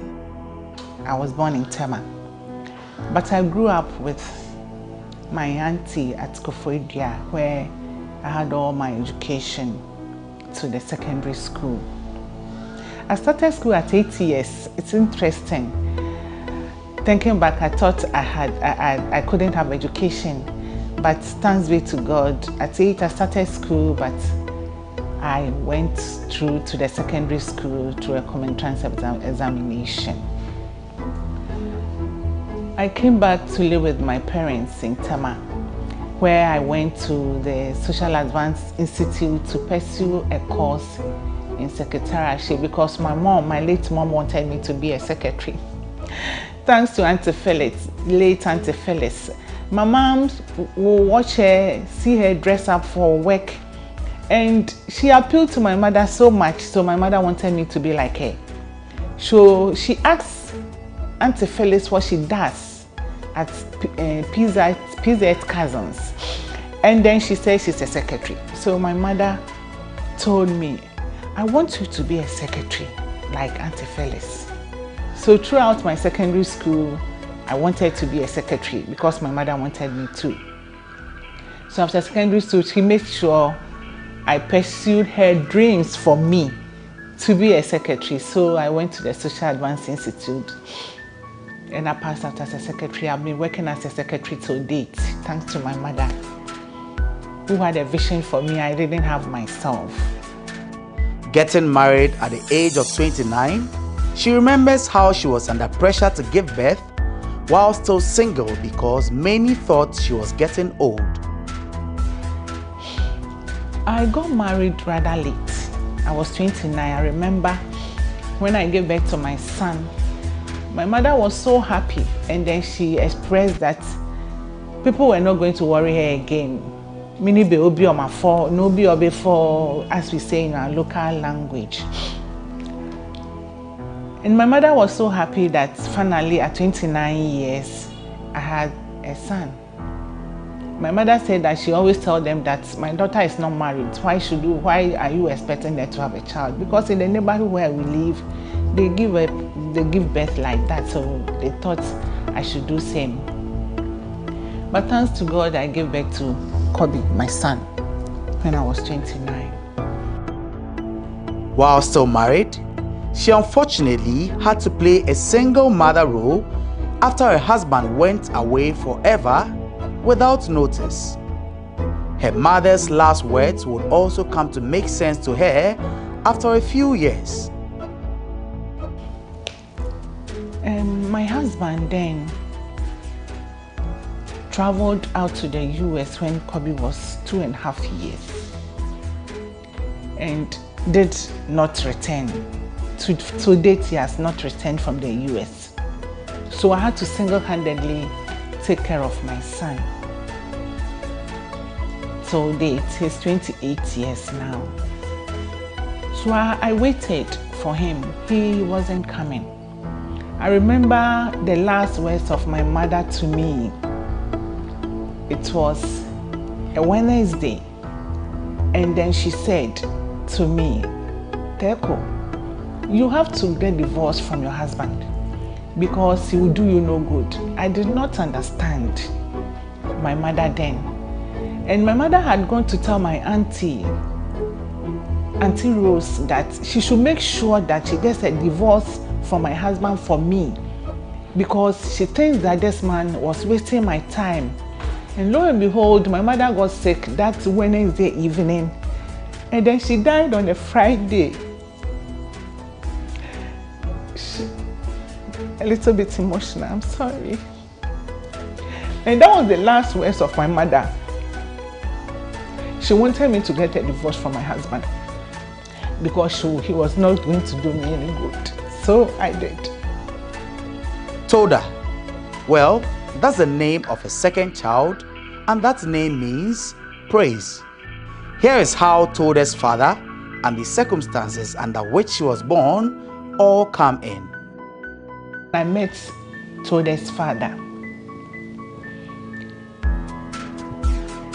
We talked about marriage and then we got married. He also came from the US. So we got married. And so this man would not let me have peace and wanted me to give him a child. So I prayed. I resorted to prayer. I prayed. And then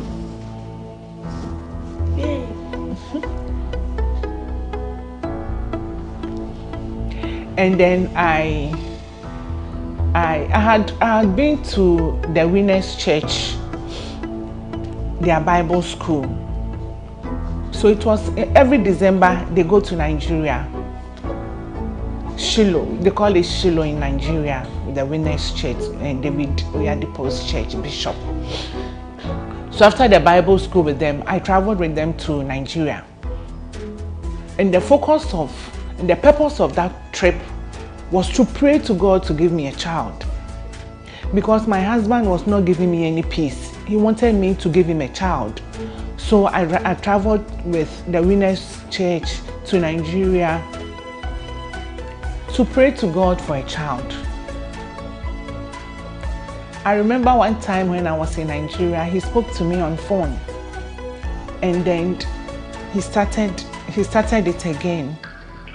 When are you going to give me a child? Blah, blah, blah, blah, blah. There was a woman standing by me and there was tears in my eyes. And the woman said, "It's your husband, eh? What does he want?" And the woman is from Trinidad.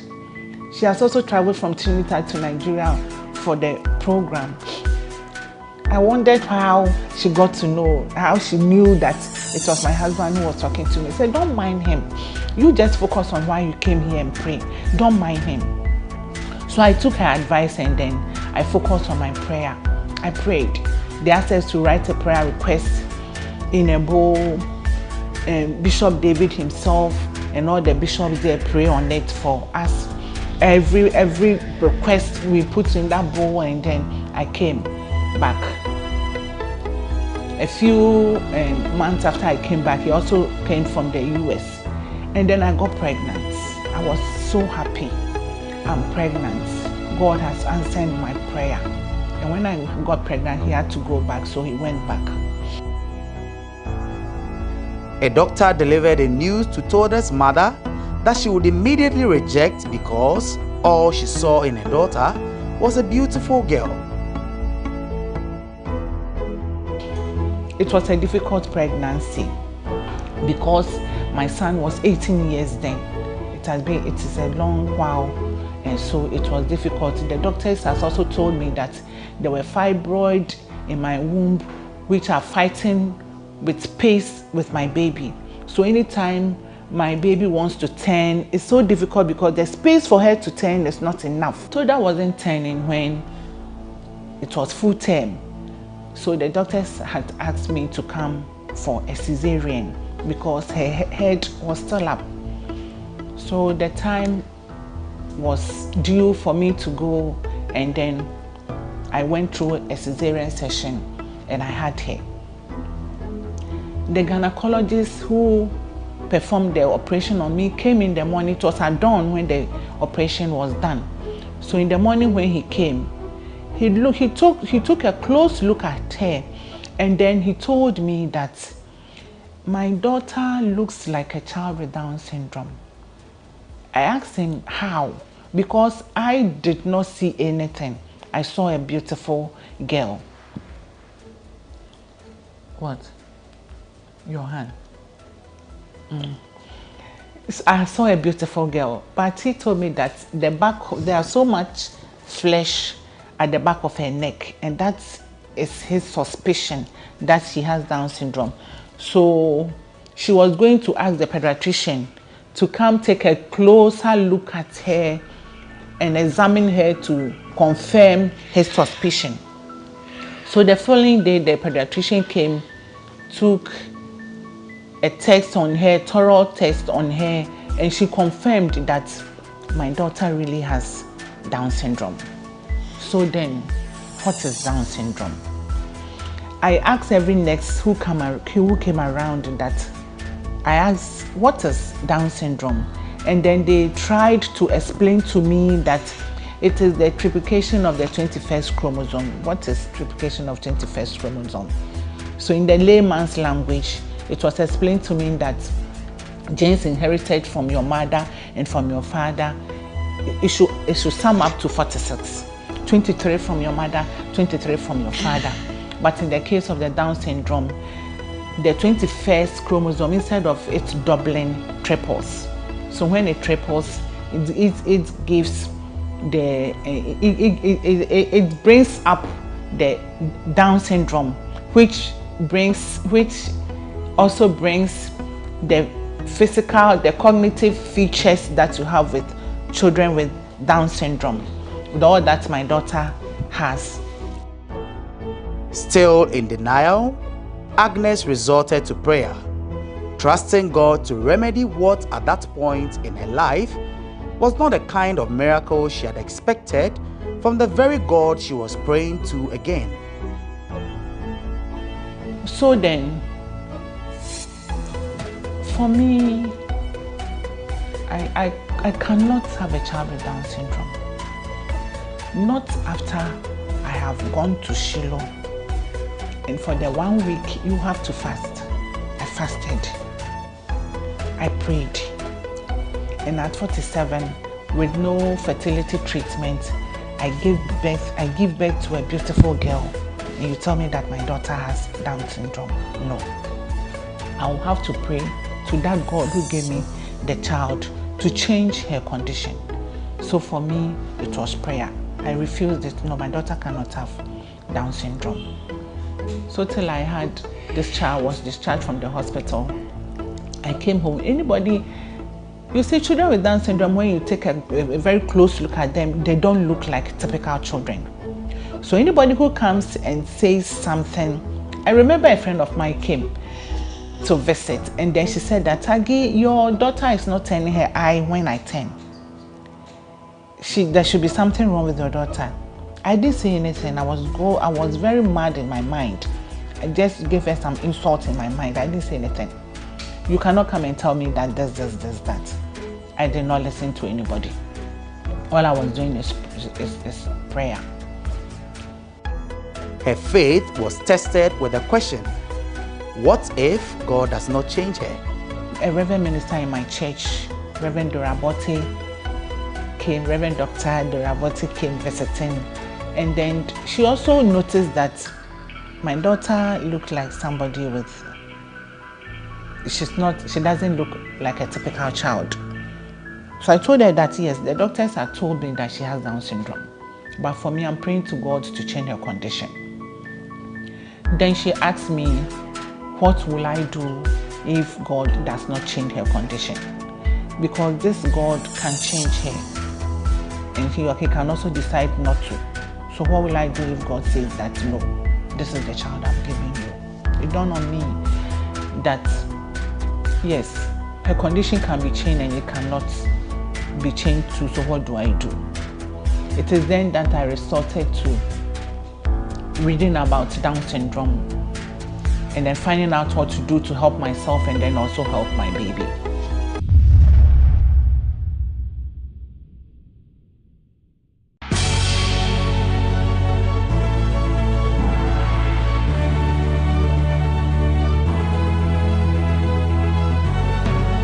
From the dawn of time, people have engaged in several businesses. With the onset of technology and innovation, life has relatively been made easier. By using debit or credit cards, Mobile banking. Thank you. And your favorite mobile money? Tech has indeed married business. On BizTech, we spend time with faces behind known and upcoming businesses in the country. Learn more about the new technologies and innovation, as well as find out about the trending issues in the world of business. Join us as we serve you with a variety of compelling interviews, projects and others right here on GhanaWeb TV.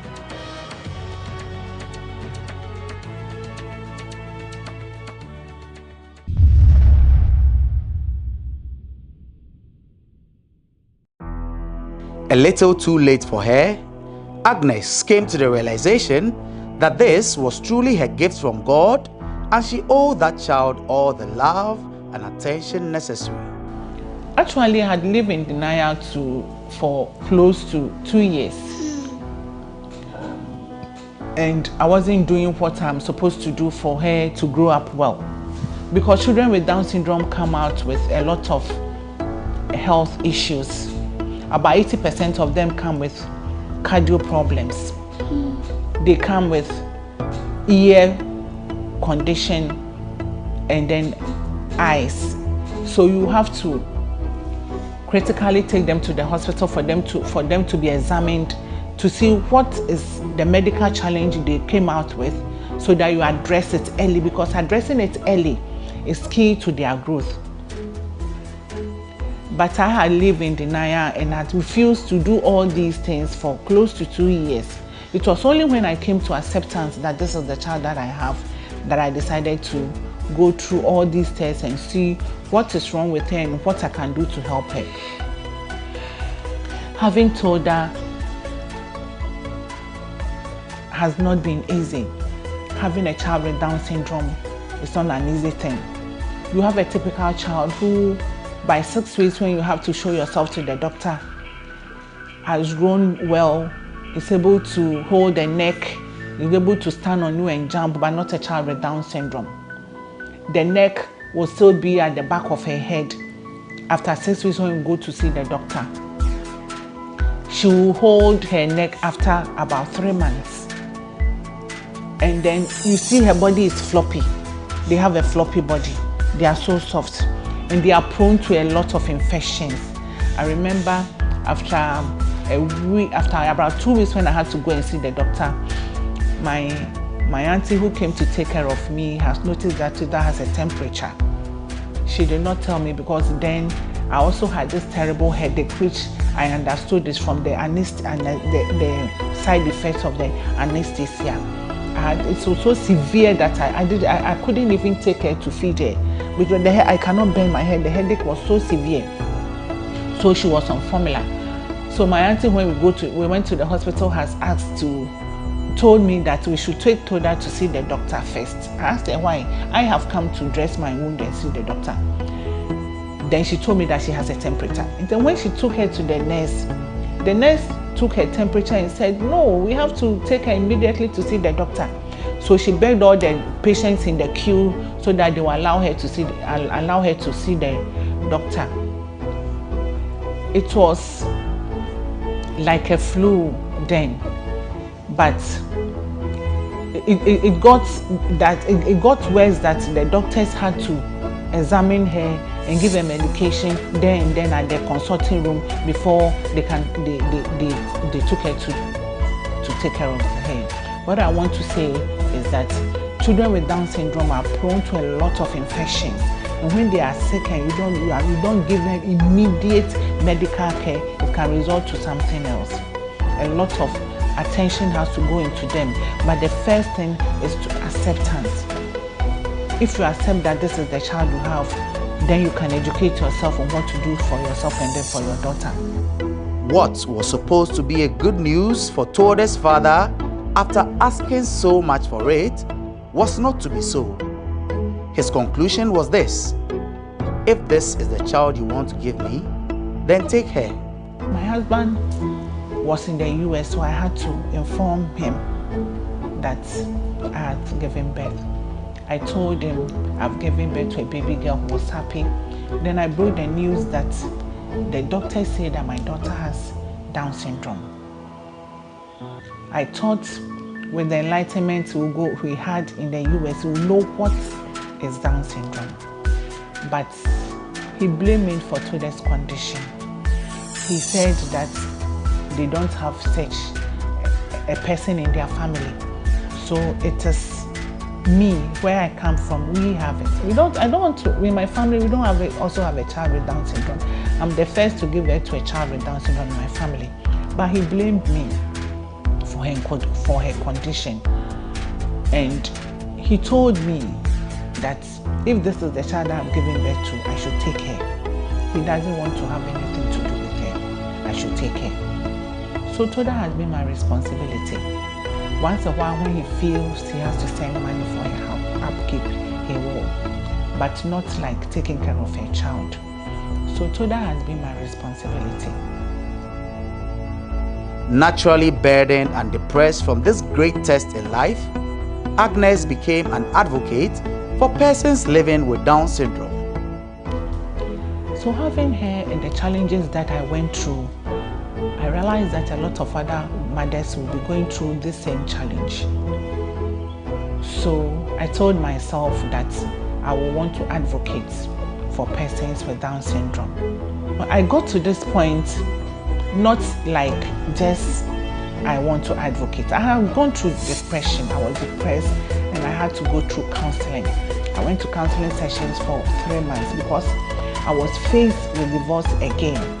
My husband doesn't want to have anything to do with me. So I had faced with divorce again because my elder son also, I had to divorce from his father, getting married to Toda's father, and I realized that I was faced with divorce again. It was a very difficult decision for me to take.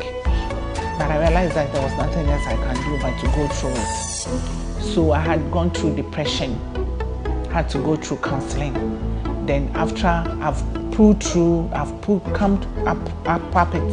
it, I decided to talk and then to advocate for persons with Down syndrome, and then to tell my story for others to know that it might be difficult in the beginning, but it is not for the entire life of a child with Down syndrome. Having faced a second divorce by this time, Agnes began to look on the bright side of things. In fact, she speaks of how this became her blessing. I look at Toda today and I give thanks to God because she doesn't easily fall sick like she used to do by the grace of God. We have come a long journey. She had to be in diapers for 5 years. She started speaking when she was 5 years. I also learned that with physiotherapy and all the therapies that are available, speech and language therapy, occupational therapies, they develop a little bit faster than Toda did. But I did not go through those therapies. I did not take her through those therapies. So she started talking at 5 years. When she can say poo-poo and wee-wee, that is when she was put off diapers. I remember I had to comb through Accra. I started combing through Tema in Accra to get her size of diapers. She was growing out of the sizes for diapers for children. So I didn't know what to do. She was growing and I wasn't able to get diapers her size. But thanks to God, she started speaking. She started saying wee-wee and poo-poo. So I had to put her through off diapers. Thanks to her school where she is now, Womo Christian Academy, they also helped me a lot. When I took her to school, first day in school, she was 5 years when she started school there. When she was 5 and then she was in diapers, I told them already that she has Down syndrome. She said they were ready to admit her. And then when I took her to school and she was in diapers, they asked why. I told them, and then she I should remove it. And then they were going to help me put her off diapers. So they did a great job for me, and I was only putting on her diapers for her when she was about to go to bed, and then she came off diapers. So it's not an easy journey with a child with Down syndrome, but it is achievable, it is attainable with a lot of love and acceptance. A lot of love and patience, and accepting that this is the child I have. There are a lot of things you can do for them. Even though they have intellectual disability, there are a lot more that they can do. I believe that since you came here, you've seen some of the things Toda can do, and then you see the kind of intelligence that she has. I believe that if she cannot grow up to be a lawyer, she can grow up to be a very good dancer, or she can grow up to be a very good model for a very reputable clothing line. So it is not easy, but it is achievable. How and why does she look so young at 57 years? Agnes knows she's not superhuman, and it is the same way she understands that worry will do her no good. The other time somebody said that I look 40, somebody said 45, and the oldest I had is somebody said I look 48 years. Actually, growing up, I prayed God that He should let me look younger than my age. That was my desire. But growing up, I learned something, that worry makes you grow older than your age. If you don't worry too much, it keeps you young. So what I did was I lived by the day. Anything that worries me, I cry. If I have to cry, I cry, I weep. But I also decide to let life go on. So for me, my slogan is life goes on. I told myself that I wasn't going to allow anybody to put a foot stop at my life. I have gone through a lot of challenges. I've gone through divorce twice. I had to take care of my 2 children single-handedly. My son finished the university. He recently had a job. He had been out of job. I have to take care of him through school single-handedly. I had to forfeit all the luxury. I tell myself that I will look less expensive, dress less expensive, so that I can have money to pay my son's school fees. I do not want my son to be sacked out of school because of school fees.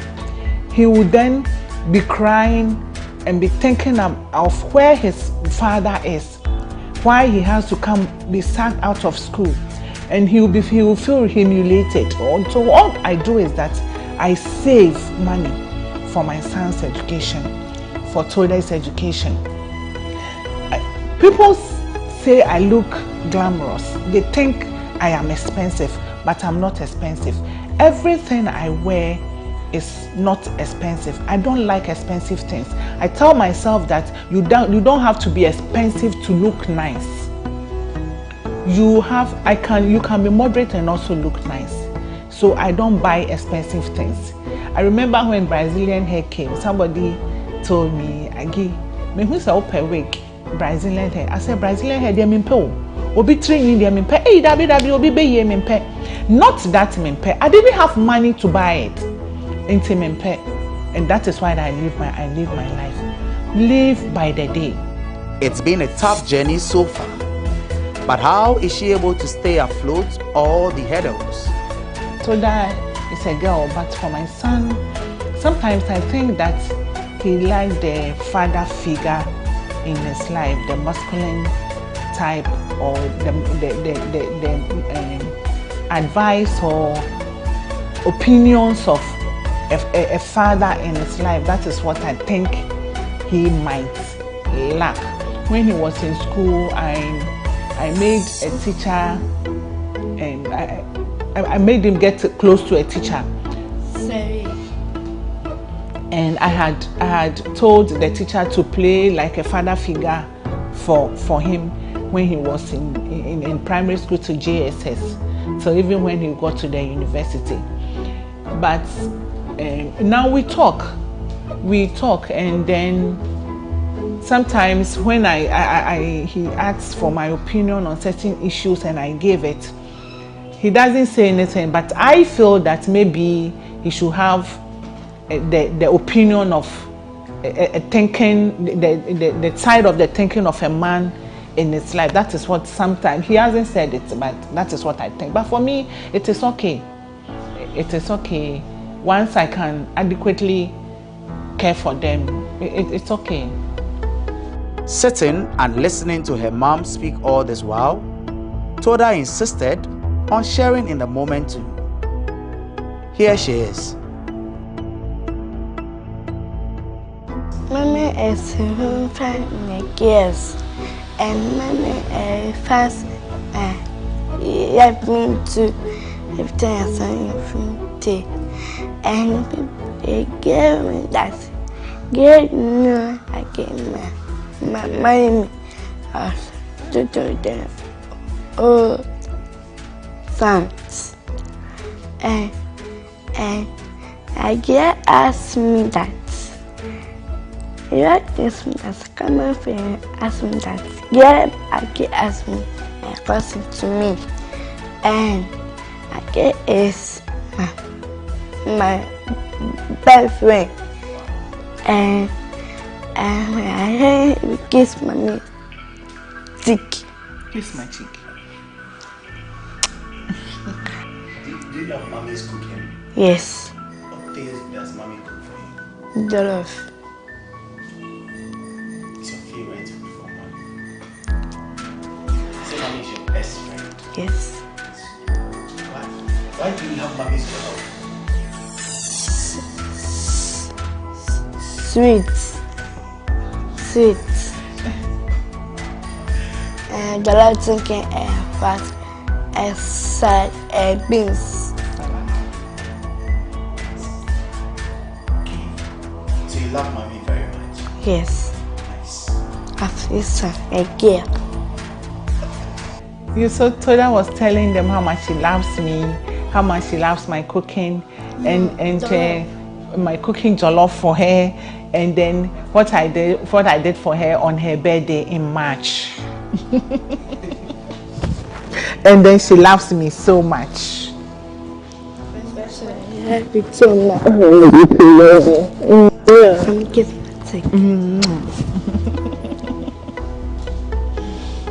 We took a drive to Toda's school in Tema to catch some quick words from her teacher.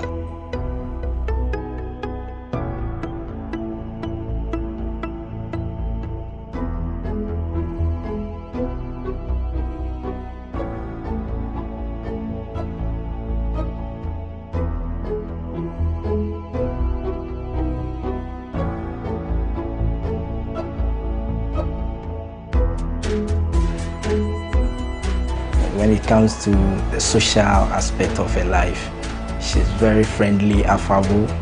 She's the one who easily makes friends with people. And one thing about Toda is that when she takes you as a friend, you'll not be disappointed. Though she's not as, there's a challenge, but she's one of the smart and good students in the class. Sometimes they were questions that she responds to, you'll be surprised. And so far, when it comes to academic too, she's doing well. Both indoor and outdoor, she has been very active. There's full participation, whatever that we do in class. And she's the kind of student that despite her disability, she does not let the disability to weigh her down. She's always at the top. She has a good relationship with students, both students and teachers. She knows almost every student in the school, their name. She knows every. Sometimes she engages with a play with the other children around.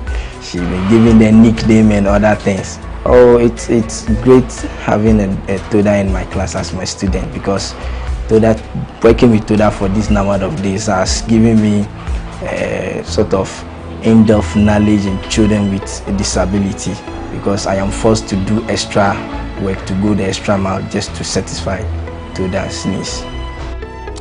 Regrets? Has she any? I do not have regrets, because I believe that everything happens in a person's life for a reason. I love my son, and even though I had struggled to take care of him, I do not want to poison my son's mind against his father, that your father wasn't responsible. Anytime his father remembers that he has a son and sends something, I'll tell him, this is how much your father has sent. But for me, I met a man once upon a time. We got married. And then he dashed me a son. A son who was my companion for 18 years. Thanks to him, he decided to travel out and abandon his son. But I have a son. So I thank him for giving me a son. I do not have regrets.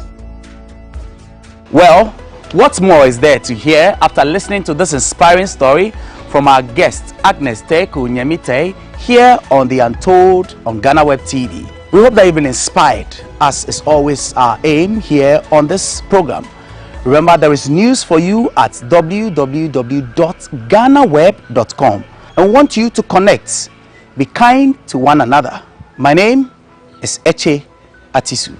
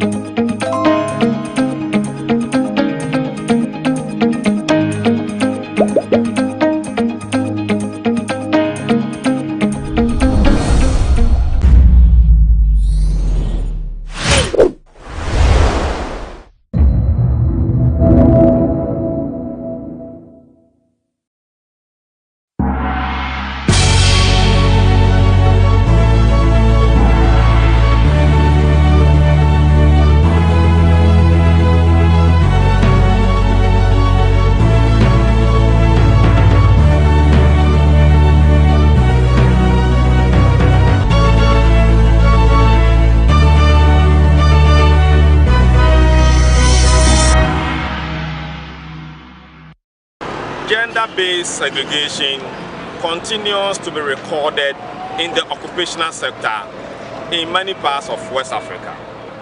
In Ghana, for instance, certain occupations are reserved for men, whilst others, traditionally, are reserved for women. Jobs such as dressmaking, food vending, sale of vegetables, baking of bread, traditionally are for women. But certain ladies and women are bent on making strides by breaking this occupational bridge. One of such ladies is Sarah Nyako, who has taken an apprenticeship in carpentry at the big Osei Furniture Works in Antelope. Here is Bistec on GhanaWeb TV. We are here to engage Sarah to find out her motivation, success story, challenges, and prospects for the future.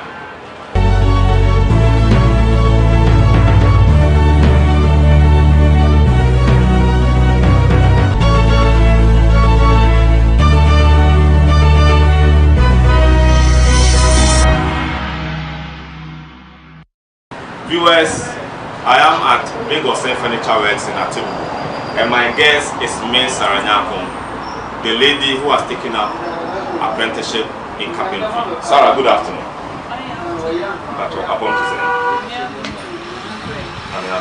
Now, tell me, how did your dream of becoming a carpenter begin?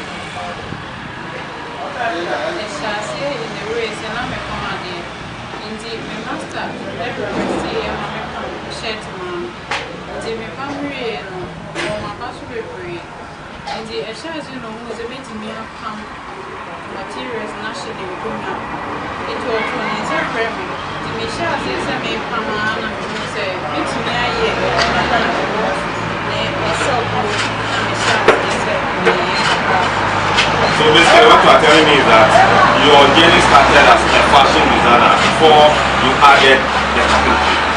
Okay, so now tell me, for how long have you been in this job?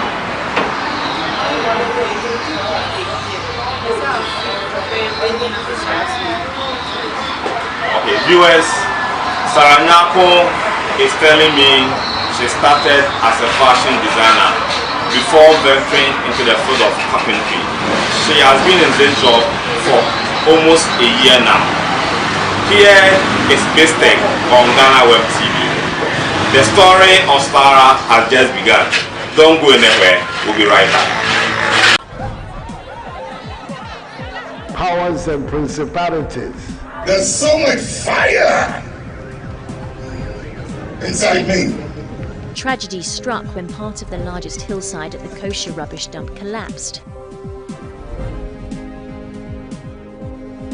It's going to be fun to see how he goes about approaching this game.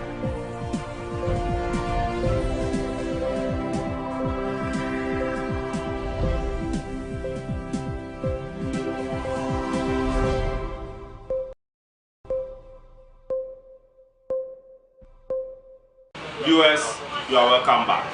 So Sarah, tell me, you said you have been in this apprenticeship for 1 year. After 1 year, what are some of the things you are able to make?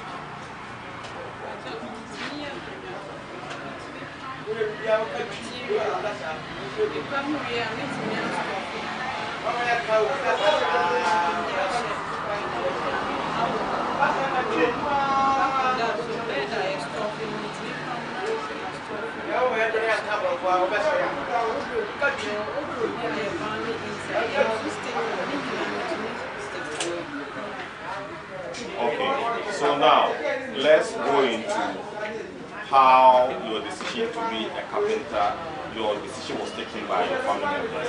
What did your parents say? What did your friends say when they saw that you were into carpentry?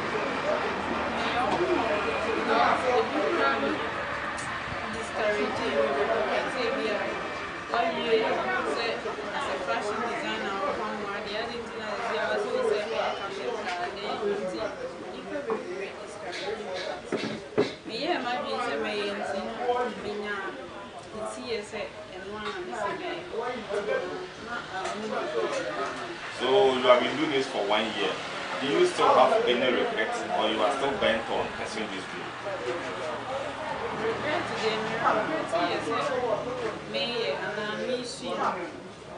Because my need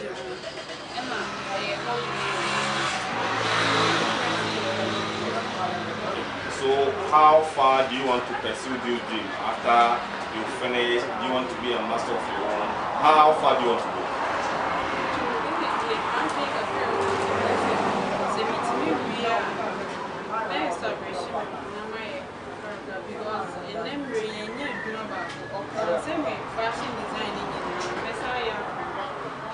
Now let's go into some of the challenges you are facing. I can see you have some police here who are men. How do you relate with them? Is it difficult to work with men, or is it just like working with ladies? With my father, because how I relate to them, they are all free. I'm free to ask them, they are also free to teach me. Okay, so now let's get into the job itself. When you entered up to now, do you think there are certain parts or portions of the job that are not meant for ladies, or you think the carpentry is a profession any lady can do without any form of qualification?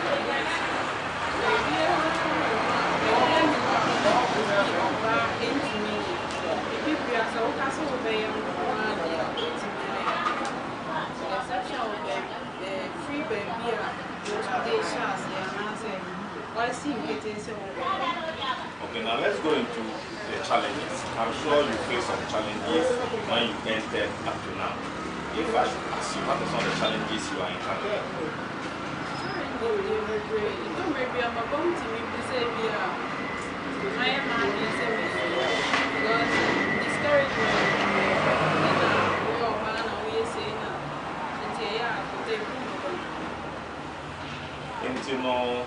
Na nneɛma a yɛde yɛ adwuma tools ne saa nneɛma no wɔ saa nneɛma no na wonni a mmoa bɛn na nka wonni a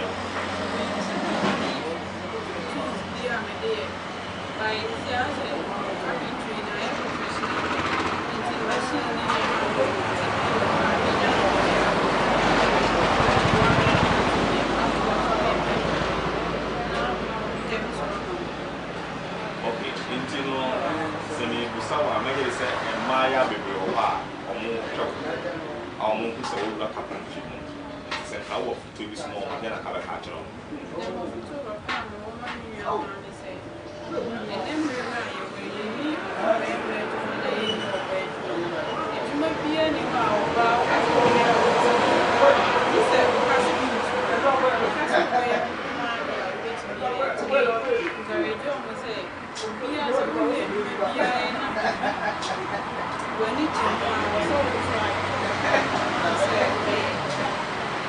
Viewers, that is the discussion with Sarah.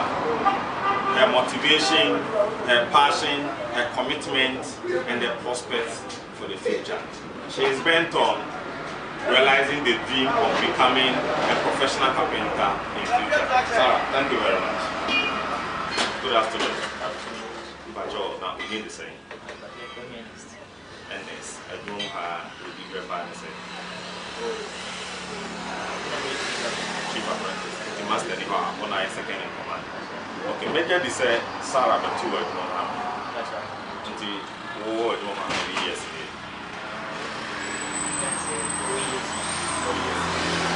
You know, Abraham Mohammed, master of all of my say, when you new apprentice are a year or bad, send a move for you.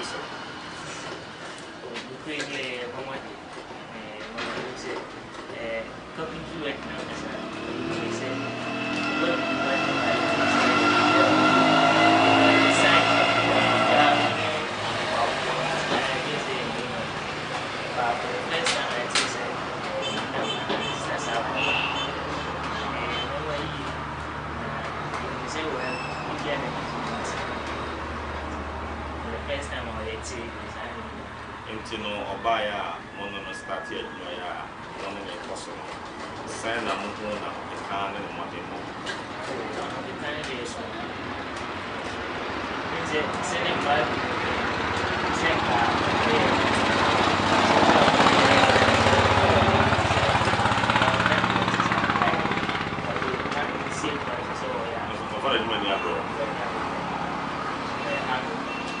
I question my drink and my tea for some when they say, I say, Mima, you be a Mima Consia, you be a bro, so you know. And tea or you buy Sana, only like be far with people, send it here or I am for send it here. This is the city or I tell you.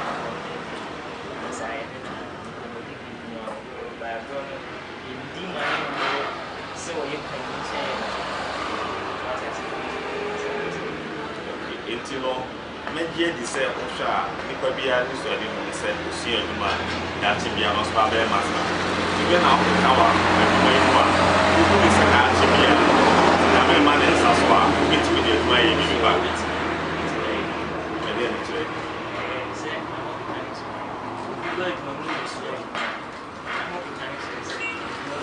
Yeah,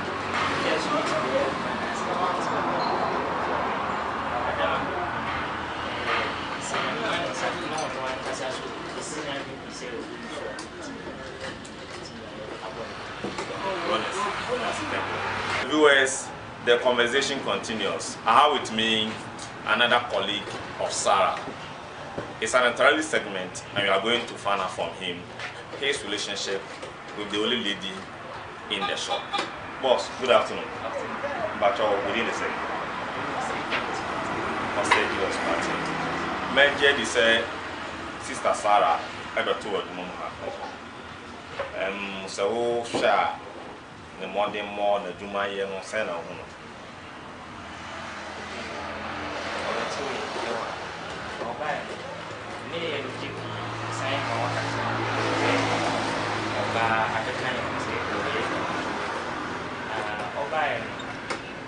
Kami expectation kan ni modern pun kita always lose this.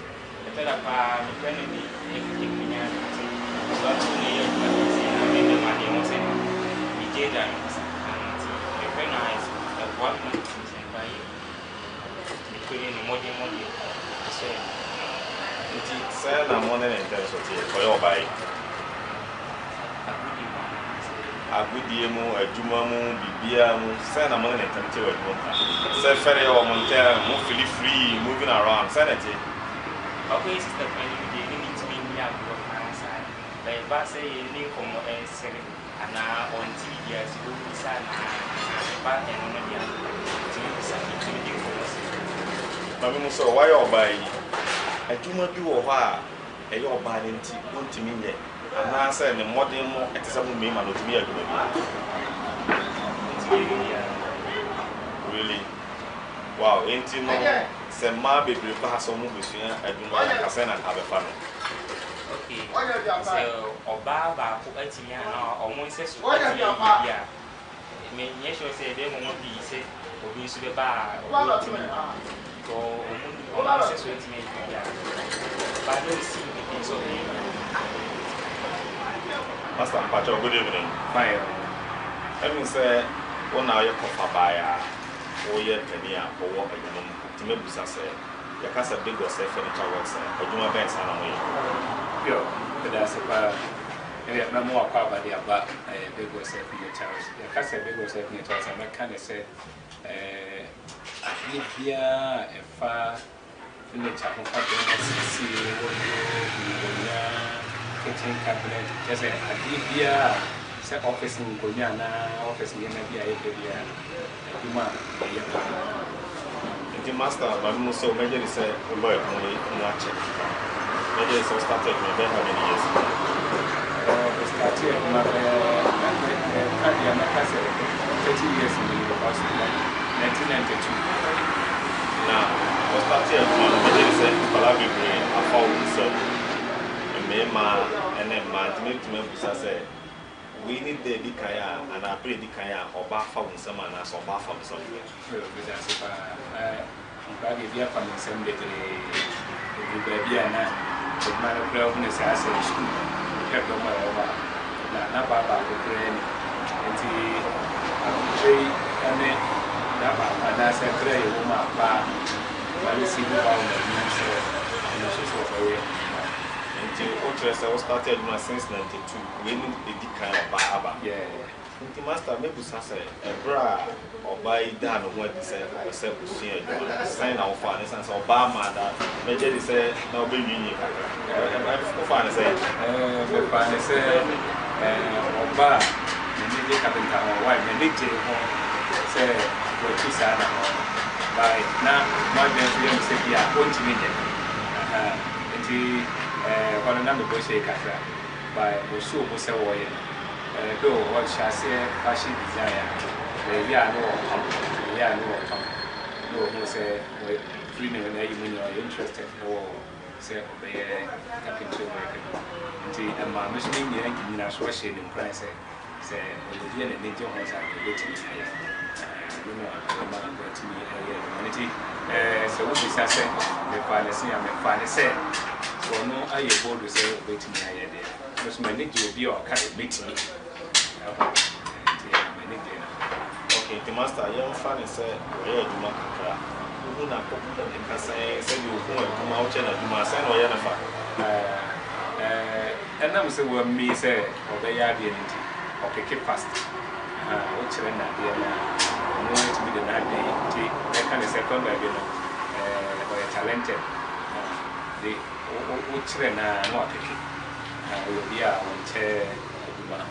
So the man would say, yeah, or young man, I said, and Pane, you could any be glad, though, when young would any night, as I saw by and chair.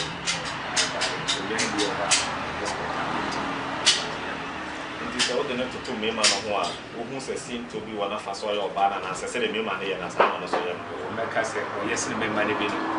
Because my man be black, I may say.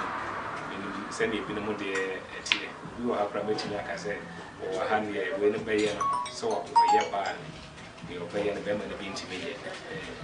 It master, young funny said, a buyer you will feel no one said, but you know you want to win to me. Why for a buyer, the translated or body cover found seminar for 2 Bernard, or the man mouth said you may be a member when I never. Put you out with us and the mamma, the Whoopia, 8 years.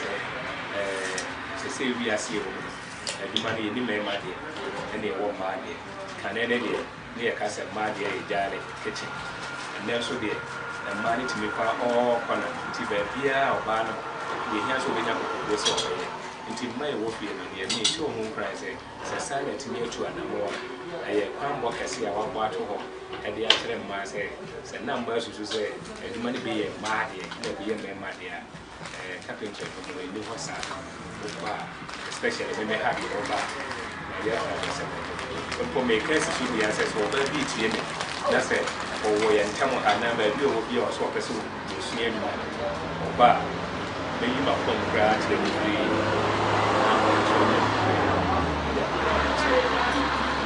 Viewers, that is the master of Sarah. As he says, his doors are open. She started as a fashion designer, but is now bent on becoming a professional carpenter. That is the story of Sarah. A story driven by passion, commitment, and dedication. But what matters most is that she is bent on breaking that myth surrounding certain occupations. Sarah is bent on proving that what men can do, women can do, and can do better. But for Sarah to be able to achieve this dream, she will need the support of the larger society. From Big Ose Furniture Works, here is Big Tech on GhanaWeb TV. I am Agnes.